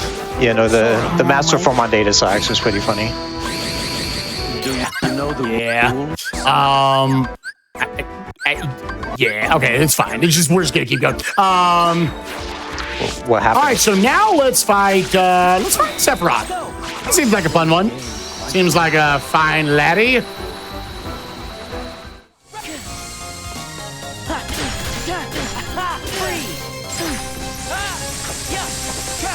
So I got into a heated debate yesterday. Like honestly, probably the angriest I've ever been on the GDQ channel. About Kingdom Hearts timeline and how it lines up with the Final Fantasy timeline. Oh. Because it's confusing that we see in Birth by Sleep characters from Final Fantasy VII. Well, but then we also see Final Fantasy VII 10 years later. So it's confusing. Dude. I know, everyone's like, dude, Kingdom Hearts storyline is so nice chicken little.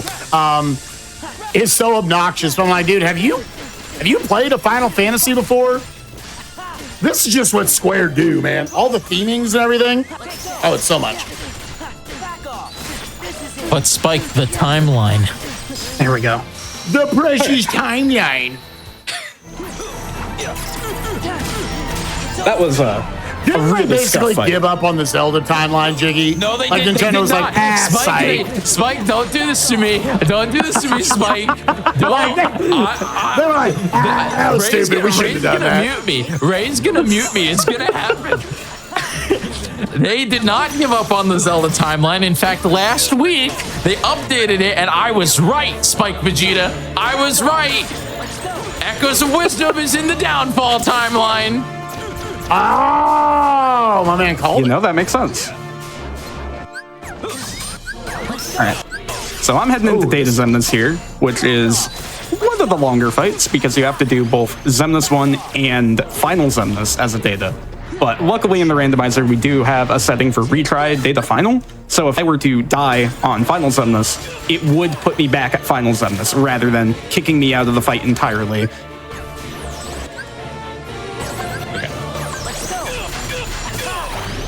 Using some reflect, slapshot, reflect there with the advent of having Combo Master to get 3 reflect finishers out on the start of the fight here, completely melting this health bar down. Already down below half health. This is why I wanted to do this fight. It is just super fun. Well, I So don't like he's gonna that go for fight, his- like, fight afterwards. They're both fun. Like, if you have the tools for them, they're both really fun. So Zemnis is doing his DM there. I'm going to tank it since I have once more, which will allow me to go right into auto limit. And now he's gonna go do his, final attack here. I could have skipped this by going off to the side and catching him before doing this building RC, but realistically, it doesn't matter. The fight still goes super fast. How much drive do we have? Let's see here. We have auto limit. We'll try. I mean, it's probably not even worth it. So I'm gonna go ahead and fight Terra now. I might be able to bring down his health a little bit faster in the first part without Peter Pan, but we'll have to see. I'm gonna start with an auto limited duck flare because that would kill me.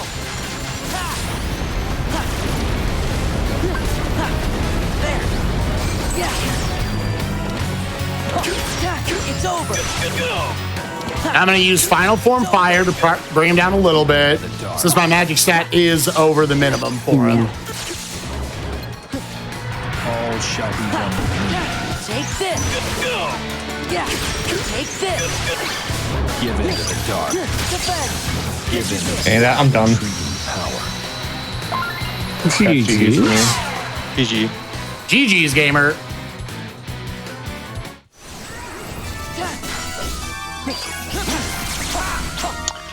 Boy, Zaldin was not being nice with his jumps. Yeah, I got trolled quite a bit on Zaldin. I had to rely on Stitch to make up for lack of elixirs. Because we didn't get many item slots. I'm only on 4. But I will say, because I done a little early, I'm going to take this opportunity to do a fight I kind of skipped earlier. I'm going to actually just do Terra here.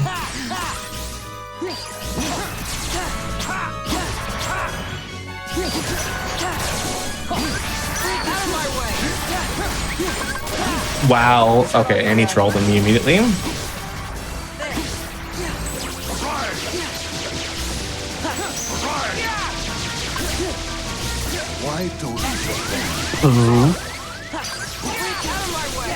A little bit wonky there, but now we just kind of have to hope that he doesn't drop out.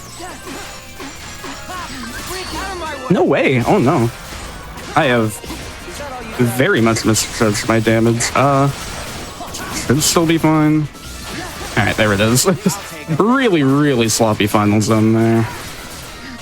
Luckily, with the randomizer, we do get to skip the laser dome if you do it properly, so don't have to sit through the 1.5-minute cutscene. Spike, let him play. Let him play, Spike. No, dude, he's such a selfish lover, dude. Good sucks. I'm fighting Terra. I'm also fighting Terra. I'm just doing the actual fight. I'm ending on Terra. I'm gonna go fight Sephi right now, and then I just have to go to Terra. Yeah, I was like, I'll probably end on Zaldin and Zigbar, because right now they're going to be harder fights. So if I had Explosion, I would do that fight, quote-unquote, legit. I never found the explosion they've got. The fight gets a lot more awkward without it. Do y'all want me to say it? Now that it doesn't matter to me, I'm fine with hearing it. It was on levels. I believe it was either 44 or 46 or something like that. Okay, well, I'm at 45, so yeah. Yeah, I think it was 46 then.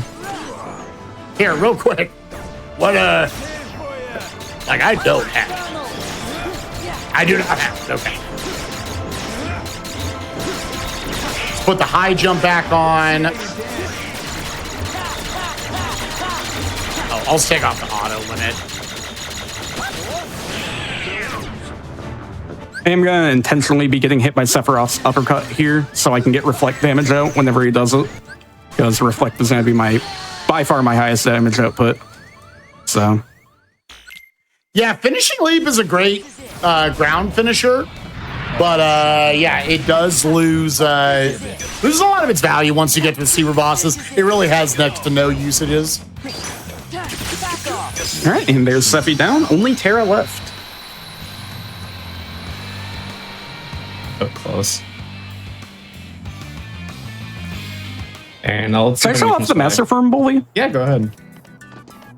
I'm gonna try to see if I can show off here.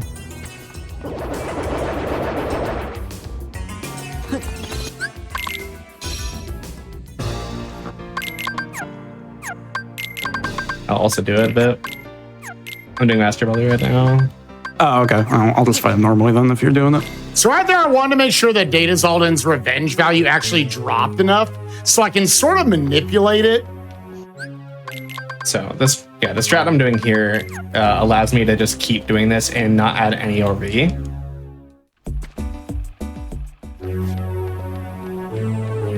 So that makes it very easy for me to set this all up. Because the last hit of the Master Form finisher is actually what adds RV there. So if you just interrupt it, it's the same way that you can spam like Ars Arcanum without doing the last hit there. You can just do it as long as you have MP and drive.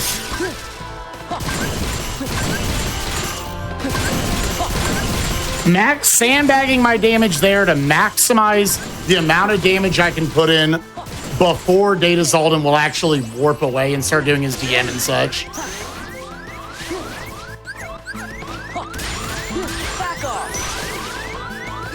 is what you want to see. Him give you these jumps again.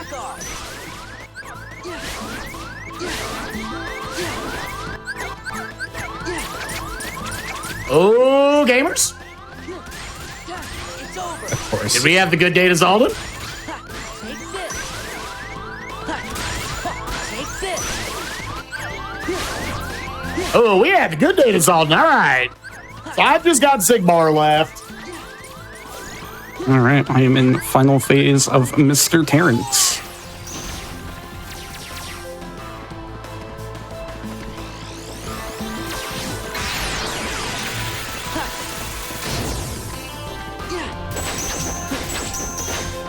Whoops.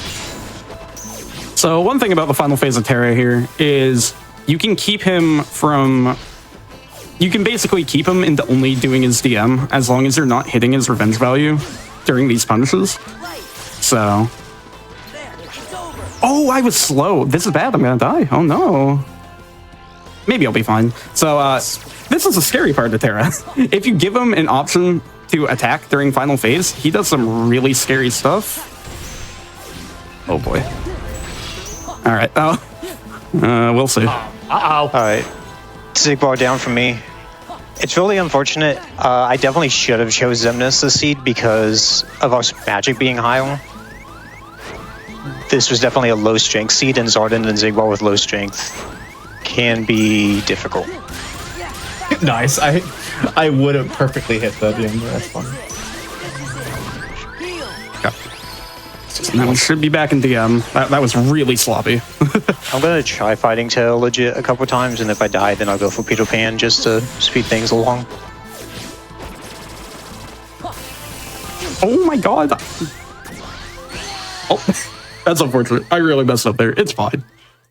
Now we'll just do the same thing without messing it up. That's a really unfortunate way to mess up that last phase, though.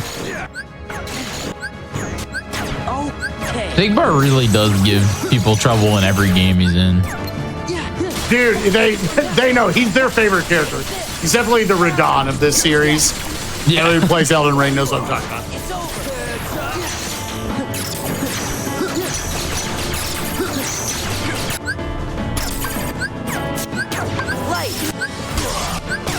Oh, whoops. That was not what we wanted.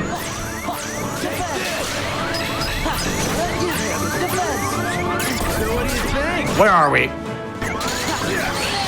Nah, but okay, I shouldn't have reverted right there. So I'm gonna My get first my guard out. actual death. Spike, can you explain the pause buffering on that one? What were you looking for? Like, were you just Yeah, looking so a for- lot of times, pause buffering, a lot of times in Kingdom Hearts, is really just you're trying to see in a semi-random situation what attack they are giving you that I can then react to. Because some of the stuff, especially Zigbar's bullets, where he teleports to and when he shoots, those come out very fast, unfortunately. It's over. So I'm trying to use a mixture of Duck Flare. It's over. Yeah. It's over. Let's actually just do this. And my forms, which also conveniently fill up your drive gauge. And then I'll stay in Berserk Charge to try to get damage amp in as much as possible.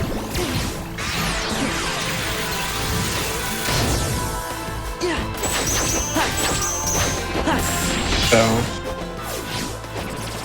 I just got a DM skip on Data Vexen by hitting his HP gate that he would go into his DM with Anti-Sora out, and then I quickly dispose of Anti-Sora, and that just lets me skip the DM. All right, Terra should be dead here, provided I don't have another disaster. It's over. All right, there it is. That's 8 of 8 for me.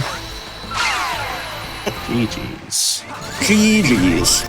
Unfortunate, had a really slow death on Roxas and then dropped the ball on Terra, but for the most part, really fun. Pretty clean all the way through. I did for fun Data Vexen, Daylarcine, and Marluxia. Nice. Gamer. I guess I'll go fight Data Dynamics.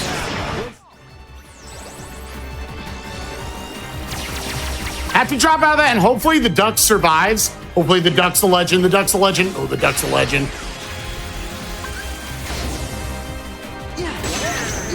Donnie tanked that for you. Donnie, my man.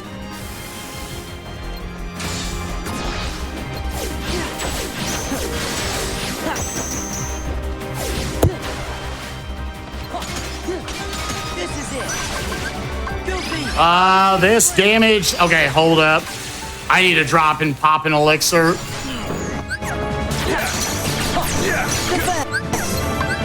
Suck it, nerd. GG for me. Nice. Report 2. GGs. Wonder what it tells me. Explosions on level 46. Yeah, it's over. Yeah, it's over. Yeah, Big Bar got me with it. I was tied with the door for deaths. And then Adam, what do you got? What do you have left? Or are you done? Are we all done? I'm just finishing up Terra. Okay.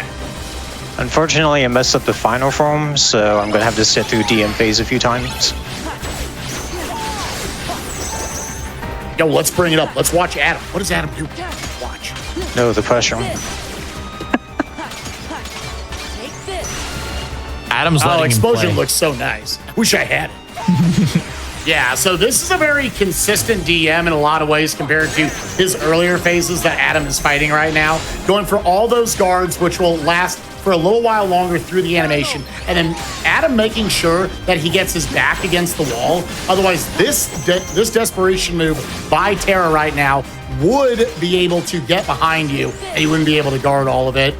So Adam's making sure that he does a amount of hits to him, but not too much to where he won't just give him the DM again. This is actually an intentional DM move. If he over damaged him, then all of a sudden he would start giving you the actual worst attack in his arsenal, the Gigabike, which you do not want to see. It's in here in our last 2 bars of health. Adam going in. Really well done, dodging through all the attacks, dodge rolling. The last one, in fact, he's just about back up to 5 drive right here. Gonna try to take one more DM and then go for that final form kill, it looks like. I shouldn't need final form for the last health ball. If I had managed to. Oh, build it up yeah, no, faster. you should just triple explosion this. Yeah.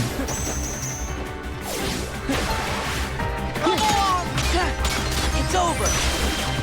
I'm trying to get Damix into a corner here so that I can set up a easy kill on the final set of water clones you guys here.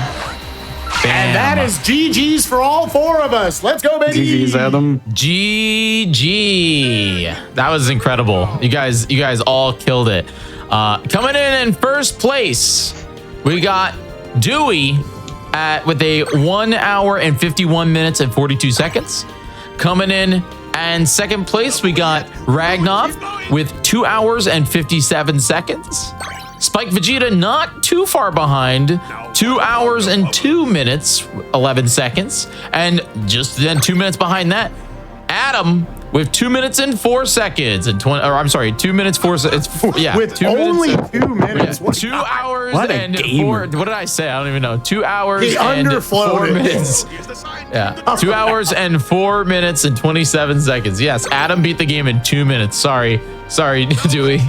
That's okay. I'll do my best. Yeah. Takes me 2 minutes to do Absolutely my opening incredible. menu, dude. That was so good. Oh my gosh. You guys did amazing. Thank you so much for this awesome run. Everybody that is watching at home, please go follow these 4 in the title of the stream. You can hover over their names. You could go follow Double Dewey, Spike Vegeta, Ragnoth, and @Zero. Definitely go check them out. Dewey, what are you doing on your channel? What can they expect? Mostly this. Doing a lot of rando. Been playing it for 4 years, and I like to keep up on it. A lot of great people in that community that have been near and dear to me. I also speedrun the main cage too, and amongst other games. So yeah, you can see a lot of speedrun content and a lot of this. Amazing. Rag, what have you been up to on your channel? What should they see when they follow you? So similar to Double, I do a lot of KHD rando still. But other than that, as of recently, I've been working on Dark Souls 1 no hit. Not really to the point where I'm actually clearing runs or doing full attempts, but I've been doing a lot of practice on that.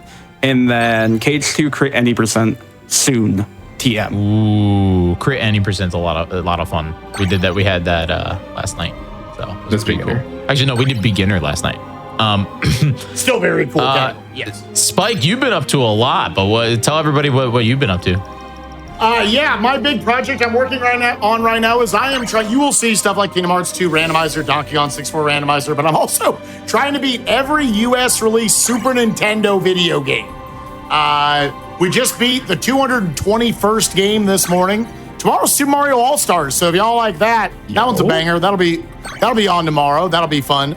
Yeah, we got to beat 718 of them. We're through 221, so it's like 30%. I would be doing that for a few years.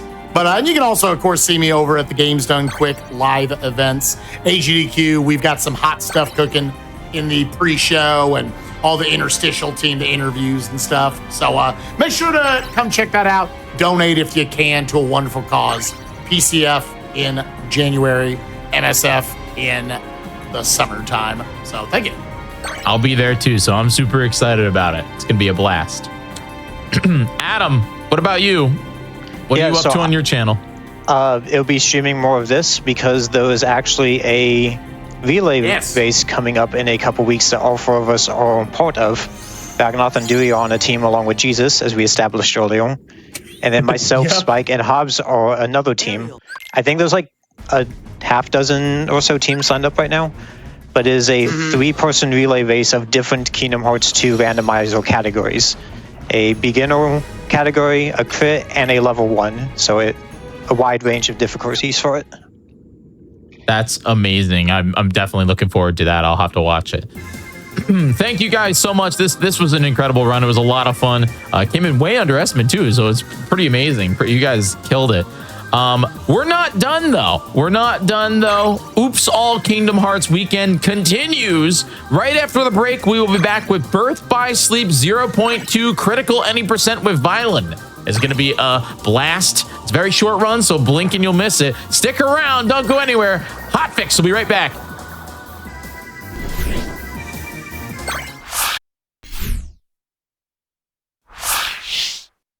Welcome back, everybody, to the GDQ Hotfix Oops All Kingdom Hearts weekend. My name is Jiggy, and can I get a 1 in the chat if you're enjoying this amazing weekend of Kingdom Hearts run? I want to see the entire chat fill up with 1s. I'm so excited about it. I'm waiting. I'm looking to see. I'm looking to see it. We do a lot of cool stuff here on the GDQ channel. There's all kinds of different events that we do here on Hotfix, as well as just super awesome events that are coming up. In fact, we have two incredible events that are coming up at the in the new year that I want to talk about here. Join us in celebrating Black Joy with Back to Black from February 6th through the 9th of 2025. You can find out more info at gamesdonequick.com/Black in a Flash. We also have GDQ's next all-woman and femme speedrunning event, Frost Fatales, coming at you in 2025. We will be live from March 9th through the 16th. I want you to go, just for right now, open up a little tab and go to gamesdonequick.com/framefatales for more information on that event. I hope that you guys are all excited. I know I am. It's gonna be a blast. Both events are amazing, and I'm really excited about it. But hey, we got more Kingdom Hearts coming at you today. We have two more runs coming at you today. We have Birth by Sleep 0.2 critical any percent. That's coming up right now. And then we have Chain of Memories Riku's story wrapping up the night. So I hope that you guys will stick around. And I say, let's get right into it. Violin, are you ready for some Aqua? Are you ready for some Birth by Sleep 0.2? I am so ready. I'm definitely excited about this run. This is one of my favorite, like bite-sized, like morsel, really fun video game. So I'm really excited to check it out. We also have Boker. Boker, how are you? I'm doing great. And Swift Shadow. Swift Shadow, how are you? Hi, I am very excited. This is going to be a great time. It's going to be an awesome run. So Violent, tell us a little bit about you and what we're about to see here. Hi, so this is Kingdom Hearts 0.2 Birth by Sleep, a fragmentary passage. The name of the game is very long, but it's actually the shortest game in the entire series. Critical mode is very fickle in this game because you take a lot of damage. You have a very small MP bar, but yeah, it's going to be very exciting, and I'm very excited to show it off. There's some really cool stuff. This one took me 4 hours and 7 minutes to beat my first time. FYI, fast. which is the fastest compared to Kingdom Hearts 1, which took me 55 hours. So, you know, Yeah. it was definitely good. All right, whenever you're ready, Violin, let's do a countdown. Let's get right into it. Alrighty, 3, 2, 1, go. Alrighty, so the very start here, we have to skip through a few loading screens. That load is very fast on PC, which is the version I'm playing on. Yeah, everything just loads so much faster on PC compared to console. It's crazy how much faster it loads compared to PS4. So at the start here, I need to press no on the tutorial because otherwise I'll lose like 2 or 3 minutes. My main form of movement right now is going to be cartwheels. Can swing over that. But do you guys want to explain like the main differences between like all of the other difficulties and critical? Because there are quite a bit of differences. Sure. So the biggest one that we get to see here is enemies in crit are more aggressive. So these shadows that are attacking actually want to attack. And that was amazing. Pretty much a perfect fight. That was perfect. On crit, you also have a much smaller HP bar, which definitely comes into effect in some of the later fights. You also have a much smaller MP bar than the other categories, so you aren't able to do as much damage with magic. And then you also don't have Combo Master on crit, which can affect the movement that you do.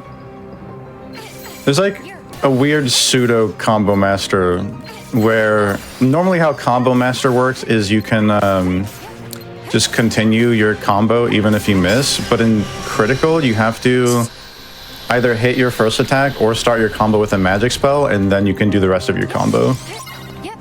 That was still a really good fight. Yeah. I also have live split We're going to running see some of in the those background. combos starting with magic. Yeah, I have live split running in the background just in case, because we do use loadless timing. And I'm currently 2 seconds ahead of my PB. So, pretty cool. Awesome. Cool. Now we just got more cartwheels to get to the next part of the game, which is gears. You have to destroy 5 gears in order to unlock Aqua's abilities and also continue with the next section of the game. We're going to do a blizzard, which leaves a trail behind, and slide on the blizzard, get the save point, and get the MP back. And now we're going to take advantage of the fake Combo Master, where if you use a magic spell, you can continue your combo as normal, or if you hit the first attack, you can continue the combo as normal. But if you whiff the first attack and it's a physical attack, you cannot continue the combo. Yeah. And depending on what attack you do, it leaves you in a lot of end lag if you miss. So I have to be really careful. Absolutely. Yeah, especially if you're in the air, it can be really bad. Yeah. That first gear is going to unlock double flight, which is a second jump that will send you really high. There's also an underground path, and it's very interesting. Very interesting. Now we're just going to take advantage of mixing magic and with the physical attacks in order to get through a combo faster. Yeah. The 4th hit of that ground combo is a bit slow, so I replace it with the fire to get to the finisher faster. And then this will unlock something. Situation commands. We don't have to worry about that right now. But I'm going to pick up this ether chest, dodge those bats, then jump on this and use the fake Combo Master again to cross this. And to get to this gear faster. Or to get... And this I'm basically moving towards the gear while getting closer to my finisher at the same time. Yep. So, and here that last fire also puts Violin into MP charge, which is going to let him get his MP back as we're going through the end of this movement section too. Yeah. And by the time I get to the first boss, my MP will be back. Yep, and this is going to unlock air slide, which is very good. It sends you horizontally forward a lot. And you can chain it with double flight. Yeah. And you can chain it on the ground sometimes too, whenever the game lets you. Yeah. This is the last gear, so it's going to play the final BBS cutscene and unlock the next boss. First boss, even. And I believe this unlocks Spellweaver? Shallox. Oh, Shallox. Yeah, we'll be using Shallox pretty soon, actually. Before I go to the first boss, I'm going to go down here real quick and get another ether. This ether is very nice. Also not that far out of the way. Yeah. And I already have my MP back. No need to touch the save point. So here I'm going to do 2 fires and a blizzard. My goal is to get both Grand Magic finishers by building up the arrows on the bottom left. Nice. Cool. While I'm using Firaja, I'm going to use about 14 or 15 shot lock just to deal some more damage. And then I'm going to try to build towards Spellweaver here. Okay, when he turns red, he's about to attack. So I just need to back up since you take a lot of damage on crit. It's also very important to use Blizzaja first instead of Firaja because Blizzaja stuns him a little bit and makes it so that he's less likely to attack as fast. That was very good. Then using the last 2 fires. That was a very nice fight. Yeah, it's very... Can't skip this. I do it all the time. Yep.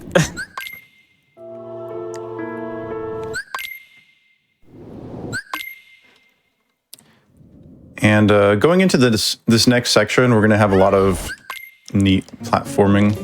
I need to, I'm going to use a Kiraga here to put myself into MP recharge. Just so that you have enough for the boss. Yeah, and for the movement coming up as well. True, yes. Forgot about that. So normally in this section, you'd want to use mirrors to build platforms, but this movement is going to skip all but one of them. Yeah, because you have to... Mirrors take a long time for the platforms to actually show up, and it's faster to skip most of them. It's actually faster to skip all of them, but there's one that we need in order to get an item. Cutscene. That was too slow. Let's go! Let's go! Yeah, if those 2 platforms line up perfectly, you get that cool cutscene. Which you get an objective for, but there's no reason to want that in a run. Yeah. I just want it because it's funny. So you want to jump on here and do some precise air slides and also magic so that you can get to this platform to pick up this Mega Elixir, which would be very important for a boss fight. Never mind, no magic yet. Now you use magic. Here's the magic. And this jump is a lot harder than it looks. It's very easy to mess it up. Yeah, because air slide inputs can also drop. That is very close. Okay. Air slide inputs can drop for a second or 2, and then magic is hard to mash out of an air slide. Fast attack. So that fight, she can start out with a few different attacks. She can laugh and do a big icicle attack. She can attack you instantly like that, or she can do 2 fake outs before actually hitting you. Yeah, and these Phantom Aqua fights use something called Revenge Value, which you probably saw in the KH2 run previously. Basically, if you hit not Anti-Aqua, oh my god, that's KH3. If you hit Phantom Aqua enough, she will retaliate, and you have to block her retaliation. But if you do a counter, and she will teleport away. So what you're supposed to do is block her and then jump out of your block to attack her again. To get to the next one, we just got to go up 3 flights of stairs and then turn around. Yeah. This one attacks a lot faster than the first one. So we got to see what she's about to do.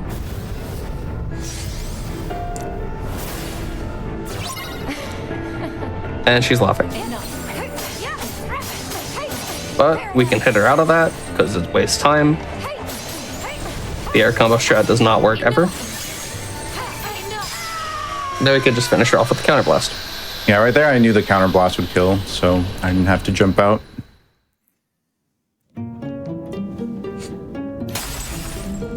Then right here, Now Bio's going. right here, I'm going to use a Thundaga to hit some barrels on the side, and that'll build up one arrow so that in this section, like by the end of the section, I will build up enough arrows to go into Spellweaver. And that'll be important because Spellweaver not only does more damage, but also deals way less revenge value. So we'll be able to use Spellweaver to put Phantom Aqua into pretty much a stun lock where she's not able to break out the entire time. It's a very fun loop. This is the most fun fight in the run. On the PC version, they changed it so that you get your Spellweaver finisher immediately. So you just have to be really careful not to use it while you're examining the pillars and the mirror. I have done that more than once. You guys can explain this. Yeah, so this fight, Violin's gonna retaliate when he gets a chance, and then he's going to do a combo here that mixes in fires, and this is going to keep Aqua's revenge value at a point where she won't retaliate along with that Firaja. So here he's gonna do a full combo and drop the finisher because the finisher does a lot of revenge value, and doing that allows him to keep Aqua stunned. That's a very good fight. Thank you. That was incredible. Alrighty. And that was the boss of the area. Now we gotta make our way to the forest section, which has a lot of thorns. Do another blizzard trail just to get to the cutscene. Sure. I don't know about you all, but I'm kind of bummed that Blizzard Trail replaced cartwheels. I like both. We don't get to do the Blizzard Trail too often, but when it does get to happen, it is kind of nice. There's not a lot of areas in the game where you just got a straightforward path. I think there's only like 3 that we take advantage of. Yeah, pretty much. So right there, I did 2 Thunders and 2 Fires, and that gave me the Firaja finisher, which I'm going to use on these red thorns. And then during that, I'm going to use an Ether, just because I need my magic to... I need my magic to come back for this next fight. And the only way to break those thorns is to use a fire attack. Or hitting them, or touching them, obviously, but that will damage you. This is a very hard opener, but it looks so cool to do. We want to get Blizzaja and also Firaja and hit about 15 or 14. Then we're going to use the other situation command and finish with a full shot lock. And if this is all excellence, this will kill. We do have to use one more shot lock to kill. Never mind. That's pretty good. That was a good fight. That was as good as you can expect on crit. Yeah. Yep. Directly out of that, this guy is going to hit the floor, which is going to spawn more shadows, but we don't care, so we're just going to go right past him. Yeah, these dark sides aren't actually bosses. They're just for They're just decoration. kinda here. Yeah. At the end of this grind section, there's a really tricky jump we can do where we can jump over 2 slams at the same time. And then after that is one of my scariest fights, if not the scariest. Yeah, it's a hard fight. I jumped too early there. Ow. All right, don't I get should hit. be fine if I get good RNG. Surely. Yep, hopefully Easier you said get than done. both the commands. This would be a bad time to get bad RNG. Yeah. This would be tragic. Okay. No, Cook. It's cool. You got Nice. this. Easy. Very nice. Never I worried. wasn't worried for 1 second. Shoutouts to Swift Shadow for that strat. It is Shout much outs to more Swift Shadow for like for everything, honestly. Yeah. I'm for glad like it all the actually strats. worked. Now we're gonna pass this guy because he's just kind of here. We don't gotta deal On with him. critical And mode. We're also gonna pass that one. On critical mode, these guys actually shoot their orbs significantly faster compared to all the other difficulties. Wait, really? Yeah. I know 2 is faster, but I didn't know these guys were as well. Let me clear these with thunder. Anyway, we're gonna use Thunder because We want to be in MP rage before going to the next fight, so we have enough time to get it before actually fighting the boss. We're just going to bypass more enemies, hit more vines, and then get started with Dark Side 2, which is my least favorite fight in the run. But because we have a Mega Elixir, this fight is kind of a joke, and you will see why. Shot locks are very strong in this game, and there's not a lot of ways to get focus back. Elixirs is, I believe, the only item in this game that will give you focus back. So we're just going to take advantage of that and make basically the hardest fight in the run free. Yeah. No, you're good. Okay. Really? So we're just going to do 4 shot locks, and that's just going to kill the boss before we have to deal with his desperation move, which is 3 times as fast on this difficulty for whatever reason. Yep. And it's that easy. Very nice. It is that easy. There is a glitch that can happen here where you don't get the save points. Which, I mean, it doesn't really matter considering it's only to fill up your focus right now. And here we have Demon Tower 2, which is also a terrible fight. Yeah. This is my least favorite fight in the run. You want to explain why? Yeah, so this is very similar to Demon Tower 1 that we had earlier on, where it goes red when it attacks and it also takes less damage, but this fight ends up normally being more aggressive, and you also now have a party member, which is Mickey. And Mickey gives us access to a new form change called Wayfinder. And as a result, this fight depends a lot on Mickey giving Wayfinder at a good time so that we're able to maximize the damage that it gives. We do want to take Spellweaver though, because it's still really good and it does a lot more damage. And there's Wayfinder, which we will just be jumping right into. So there's a usage of the other ether, and now Violin's going to try and get both of these Grand Magic commands, and hopefully he'll be able to finish off here with both of those magics and the Wayfinder finish. Ooh, so close, but it's still doable. That was very nice. Another thing about Wayfinder is it changes how many attacks you have in your combo. I believe it's 7 in Wayfinder when normally you only have 5. So you could use a lot more magic in your combo and also have a lot more hits in your combo. And now we're just making our way to the final boss. And I'm actually 12 seconds ahead of PB right now. Oh my god. Huge. I won't be able to submit it because I'm not capturing the timer, but it would still be great.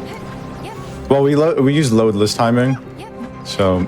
but it would still be awesome to PB on a GDQ stream. I've never done that before.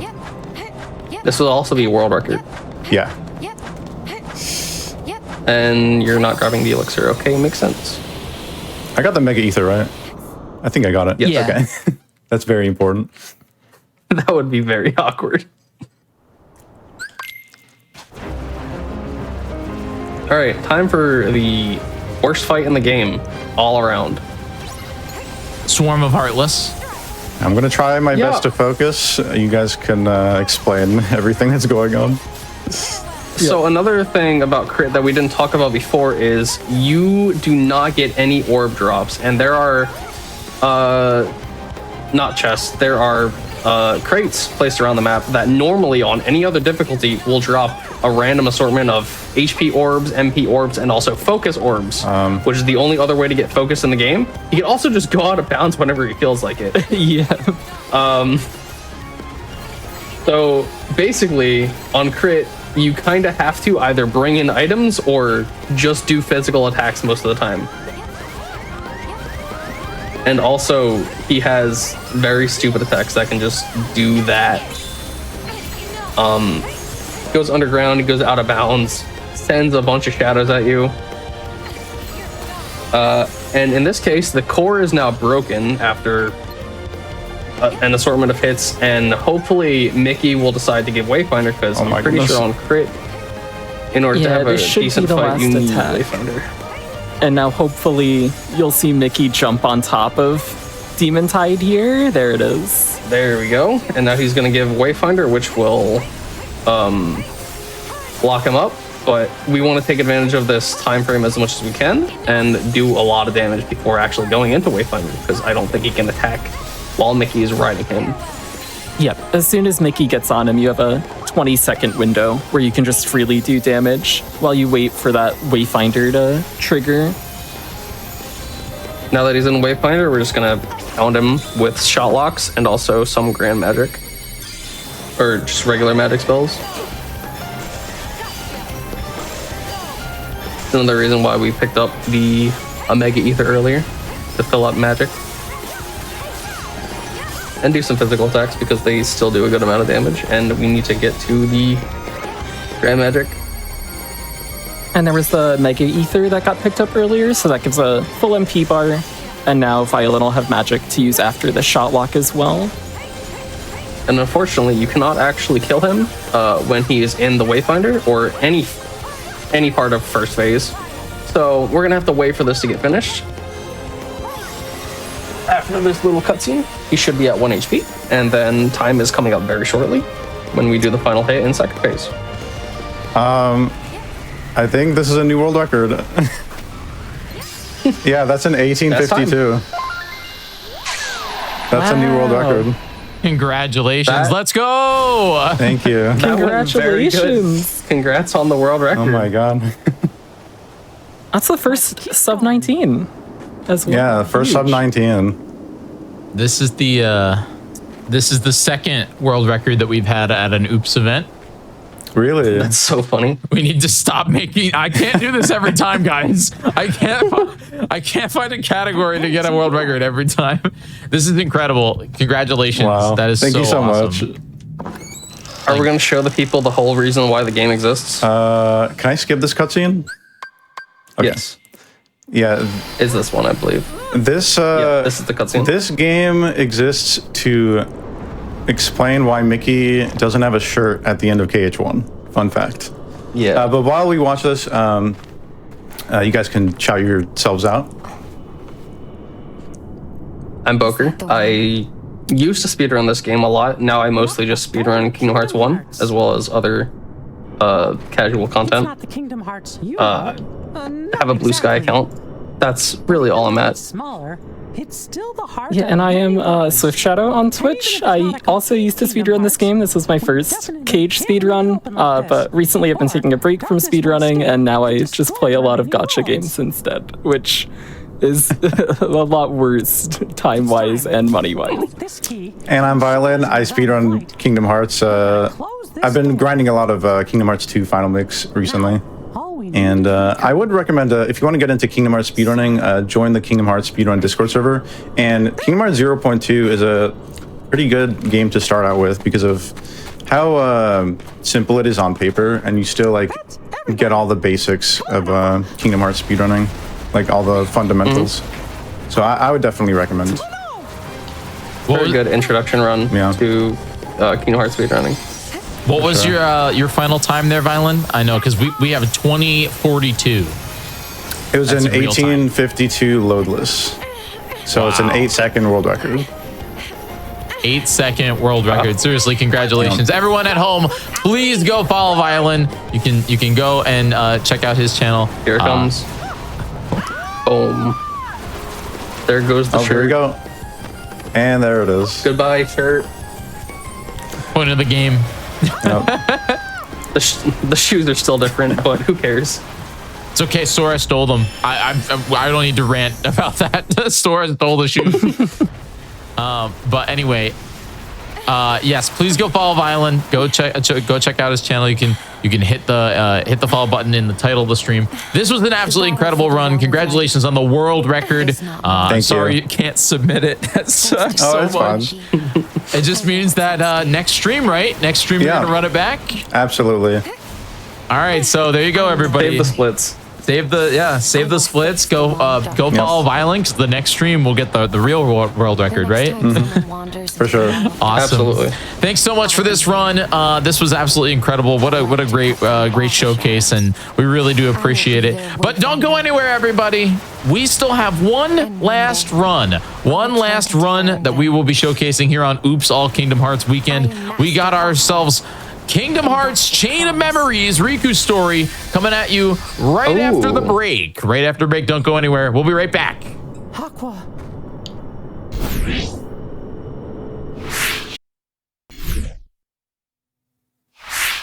Welcome back, everybody, to the GDQ Hotfix Oops All Kingdom Hearts weekend. My name is Jiggy, and we have one last game for you all tonight. One last game. I'm super excited about this. This next run is Chain of Memories Riku story. Very, very excited about it.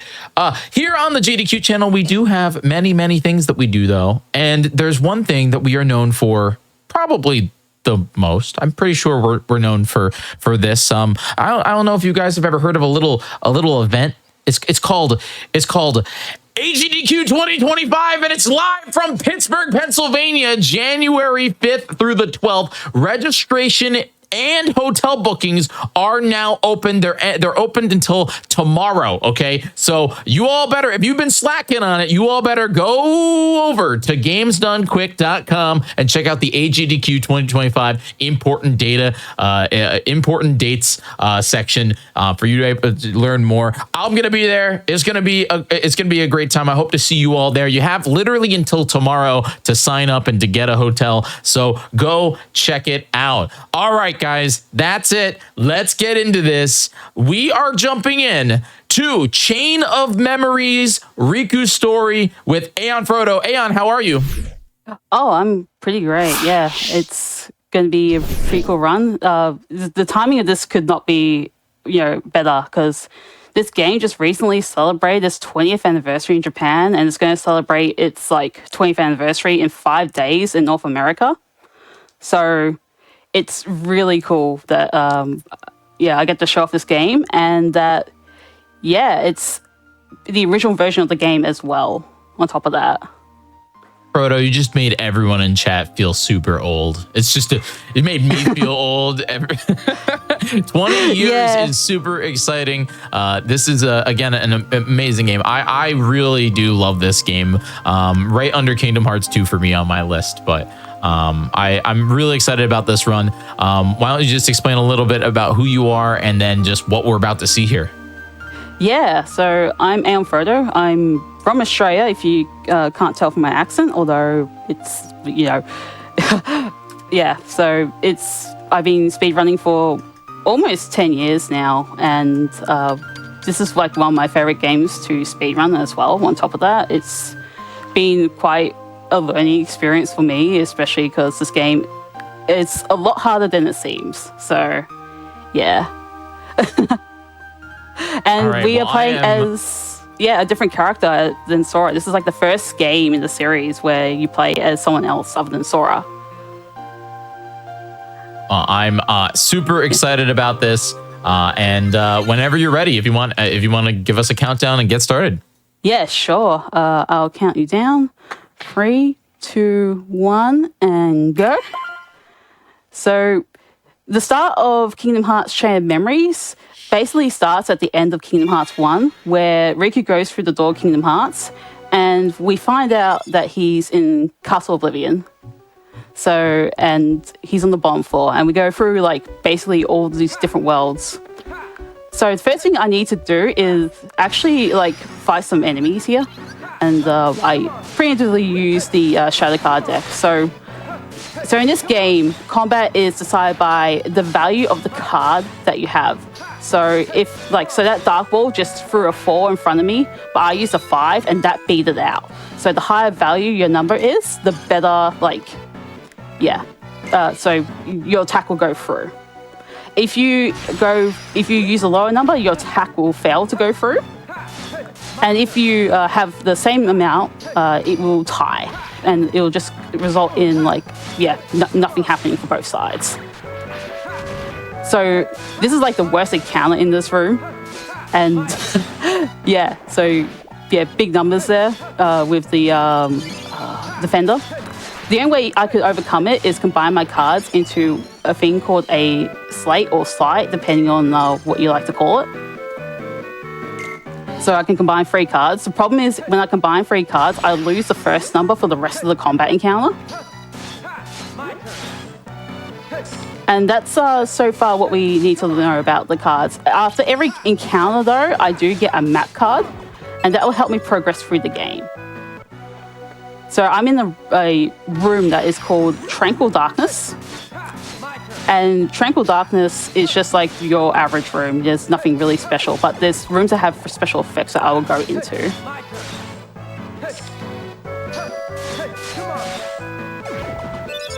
Another big thing about this game is that there is a deck building thing to it. The thing is about Riku's story is that I actually can't choose how I build my decks. They are all predetermined for me.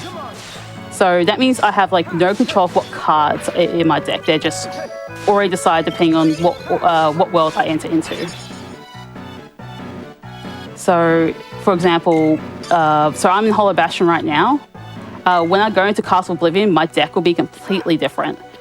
And some of this can result in some garbage cards showing up. Anyway, I need to pay attention to what I have.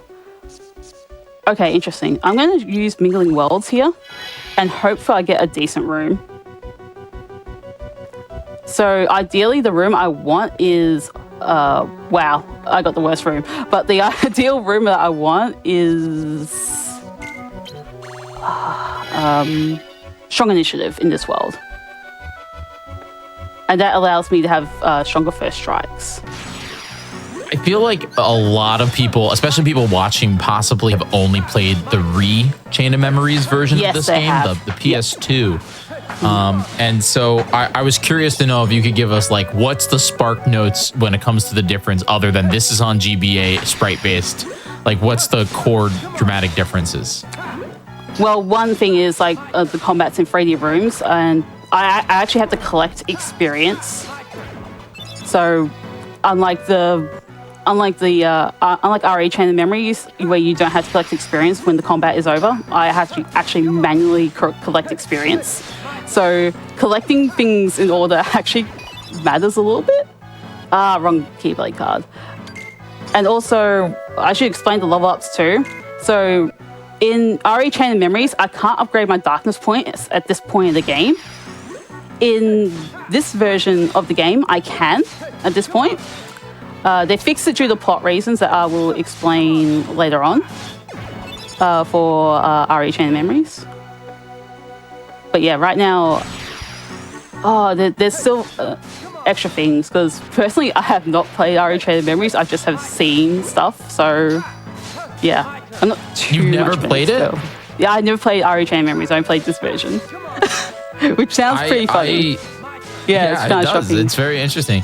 I played normal Chain of Memory. I played Chain of Memories first, and I didn't hate it. I enjoyed it. I liked it better than Kingdom Hearts 1 just because of the fact that you could, I got to build a deck and I got to spam the triangle button and just completely melt.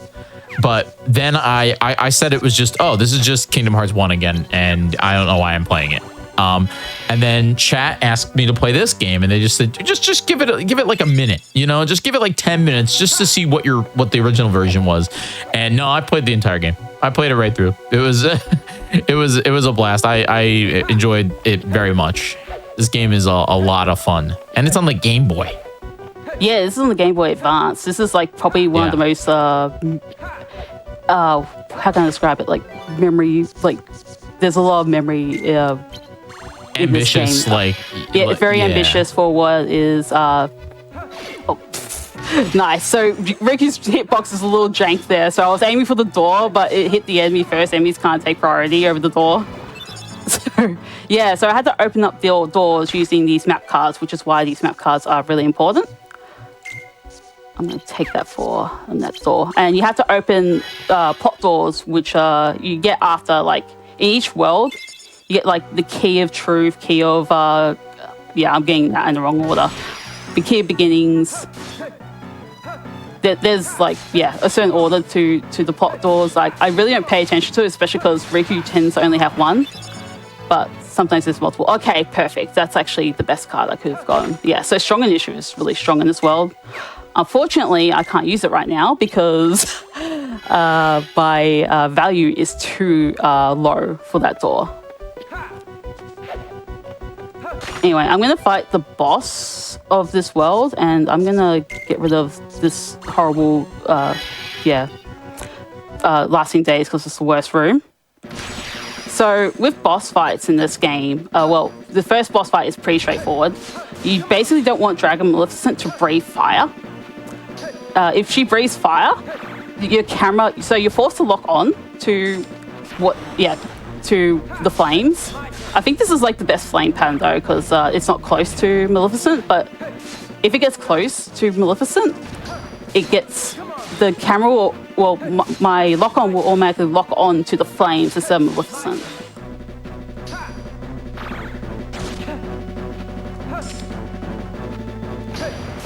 She also has a thing called like an unlimited deck, so she never reloads.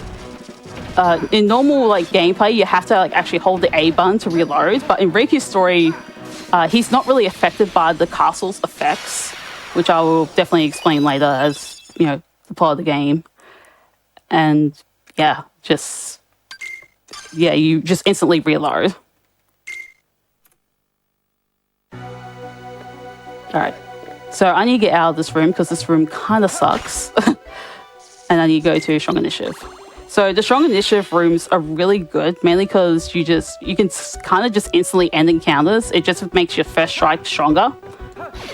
And you combine it with Maleficent's Overdrive card, which in Riku's story, you fight her first. So that's really fantastic. You get like Overdrive for like 95% of the game. And it allows you to increase your attack. On top of like Riku's attack boost that he receives every 5 levels during his level ups. Okay. This is not a big deal that so for this particular encounter, it's like the worst encounter to like get during a Strong Initiative room because it is in 2 waves.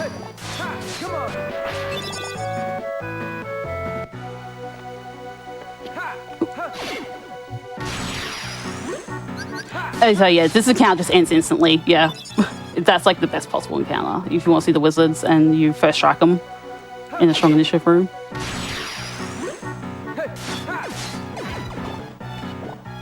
Oh, I missed the card.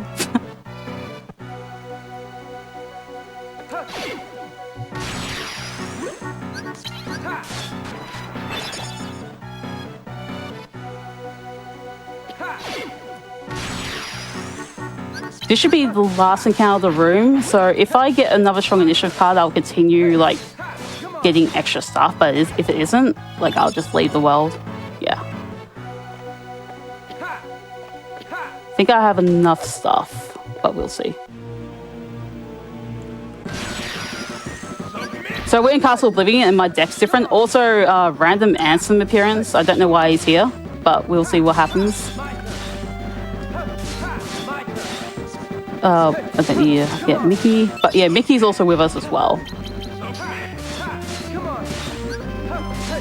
So you get like party members as well in the form of cards, and they do like different things depending on what they are, what they do. I remember them being really powerful in this game. Like I remember them being like extremely powerful. Yeah, unfortunately they're not that great in the speedrun, but they do have their uses. So I gotta make sure I select the correct world here. If I don't, that's like, yeah, run over. Oh, there we go. Yeah, so I need to select Traverse down here in order to, unfortunately, like start a grind. So this is kind of a necessary evil of the run where, so I have to grind out map cards. Otherwise, I won't be able to progress through the game.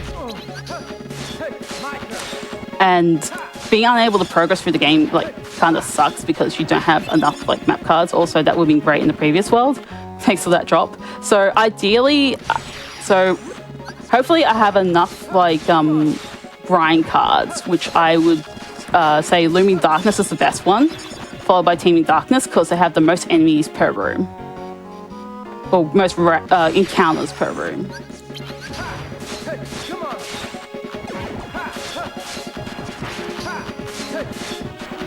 I need to collect like, oh, how can I describe it? Like nearly 90 map cards, I would say. In a like if I was going for like, you know, world record and all that, I would need like, goodness, like probably 86-ish at minimum. But that's like really tight, and obviously this is a marathon run, so I won't be going for that. But yeah,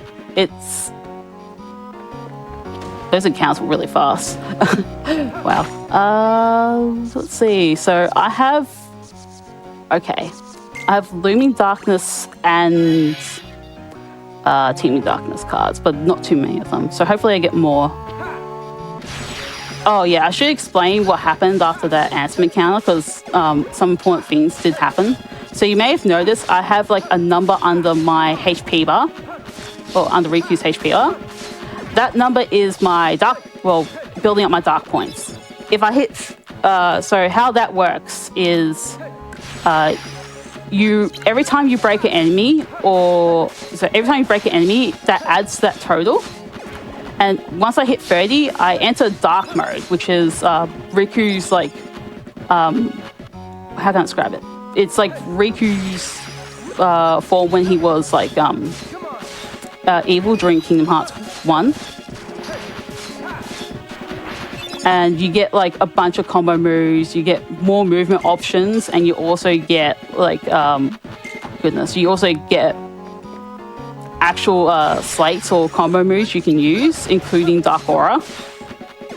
Although Dark Aura is like pretty hard to, well, not pretty hard, but it requires a high total to trigger.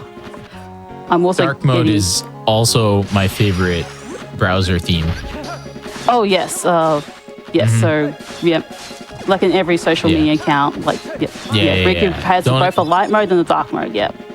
Yeah, I'm not interested in light mode. I live in the dark. Yes. Some even say I am the darkness.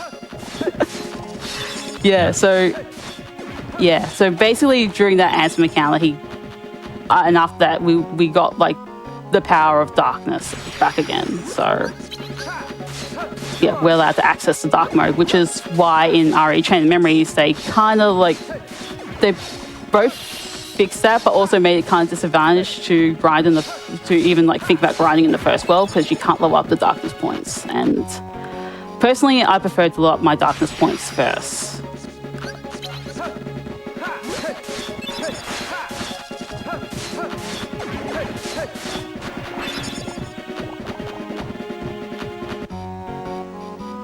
All right, through that room.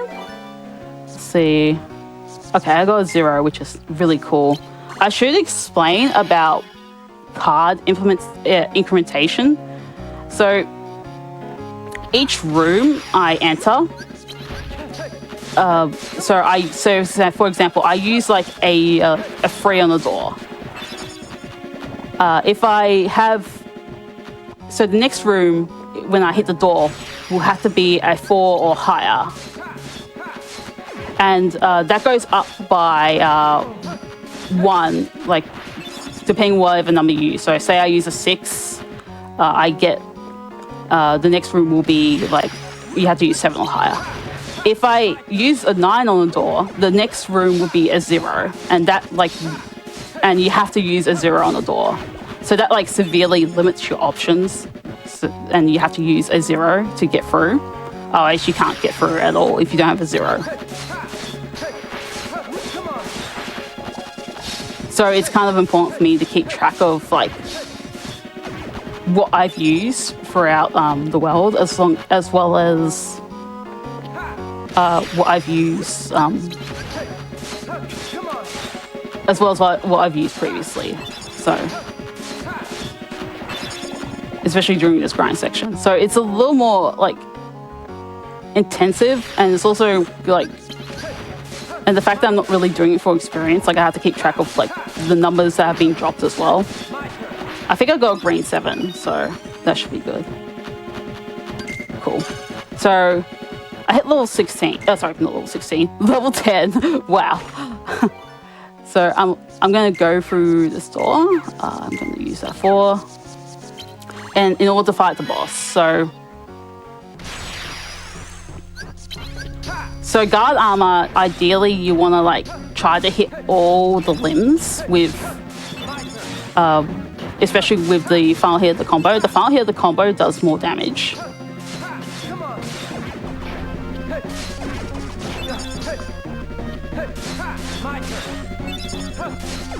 But it's easier said than done, especially when you only have a 5-card deck in this world.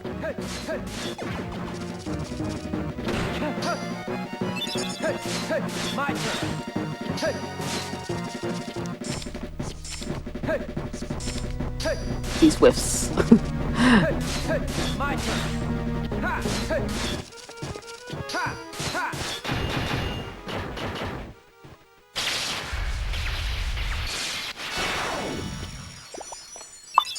But yeah, that's Scarred Armor. It's pretty straightforward boss fight. Good boss fight. Yeah, so that's one of the easier boss fights in the game that don't really have much of a problem except for maybe if you play higher cards. I'm getting a lot of Teaming Darkness, which is good. I can easily continue grinding. I don't think I'll have issues getting grind cards. I did have a run last night where I got no grind cards, and that's very bad because that means I don't get to build up my any sort of card efficiency. Okay, I use that 6, yeah. And now I'll use a 0 next room, provided I don't get a 7. So yeah, you can actually hit doors and you can change the room. So before that was another oh wow, I got a 7. Yeah, Living Darkness as well. That's pretty sick. And also with increasing Riku's attack points, which is why I waited to level 10 to do the boss fight, is I have extra damage on top of being able to complete encounters faster. These Rhapsodies will only take 2 hits instead of 3 now with Overdrive.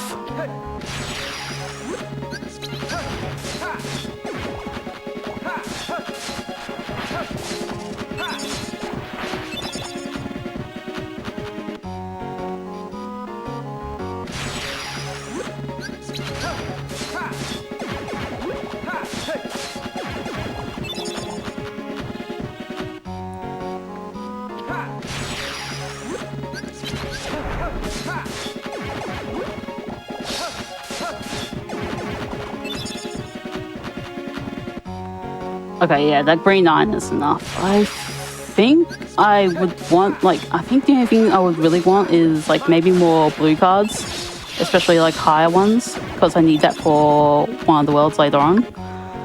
Blue cards are the magic cards, right? Blue cards are, well, they are magic, yes, but I mean, blue map cards, yeah. Oh, map card. Okay, map cards. Yeah, sorry, yeah, I should have been more precise about that, but yeah. So blue map cards I'm trying to remember from my playthrough. Yeah.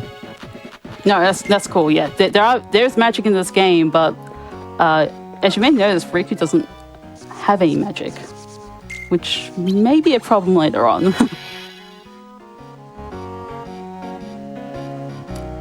But yeah, so getting that 7 was absolutely perfect.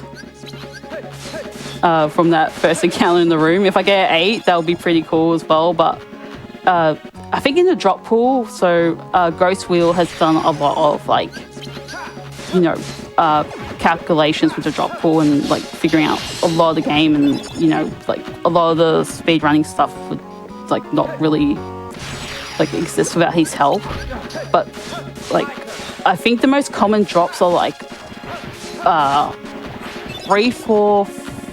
No, it's I think it's 3, 4, 5, and 6, or maybe it's 4, 5, and 6 from the top of my head. And then the next would be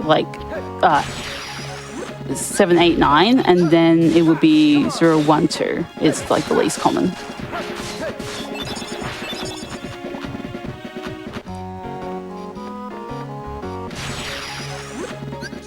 And then out of that would be you're more likely to get for this world at least, you get because I definitely know it's definitely well based to drop pool, so as well on top of that, so it's pretty complicated if I get into all the nitty-gritty about it.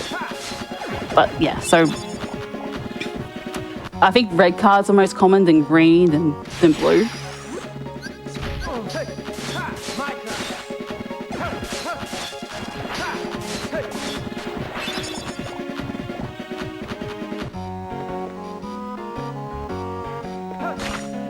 Alright, that was a really fast room, so that's why I like Looming Darkness more than Teeming Darkness, because the encounters just go so much faster. With Teeming Darkness, there's like tougher enemies in the room, like the soldier. But this is pretty tame. Also, for Mingling Worlds, that's exactly what I would like. Also, yeah, Mingling Worlds is also a card, like a map card exclusive to Riku's story. It's not in Sora's story at all, but basically it's the RNG room. You can get any sort of room, including cards that you can't access in Riku's story, like Martial Awakening. That's not accessible in Riku's story, but you can certainly get it with Mingling Worlds.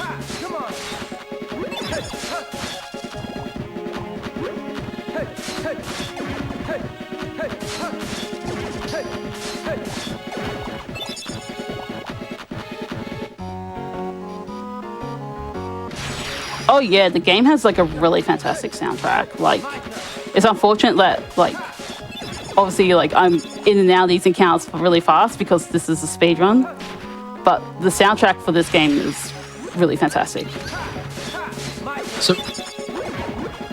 So Frodo, you said that in this game you really can't change Riku's card set, but yes. I know that you are picking up different cards and all that. So is there like slight different builds that you can go through? Well, the slight different builds depends on what world you're in. So for this world, I only have a 5-card deck, so it makes reloading and like grinding like really fast. But yeah, it just depends on what world you're in. The cards that I'm picking up are map cards, so the map cards that just help us progress through the game.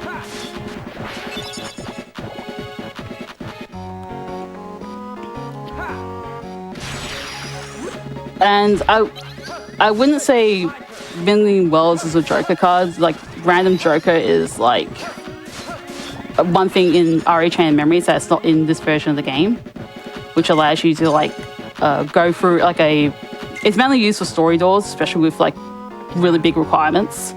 Is there any more enemies in this room? No. Okay. Just double checking.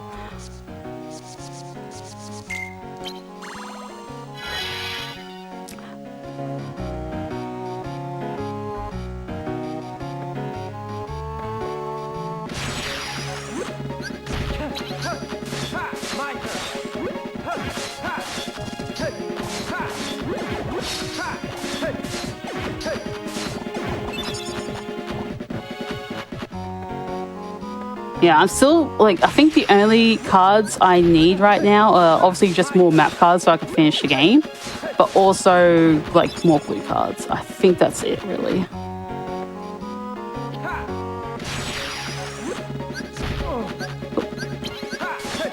Somehow I didn't activate overdrive. Yeah, so the side deck I'm going into every time, like, I go into Star Combat 2 is...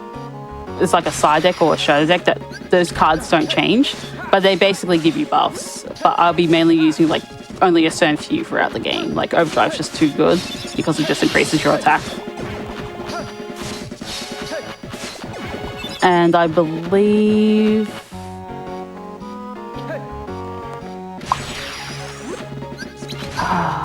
what else? I must be going off on a tangent now. I'm getting a bunch of zeros now, which is actually pretty good as well.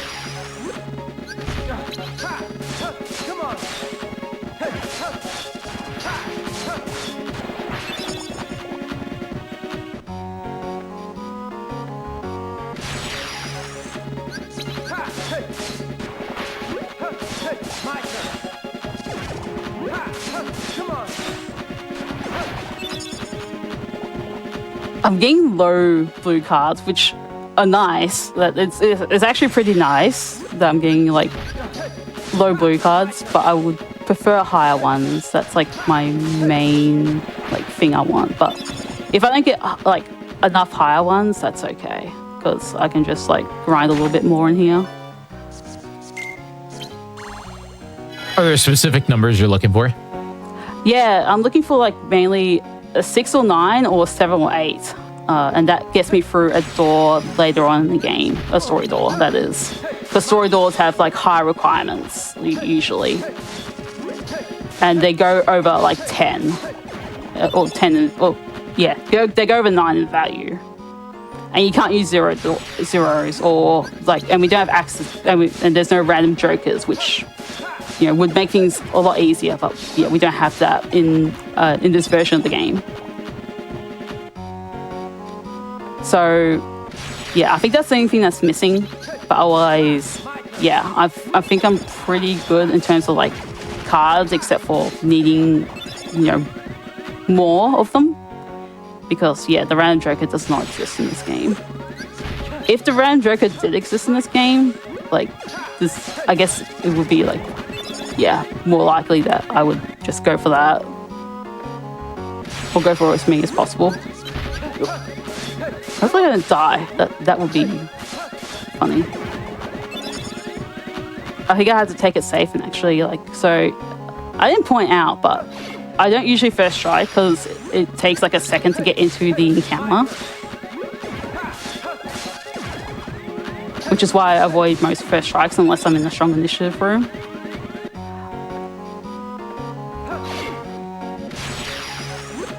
But for safety and to avoid dying.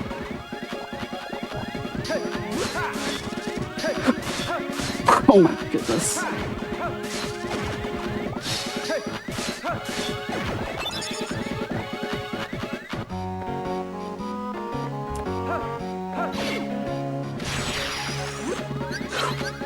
Right, I keep on like getting like startled, and then like, oh wait, I stunned them, so it's all good. Yeah, I need to use that free. Wow, I got 4 5s on Teaming Darkness. That's a lot of Teaming Darkness I have to go through.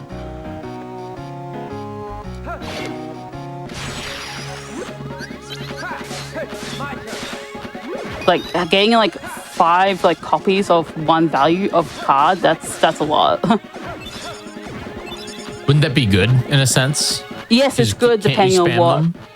Yeah, it's good depending on what like card it is. Unfortunately, it's not too great on Teaming Darkness, but it's good to have like a lot of copies of like something, especially of like a lot of copies of a number. So that tells me that I have like a lot of that number, and I can just keep that in mind and use it later. Because I have to be like really mindful of like card incrementation, and especially like just not using too many cards. Also, I did reach level 13, and I would usually check, but the thing is, I hit level 13 on like the first encounter of the room, and I would usually check in the next room, which is because it has like a more accurate total, and I could do like less math to see how many rooms I need to go through. But usually that means I have like 2 to 3 rooms left in my grind.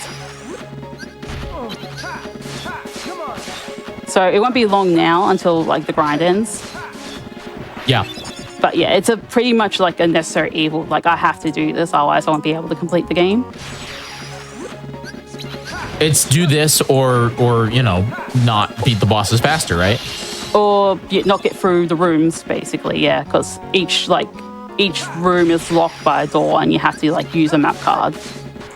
So you have to, you're basically forced to like have a map card. Otherwise, if you don't have a map card to get through the game, you can't. Yeah, you can't get through. I just got another 4, so that's yeah, that's something. Yeah, I have a 4. Okay, so I have better rooms. All right, let's see how many I have. 70. So that's 78. Because there's like 8 encounters in each room. 85. So yeah, 3 rooms probably, just play it safe.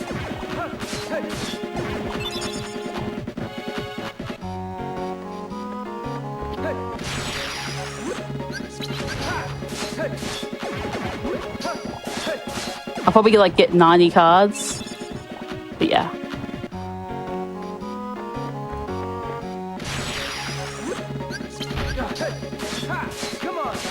Because I had a run last night where I didn't get enough, which is yeah. So when you don't have enough, you have to go backtrack to another world, and yeah, it's pretty annoying. And you don't want to run out of cards in the middle of the world, otherwise you have to abandon the world, and then you have to reuse more cards because you've abandoned the world. It's yeah. So basically, if you go on a different floor of Castle Oblivion while you're in the world, you actually lose your progress, which is why it's kind of important to make sure I have enough. 5 is higher. I really need either a 7 or 9. 7, 8, or 9.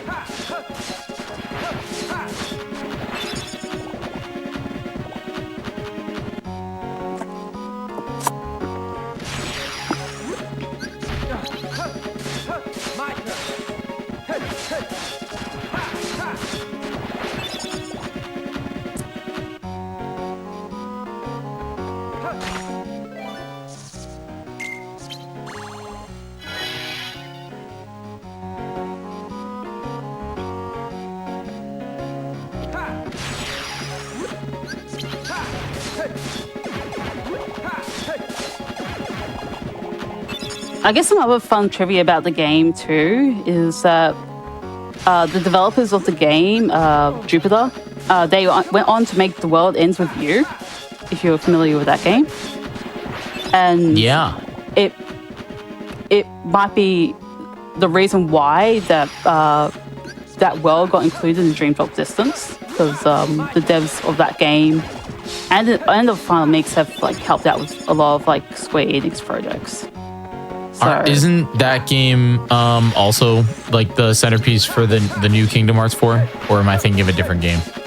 I don't think so. But Chat, what was in the trailer? Shibuya. Yeah. There's a hyper realistic game. I thought it was The World Ends With You, but I don't know. Yeah, I mean it does take place in Shibuya, so it kind of makes. The second game at least does. So yeah. But yeah, you may notice that some of the animations look a little similar or familiar to The World Ends With You. So it's a cool little bit of trivia about this game.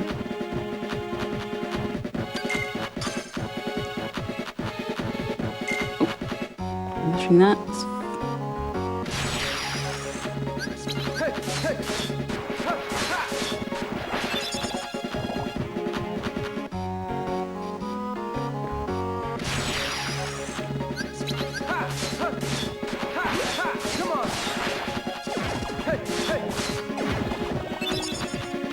Proto, I mentioned that this game is my second favorite Kingdom Hearts game.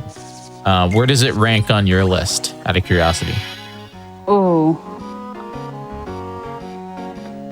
I know it's hard. It's hard. Yeah, I know. Yeah, it is. There's a lot of really good Kingdom Hearts games.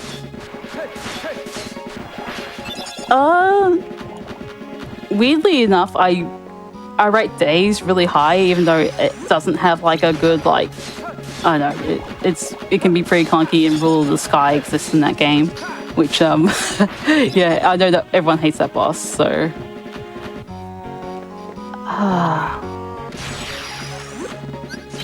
I think I would put probably this game pretty high up though. It's at least either second or third for me. I think I've got 90 cards too. I just need to double check my finger, and then yeah.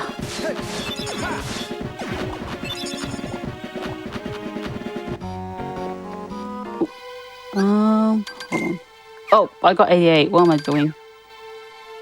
I'm gonna go back into this world. Two hold more on. away. Yeah, hold on. Two more. Yeah. I miscounted. It's all good. More Looming Darkness. Heck yeah. Actually, not two a bad more cards, and then the 2 more cards, and then it's the rush, right? You told me before Yes. the boss Yes. rush. Yes. All right, cool. We're out of here. And I'll probably have a little break as well. Skipping the cutscene and just pressing start here.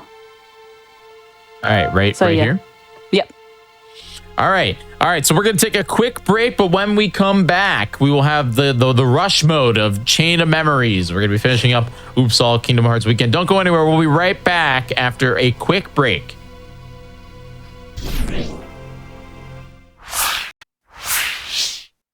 Welcome back, everybody. This is it, the final stretch of Oops All Kingdom Hearts Weekend, and we're gonna jump right back into it. Frodo, are you ready? Yep, pretty much. So, All right. Should I Kick count us you off. down? Take us or- away. All right. Whenever you're ready. Yep. 3, 2, 1, and go. Oh. All right. So continuing on, we're gonna go through the rest of the worlds pretty quickly. So first world will be Agrabah, and I'll be up against Genie Jafar. There's nothing really big about Genie Jafar, except it's a bit random with how the platforms will move. Because I'm in like a limited space, it means like stuff will be like a little bit more annoying to deal with, such as like I don't have a lot of things to maneuver, and okay, just trying to find the 2-door there. I have a lot of 4s, which I know, and also Sleeping Darkness is simultaneously like both the easiest room to get through and the hardest, because like enemies like just kind of just like stand in your way. It's kind of humorous, but yeah. I've had some very funny Sleeping Darkness formations. All right, I've been asking all the runners this weekend, what they like better. Heartless, Nobodies.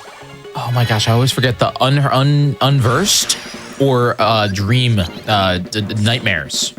What's your favorite? Heartless. Heartless? Yeah. Heck yeah. Chat, what about you? I know a lot of people have already answered, but I'm curious. I also subscribe to Nobodies are the coolest. Yeah, Nobodies are pretty cool in this game. This is not really pretty cool. I'm thinking of like the main Nobodies, like, you know, Axel and all of them. Like, this is like the first game that I introduced. Unfortunately, we won't see most of them because this is Riku's side of the story. We do get to see a few that are Riku exclusive though. And that was actually a pretty alright boss fight, honestly. Yeah, that was awesome. Yeah, so it's the simple. I didn't get bad RNG with the platforms, which is nice. The worst RNG is they all go to the bottom and you can't hit Iago at all. Anyway, so right, I forgot there was an enemy there. I should have remembered. It's just like, oh yeah, there's an enemy there. Again, Sleeping Darkness, both the easiest and hardest room to get through.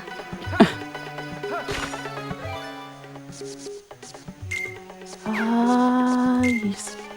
Wow, I got some bad options for freeze.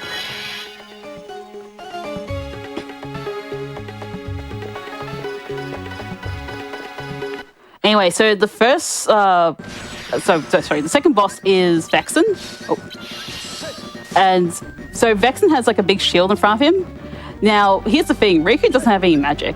So I don't have any like fire spells to dispel it. Also, he's going through his side deck at the moment. Okay, fortunately, he didn't pick the worst case scenario, which was his own card, which is called Auto Life. So if he hits 0 HP, he would recover half of it back and extend the boss fight, which is very annoying. So there is some, like, also we hit dark mode for the first time. So dark mode is kind of necessary for dealing a lot of damage. So as you can see, like, I'm moving across the screen with my double jump and trying to hit Vexen from behind, because that's the only way I can damage him in this game. The big shield prevents any like frontward damage, so I absolutely have to get behind him. Yeah. The boss is meant, you know, to be. The boss is usually fought in a 2D, you know, in a 3D space. So now, Yes, the exactly. shields, Yeah. you have to get behind. Yeah. Don't use all the life, please. Don't do it. Okay, good. Wow. Yeah. If he used that, that would have extended the boss fight unnecessarily long. And I hit like another 5 level, so that means I get more attack power, which is nice.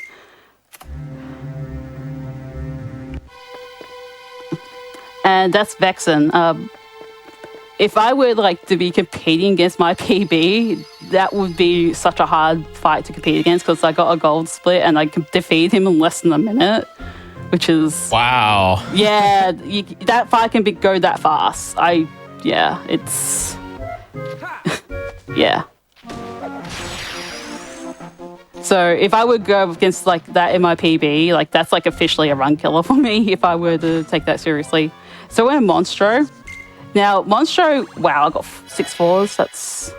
I knew I had a lot of 4s earlier, but that amount increasing by 2 is a lot. So that's good to know. Okay. And sometimes like doors in these massive rooms can be really difficult to find. I've got plenty of 2s. It's okay. Yeah. So I do need to be mindful of what cards I do pick as well. So I need like a free blue. I don't think I got like a high blue, which is very unfortunate. So that means I need to use like free blue cards, which is why I need like extra stuff.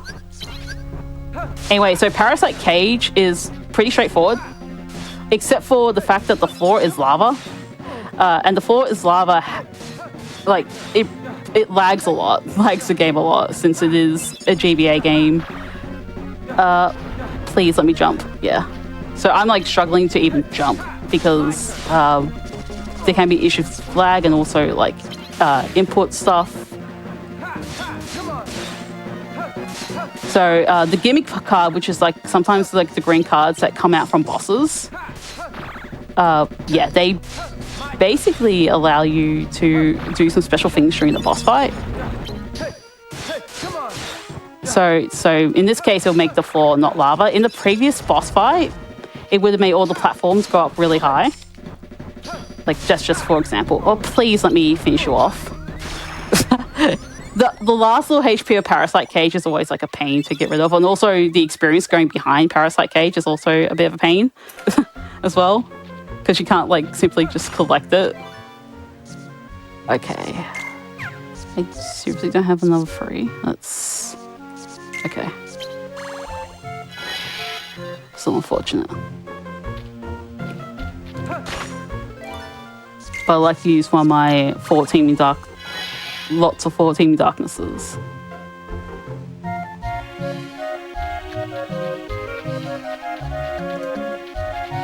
Oh.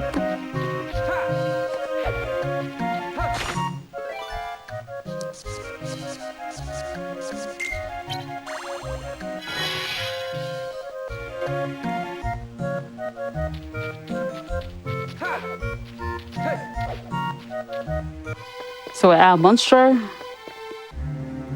Sometimes it's like better to go to Monstro before Agrabah because you can like disable abilities of bosses. Anyway, so we're going to Neverland, and Neverland's like kind of like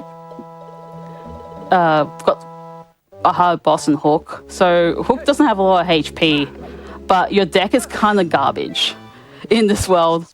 So this is one of the instances where your deck is not great, and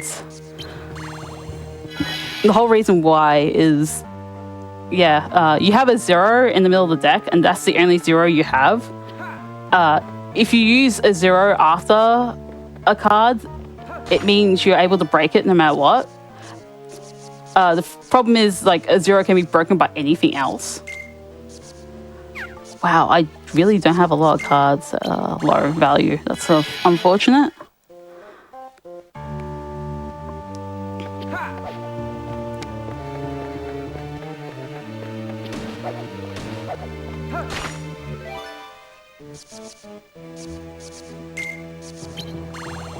ideally want this to be like my little hub room because I go for it again multiple times.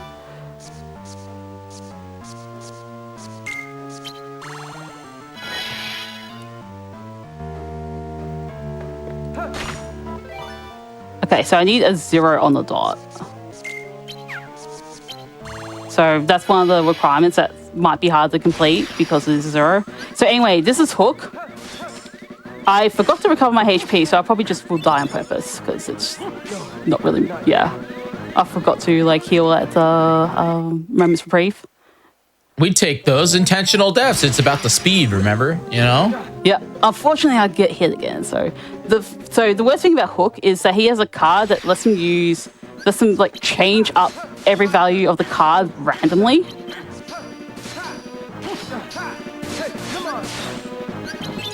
Okay, so you use second chance. So that's like the second best thing that can happen. I feel like the learning curve of this game is just reacting and doing the math quickly, you know? You do have to do math pretty fast, yeah.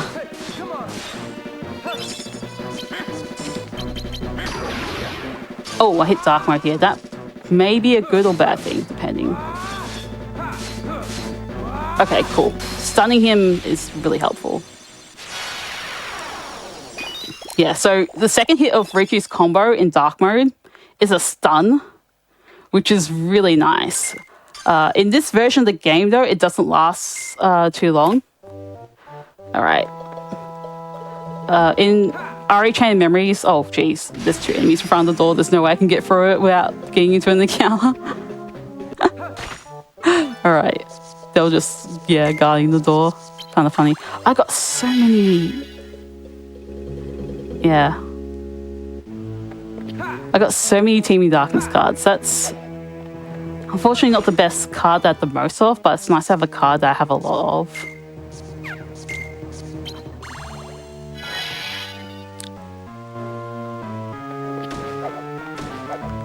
Anyway, I'm going through this door and we're going to fight our first instance of Riku Replica.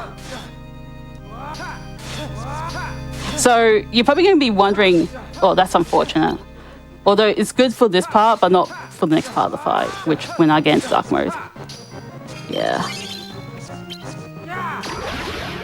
So I need to hit into dark mode, and then I need to deal as much damage as possible. The thing is, he used Incremator, which increases the values of his cards, so that means he's going to be harder to just fight. Yeah. So I need to get into dark mode again, because he just booted me right out of it.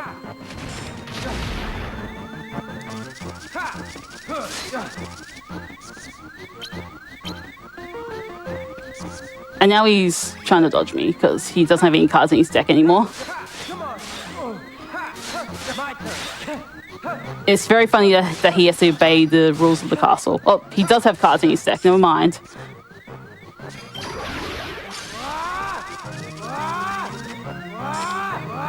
So yeah, I can tell who I am because I'm not the one being targeted.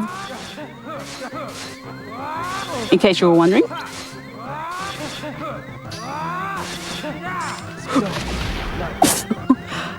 Dang, that was unfortunate. Yeah. He just destroyed me early on in the fight, which is, yeah, I usually don't die to Riku Replica 1. It was close though, you know? It was really close. It's just he used Incremator very early on in the fight, which makes the fight like much more difficult.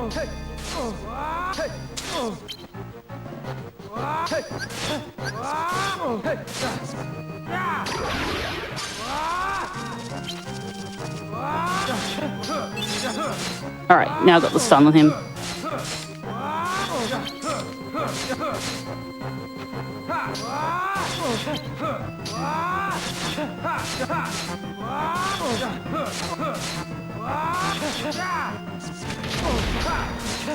Oh, oop, accidentally used Mickey.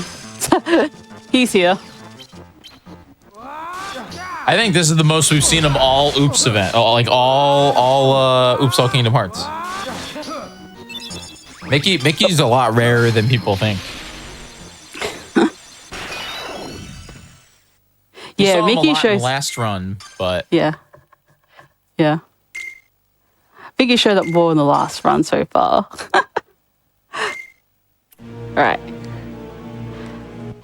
Oh yeah, so I forgot, I should have like let the cutscene go on a little bit, but there's a moment where Riku goes, "Hey fake," to Riku replica.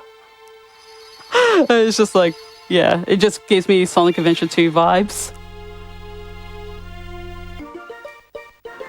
Yeah, it's a funny cutscene. So this is the world I was thinking about when I was going like, oh, I need like really high blue cards. Blue map cards. The Little Mermaid world again? Yep. Aqua. Oh my god, what's the name of it? Atlantica. Atlantica. Yeah, wow. I've been watching Kingdom Hearts all weekend, and yet I still don't know the name Atlantica. It seems like nobody likes Atlantica in any game. Is that chat? Is there a single Kingdom Hearts game where Atlantica is fun? This is probably the most tolerable Atlantica can be, I think. Apart from, I mean, Finny Fun's just like a meme in Kingdom Hearts 2, I think. But yeah. Kingdom Hearts 1, it sucks. Kingdom Hearts 2, it's a rhythm game. I'm trying to think of, is there a game where Atlantica is fun? I think this might be it. This one. Yeah. Yeah. No. Yeah. The game doesn't explain how Riku's able to breathe underwater, but I think it does explain it in Sora's story. Where's a 5? I guess that's the 5 I have. Yeah.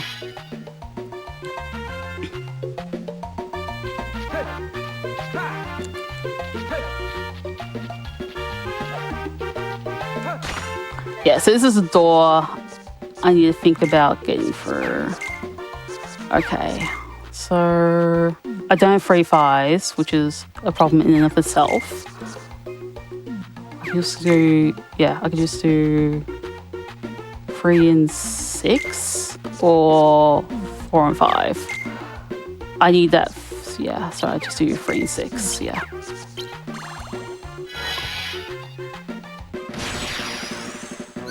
So in Atlantica, you also don't have a really great deck. So your numbers like 5, 4, 3, 2, 1. So you have no zeros in this deck. And Ursula can hit like a truck. She doesn't attack often, but when she does, it just does like half of Riku's HP, at least with how I've built Riku at least at this stage of the game. Yeah, he can just barely survive like 2 hits. That was a really good fight though. Yeah, I was gonna say, yeah, she got. Yeah, she didn't do much. There's like a really cool strat in Sora's story where you don't need to actually hit the tentacles at all, which is very nice. But yeah, in Riku's story you have to, as far as I know.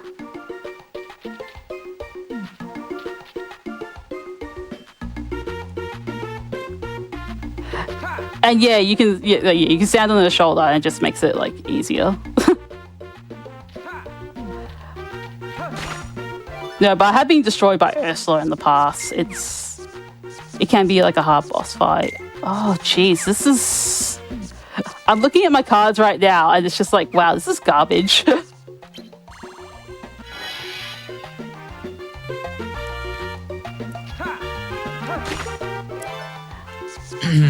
Ursula in Kingdom Hearts 1 took me 10 hours to beat. Is it because of like how it works in Kingdom Hearts 1 where it was my first playthrough and I played on proud mode. Ooh. And it took me it took me 10 hours to defeat Ursula. It took me 55 hours to beat Kingdom Hearts 1 and 10 of those hours were Ursula. Wow. That's that boss fight. I still have memories of doom and despair. Well, maybe this castle can help you forget them. Yeah. Oh goodness, that's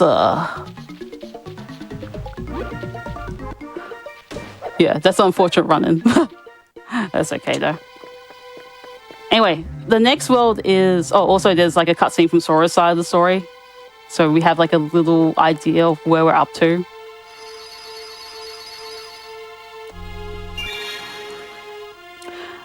Compared to Sora's side of the story. Anyway, we're in Olympus Coliseum, and as you may expect, Hades is the boss there. And like in every Kingdom Hearts game, Hades is a pain. So, I can't use the one. I can use, wow, do I have no low cards? How many zeros do I have? That's like a good question to ask myself. 5, 6, 7. I got a lot of zeros, wow. I could probably just use one here.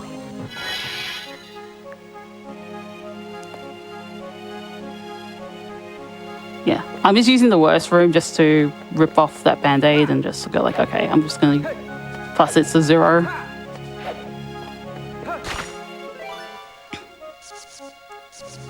And it's so I don't go too high with my numbers.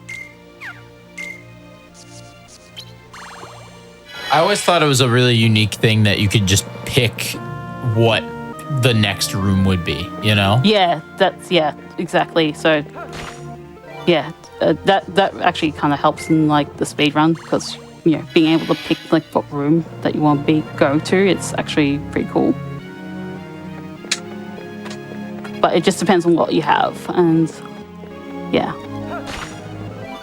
Unfortunately, I don't have all the good stuff, so. Also, there's like no 5s. Yeah, I want to try to stay as low as possible because I don't want to use high numbers. Or too high numbers early on.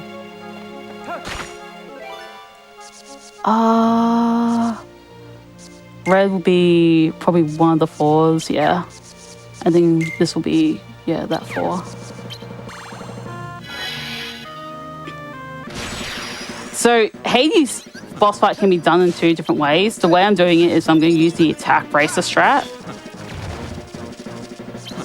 Because this deck has a lot of 1s in it, and 1s are not that great. The other strat is you can use the Power Wild card in your side deck that you get exclusively in this world.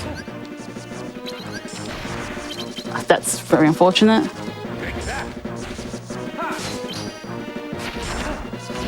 That's not good, yeah. Yeah, it'll be okay. Yeah, so when Hades is in this state, he can have access to his slates and also just like completely destroy you with Berserk. Okay, fortunately I had enough attacks and I had a 0 at the back to break his own combo. But yeah, that could go on like pretty badly.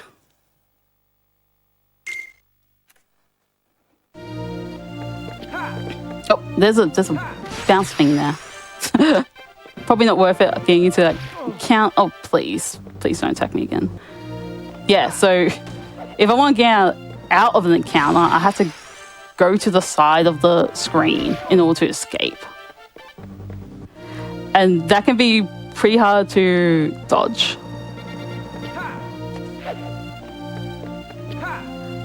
Where's the door? There's the door.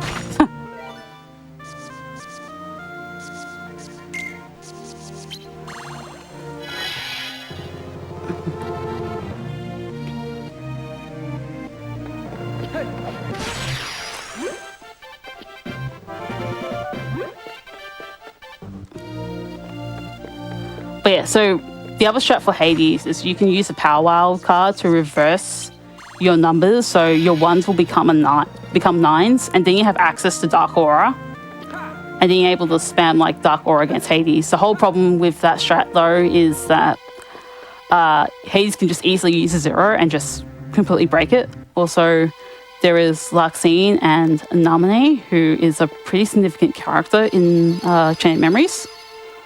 In the entire franchise. Yeah, she has a. This is the game where she's introduced, but also where she has a lot of plot significance in this game.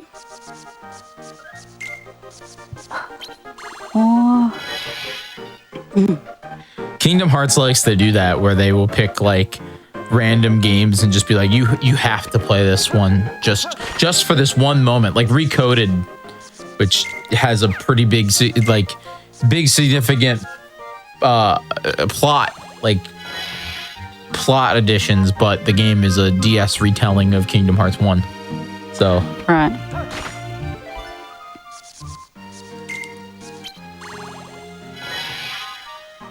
So I'm using a lot of garbage cards, well, mainly green ones, because I need red cards to make it through the next door.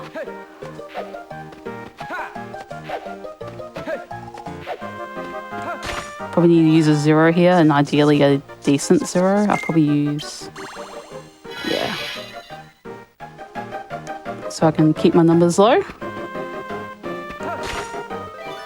I'll probably actually use one of the 4 Teeming Darknesses, because there's a lot of 4 Teeming Darknesses, so I still have 3 left. So, plenty left.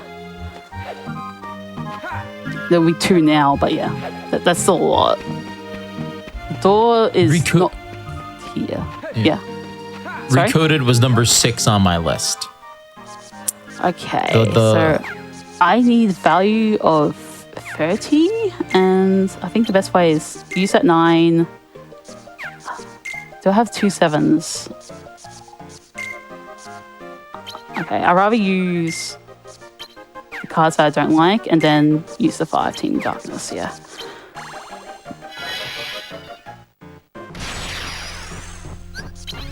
So, this world also has a bad deck. Apparently, I've seen RE Chain Memories deck version though, and that's somehow worse than this. But here is like 3, 4, 5. He also is hitting me like a truck, which is not great. Wow, that completely like broke me. That's unfortunate.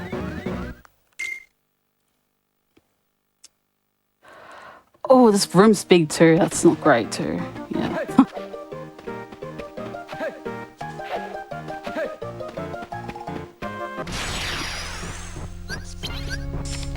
Yeah, so I can't interrupt him when he's like moving like across the stage. I have to like let him like just strut.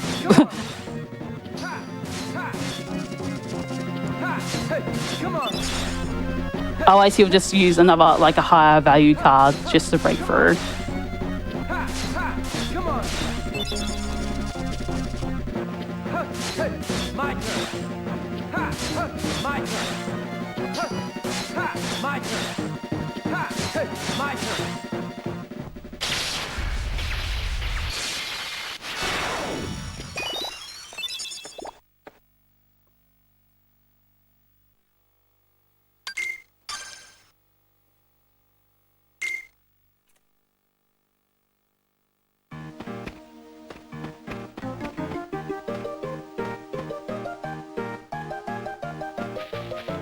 Oh, yeah, that's exactly where I want to go. So yeah, that's Trickmaster. How many 4s do I have? Not enough. I'll just use another one.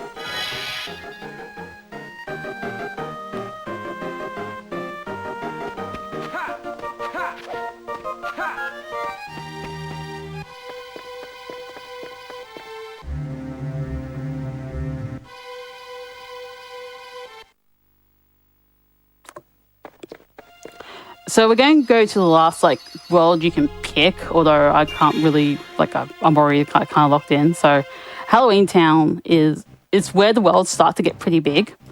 So that means you have to be like more mindful of the map cards that you use. How many map cards do you have to use for Halloween Town? I don't remember off the top of my head, unfortunately, but it's quite a bit. So I think you have to use at least like 10-ish. Okay. Yeah, at least 10. I'll use the last one here.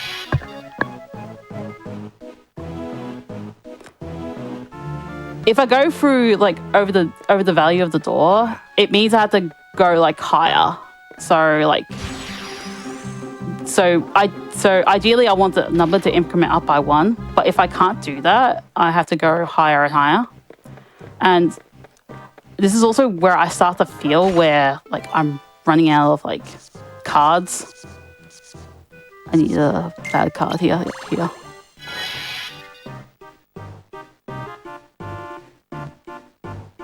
It's just a waste of cards, yeah. It's just it's pretty straightforward, I feel. I'm just gonna use this.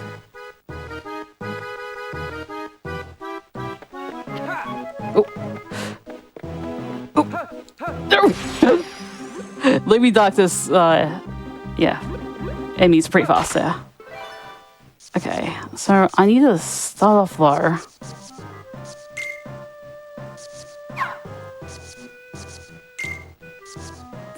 I could just use a 0, can't I? No, I shouldn't use a 0.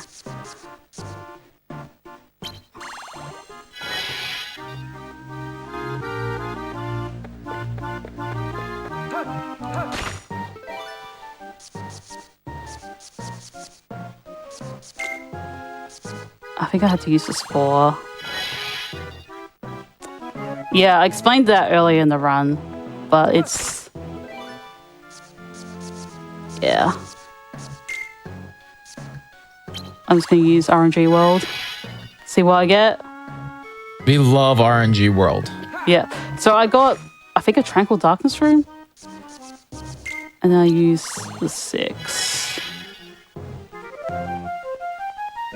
I think I have a lot of 0s left, so I should try using those in the next world. And then here is a 4.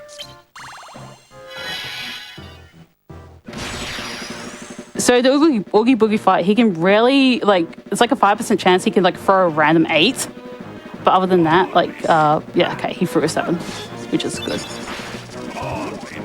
Nothing too surprising. Makes sense. Oogie would have 7. Yeah. 7 or 1s, right? Snake guys.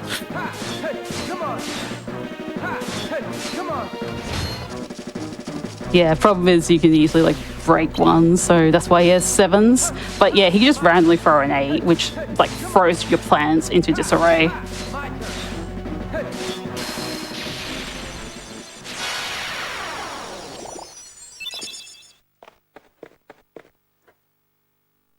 And that's Oogie Boogie.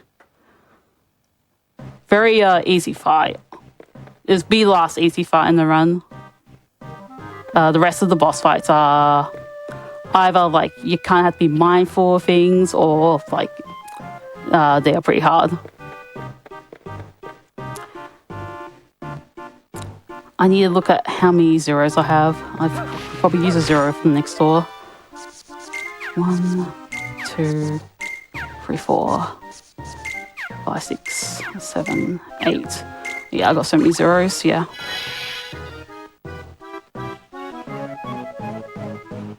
So I have 7 left. Yeah, I'm keeping that in mind so that I can like just use a bit more 0s. So this is Lexaeus. This is his first appearance in the series, and yeah, he very much uses brute strength, but also like, yeah. So you gotta beat him out. Okay, cool. I was really scared because, yeah, I was really scared because he had like a 20, which beat my next combo, which will be 18. But fortunately, he used it too early. So, yeah, that resulted in me beating him out. And then 27 is the highest you can have because it's a free hit. It's a free card combo. That's like the maximum you can put in a slate.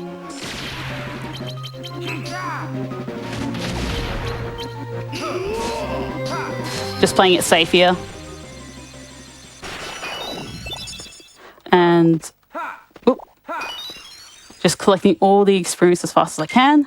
And this is like the most level ups I'll get at once. I got like practically 4 level ups.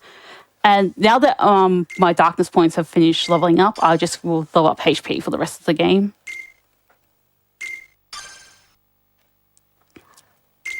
But that was a pretty smooth fight. So after the confrontation with Lexaeus, Riku needs a nap. and he's off to go. And yeah, there's Zexion, by the way.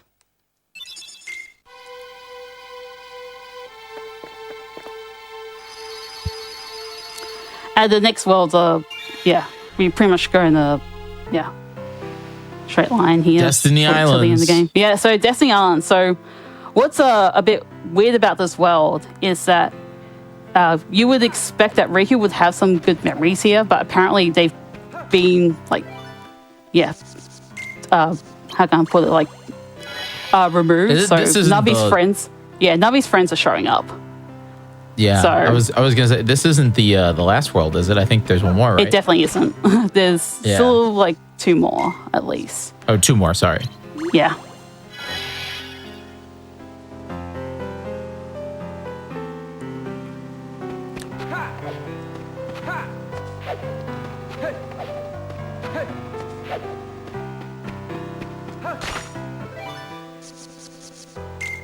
Okay, good. I have 6.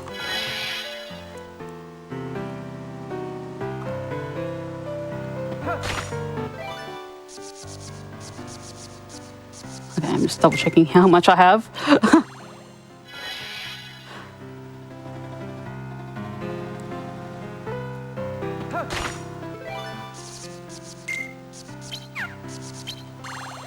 And then I'll go through the next boss door. A lot of things happen plot-wise here during this fight, and this is the dark side fight. So this is one of the few fights in Riku's story, especially like late game, where it's ideal to stay in your normal form.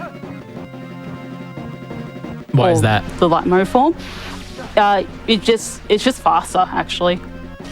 To get into dark mode takes a little too long, and you don't have many zeros in the deck.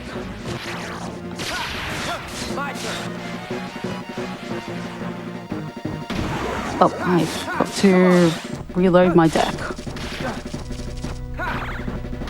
Please don't hit me, man.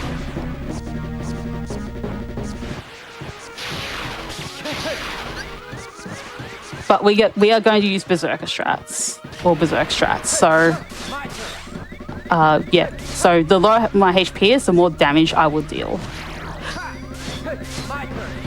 But this comes at its own risk because I am at low HP myself.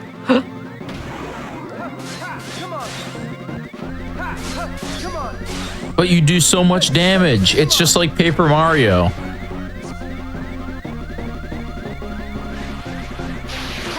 Worth it to be at 1%. Yep. Yeah, obviously the lower you can make this go, the better, but I'm just playing it safe because if you die during this boss fight, it's a pretty long way back.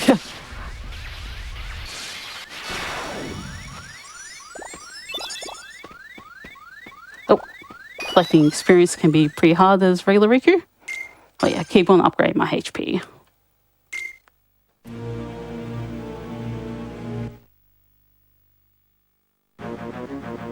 Oh yeah, there's Sora. And also no Zexion boss fight. That's another difference in this version of the game. So we don't have to fight Zexion in this version. It's a cutscene really, and yeah, you completely destroy him in the cutscene, which is pretty sick. So yeah, if you used Sounds to like seeing a speedrunner's favorite fight. if you're used to seeing the Zexion boss fight, then it does not exist in this game. 1, 2, 3, 4, 5, 6, 7. Okay. Do I just use like another? I can't use. Wait, I have a 1 left. Oh, I need that. I need that 1. I am so indecisive. Okay.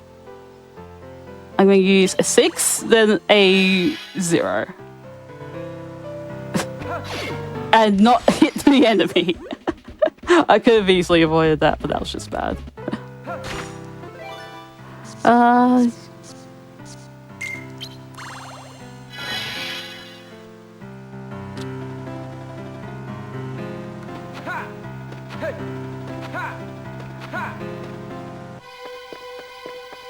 But yeah, at that point of the game, this is where like the whole like Zexion like we don't have to fight that boss cutscene. It's basically Riku accepting his own darkness. So yeah, at that point, like he's very much accepting his own accepting that part, and he just always Zexion because of that. I believe embracing the darkness. Yes. I'm actually going to use a 0 here because I have so many zeros. I think I have 5 left now, but yeah, it's just I have plenty of zeros and I will use them, and I will use the one mingling world here. And we're going to fight Riku Replica for one last time. So this fight is really hard with how this works. So I just got the Dark Side card, which allows me to copy... Oh, great. Yeah, there we go. Copy an ability. Please attack me. Thank you. I will get into dark mode.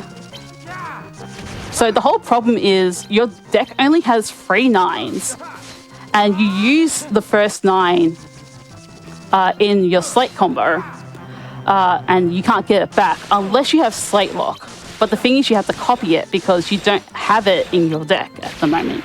The only way you can have access to it is through copying it off Riku Replica. He can use Incrementer too, but that's like the wrong ability to copy.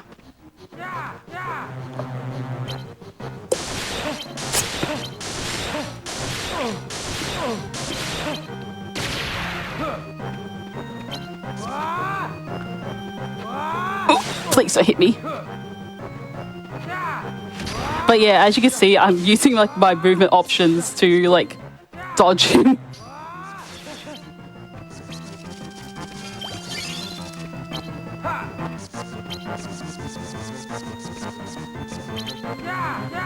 Yeah, as long as I'm like Dark Riku, I can like use my movement options to actually dodge him as well as my zeros, which are also like in really awkward spots in the deck. But that was like a really good Riku Replica 2 fight. That can go horribly wrong. Great fight. Yeah. Yeah, that was great. Yeah.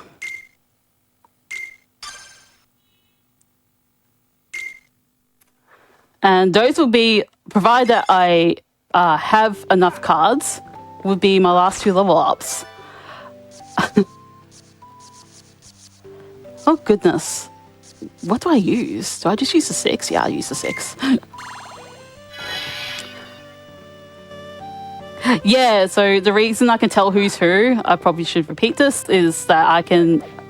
It's the one that has a target is the one that I'm locking onto. I'm playing a 7s.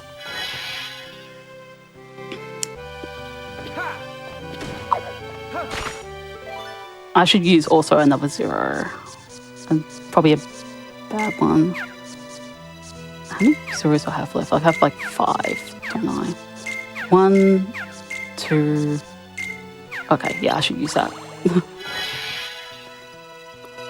Then I should probably use another 6, maybe? I'm just thinking about it. Yeah, so technically there is another boss before the final boss. And that is, do you have enough cards to get through the game? Yes. The math barrier. Yes.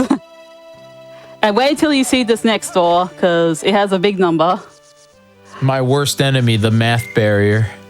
Yep. So this requires 50? value. Yeah. Oh my gosh. Big old math boss. Do I have another 8? That would be really nice if I do. No, I don't. That's unfortunate.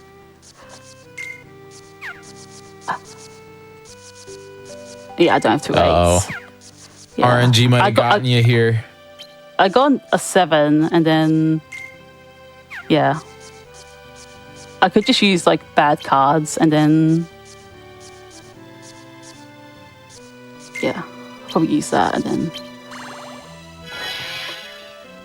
How many more doors do you have? Oh, yeah, so it's nominate. Probably about... about 8, I would say, just to give a... Are there any more 50s? No, that's the highest amount in this. Yeah, so in Sora's story, there's a 99 door. Oh. Yeah, so you have to... So there's actually like multiple grinds, so yeah. No, the 0 card doesn't fulfill it at all. The 0 will get like cancelled out. The 0 card doesn't override it. If you're wondering why I don't just flat out use the 0, it doesn't work. It doesn't let you. It would be nice if it let you, but yeah.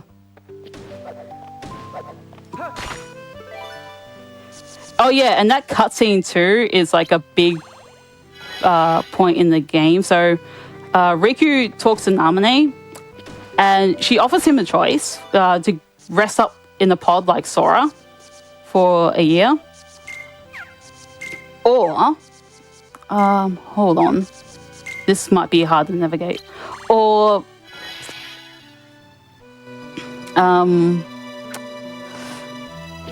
like choose to live with your memories. And he chooses to live with what he's done, which is really commendable, considering what he's done in the first game, because he's still overcoming that.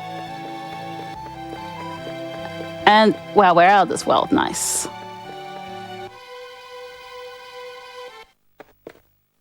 Yeah, that's called a random joker, and that's not in this game. Or this version of the game.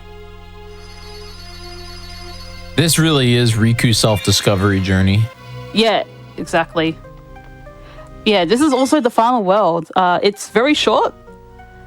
And you probably like the final number that we're going to see on the last story door. The last story door. Yeah, so there's only like a few rooms that we have to go through. 1. Nah. Let's go!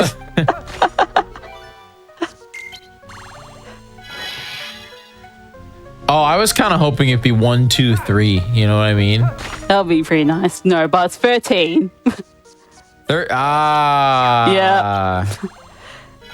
Of course. Yes. And the final boss is Ansem. So there is a lot to this fight. First of all, sometimes he doesn't let you play the game. He also flat out cheats. He actually moves before you're able to even like move yourself.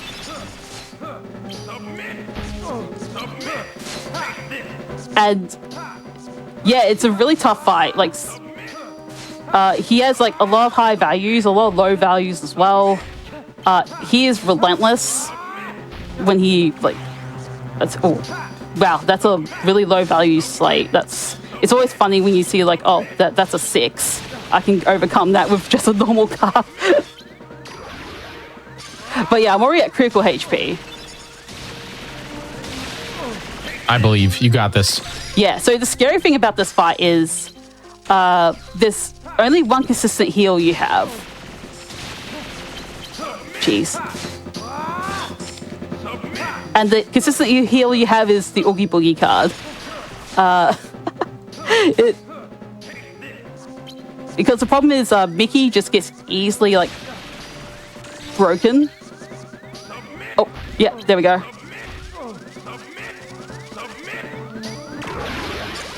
And also, yeah, he can attack you during your dark mode transformation, which is a detriment to you.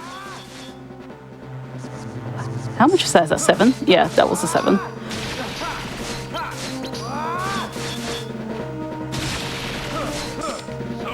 So I'm going through the Oogie Boogie card now. And I don't have it anymore. So yeah, I'm out of my consistent heal. But fortunately, he's reloading. So that means I can just freely use the Mickey card that I have here.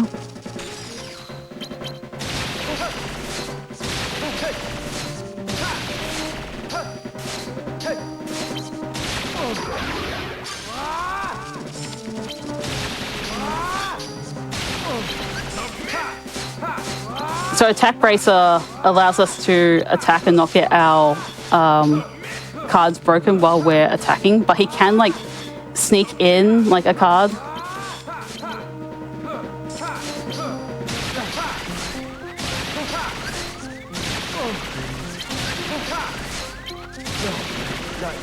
Oh, second chance didn't activate, dang. Yeah, so yeah, I just ran out of steam and unfortunately I didn't do enough damage. But yeah, this fight is just really hard.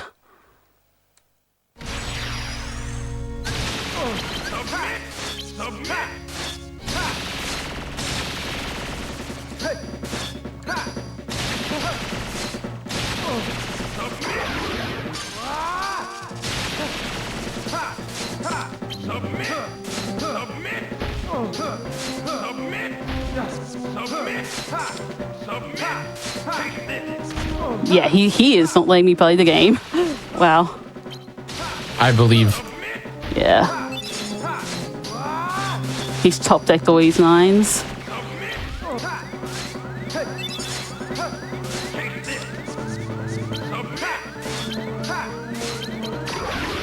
Oh, that's bad timing.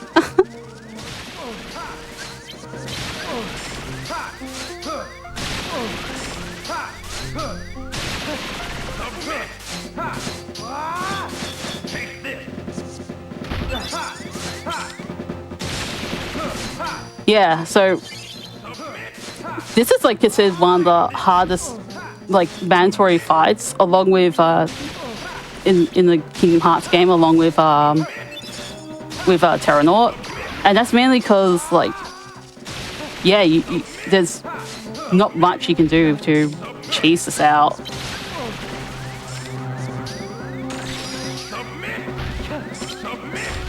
Are you kidding me? Wow, I was not allowed to get my attack race off. Yeah.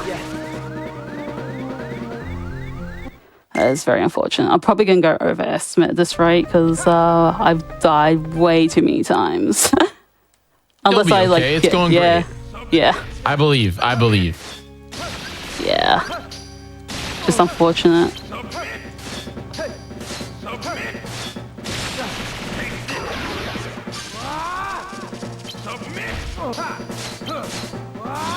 Unless I get like the best fight ever, which is always possible, but yeah. Yeah, but he's just not letting me have it.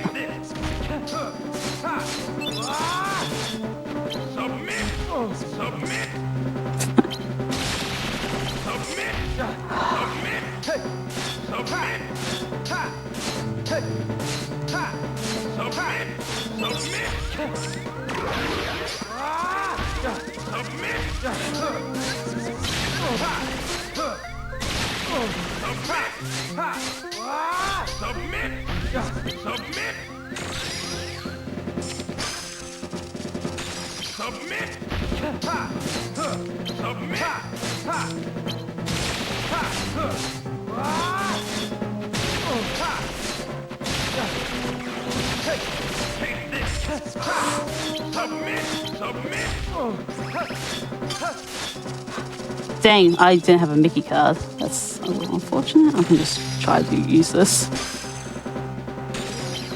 Get that healing in. Yeah.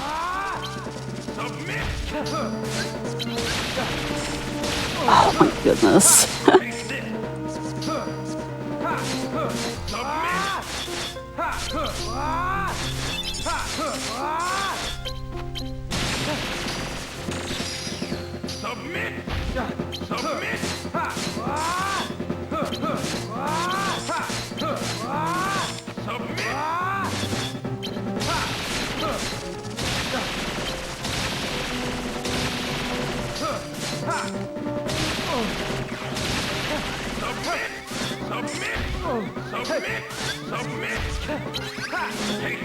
That was a mistake. I did have second chance up. Nope. Yeah, brutal. Yeah, I just didn't do enough damage early on. The big thing about this fight is early on in the fight, you need to do like enough damage. Otherwise, he just like, yeah. He will destroy you before you can like destroy him. He does not hold back. Yeah, he absolutely does not hold back. because you have like so little resources, and also you're very underleveled for this point in the game. Like I think the game is supposed to be at level 50, and I'm barely halfway over that.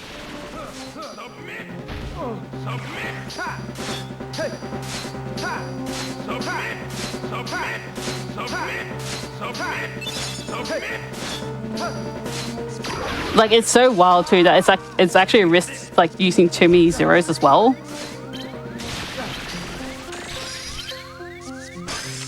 Okay, somehow he didn't use a big number there, which is shocking to me.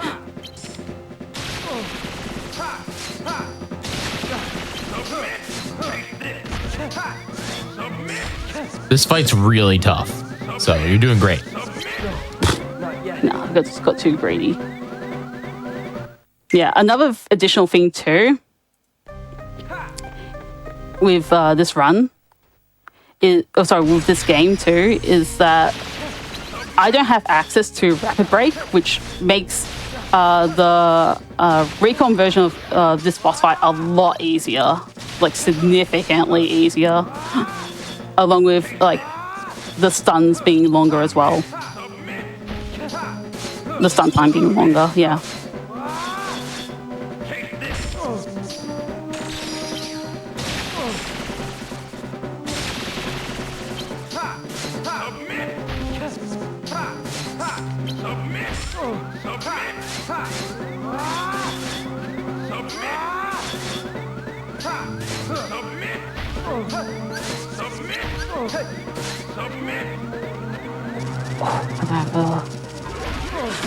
I press that, yeah, that's unfortunate.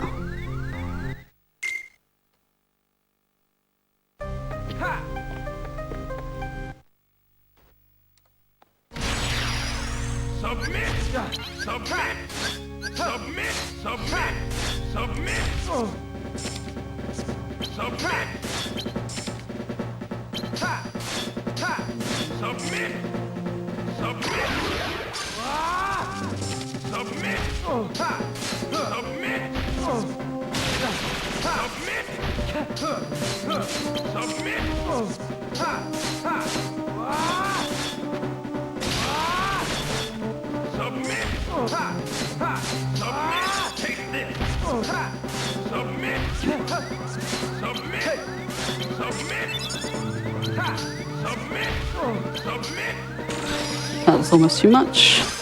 Just worried about the... Yeah, because once I hit 30, I go into dark mode.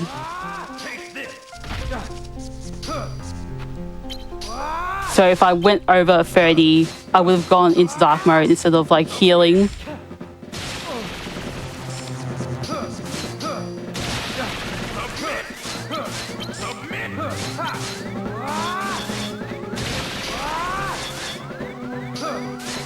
He just used like a 4.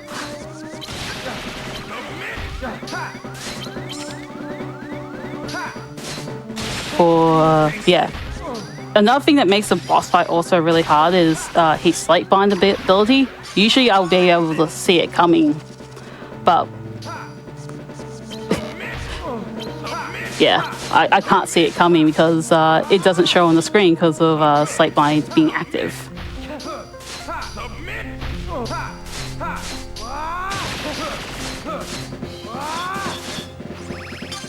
Oh, that's merciful of him.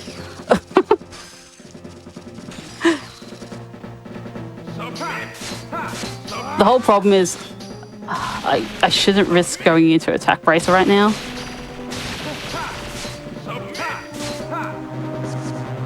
I need 0, yeah.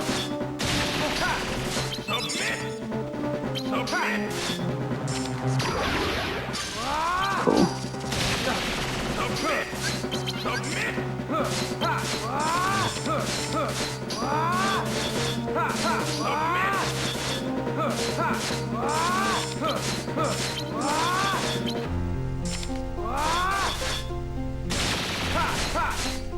And time, yeah. Yeah, Ooh, GG. Yeah, that Good fight job. is incredibly difficult at the level that we do it on. Yeah, that was a hard fight, but you killed it. That was awesome. That was Yeah. really, really, really great. Yeah, it's probably the hardest fight you see all weekend, and it's right at the end as well. So it's kind of surprising with how this run works. There's so much RNG and so much that can go like wrong, but ultimately, like the hardest part of the run is the final boss, which Definitely. Yeah. No, and you absolutely killed it. That was great. What a great way to wrap up Oops All Kingdom Hearts weekend. Everyone at home, please do me a favor and go follow Frodo. You can find her channel in the description of the show. Just hover over that and click that follow button. Frodo, why don't you tell everybody just a little bit about what you do on your channel and what they can expect when they follow you? Yeah, I just speedrun a bunch of RPGs that I like. And yeah, this is like, I've been, and also a variety of stuff as well. But yeah, I just speedrun games that I really like, and it's just like a variety of things. And well, thank you. Yeah, thank you so much for showcasing this game. This is one of my favorites, and you did an incredible job. You really did. Any other shout outs you want to give out to the world? Oh, there's like a story I wanted to tell, but I forgot to tell it. It's okay. But it's like... Tell it up. Yeah, I will once I be careful about this cutscene, because after this cutscene is DMCA music. But yeah, this is the GBA in all its like glory. They had like FMV cutscenes in this version. This is like the unskippable, so you have to like watch unskippable cutscenes in Sora's story. But yeah. There's a lot of firsts in this game. So, yeah, I like to, first of all, when I started running this game, it was, like, pretty difficult. I've muted the audio, by the way. But, yeah, so I first ran this game and had a lot of difficulty with it. And my partner and now husband, we were talking about just card games in general and how to like go through I don't know how we got to the topic, but we ended up like going through a bunch of topics about card games, and we then ended up talking about like extremes in card games, like how many, like the card limit that you have in your deck or something like that, and why it's there. And the thing we talked about was, it ended up sparking an idea in my head, and it was to use more strong initiatives early on in the game. And that turns out to be like the Taz strat, which I didn't realize at the time. But it was very funny, and that managed to end up figuring out a Taz strat while talking to my back then my partner, now husband. But yeah, so yeah, it's kind of funny what happens when you talk about people who are not exactly related to the speedrun, but they can support you like in other ways and help you come up with ideas that end up being, what you figure out in the Taz run or whatever. But yeah. But absolutely really incredible. That's a great story. Yeah, it's really cool. It's really cool how he contributed to how figuring out strats to push us to the extreme. Although this wasn't like people knew about it, but they didn't really like push it until I started running the game. But yeah, it's really cool with it's really cool to just having like that support network with when you talk to people like that are just not part of the speedrun community that you are usually in. But he is a speedrunner, so just sometimes an outside opinion really can make a huge difference when exactly, because I struggled running this game initially because I couldn't beat the final boss at all in my first run. Like, I just had to give up on the run because it just lasted for too long. Well, this was absolutely incredible. Frodo, thank you so much for showcasing this. That's it, everybody. Yep. I'm retired. I'm retired. No more Kingdom Hearts. We're done.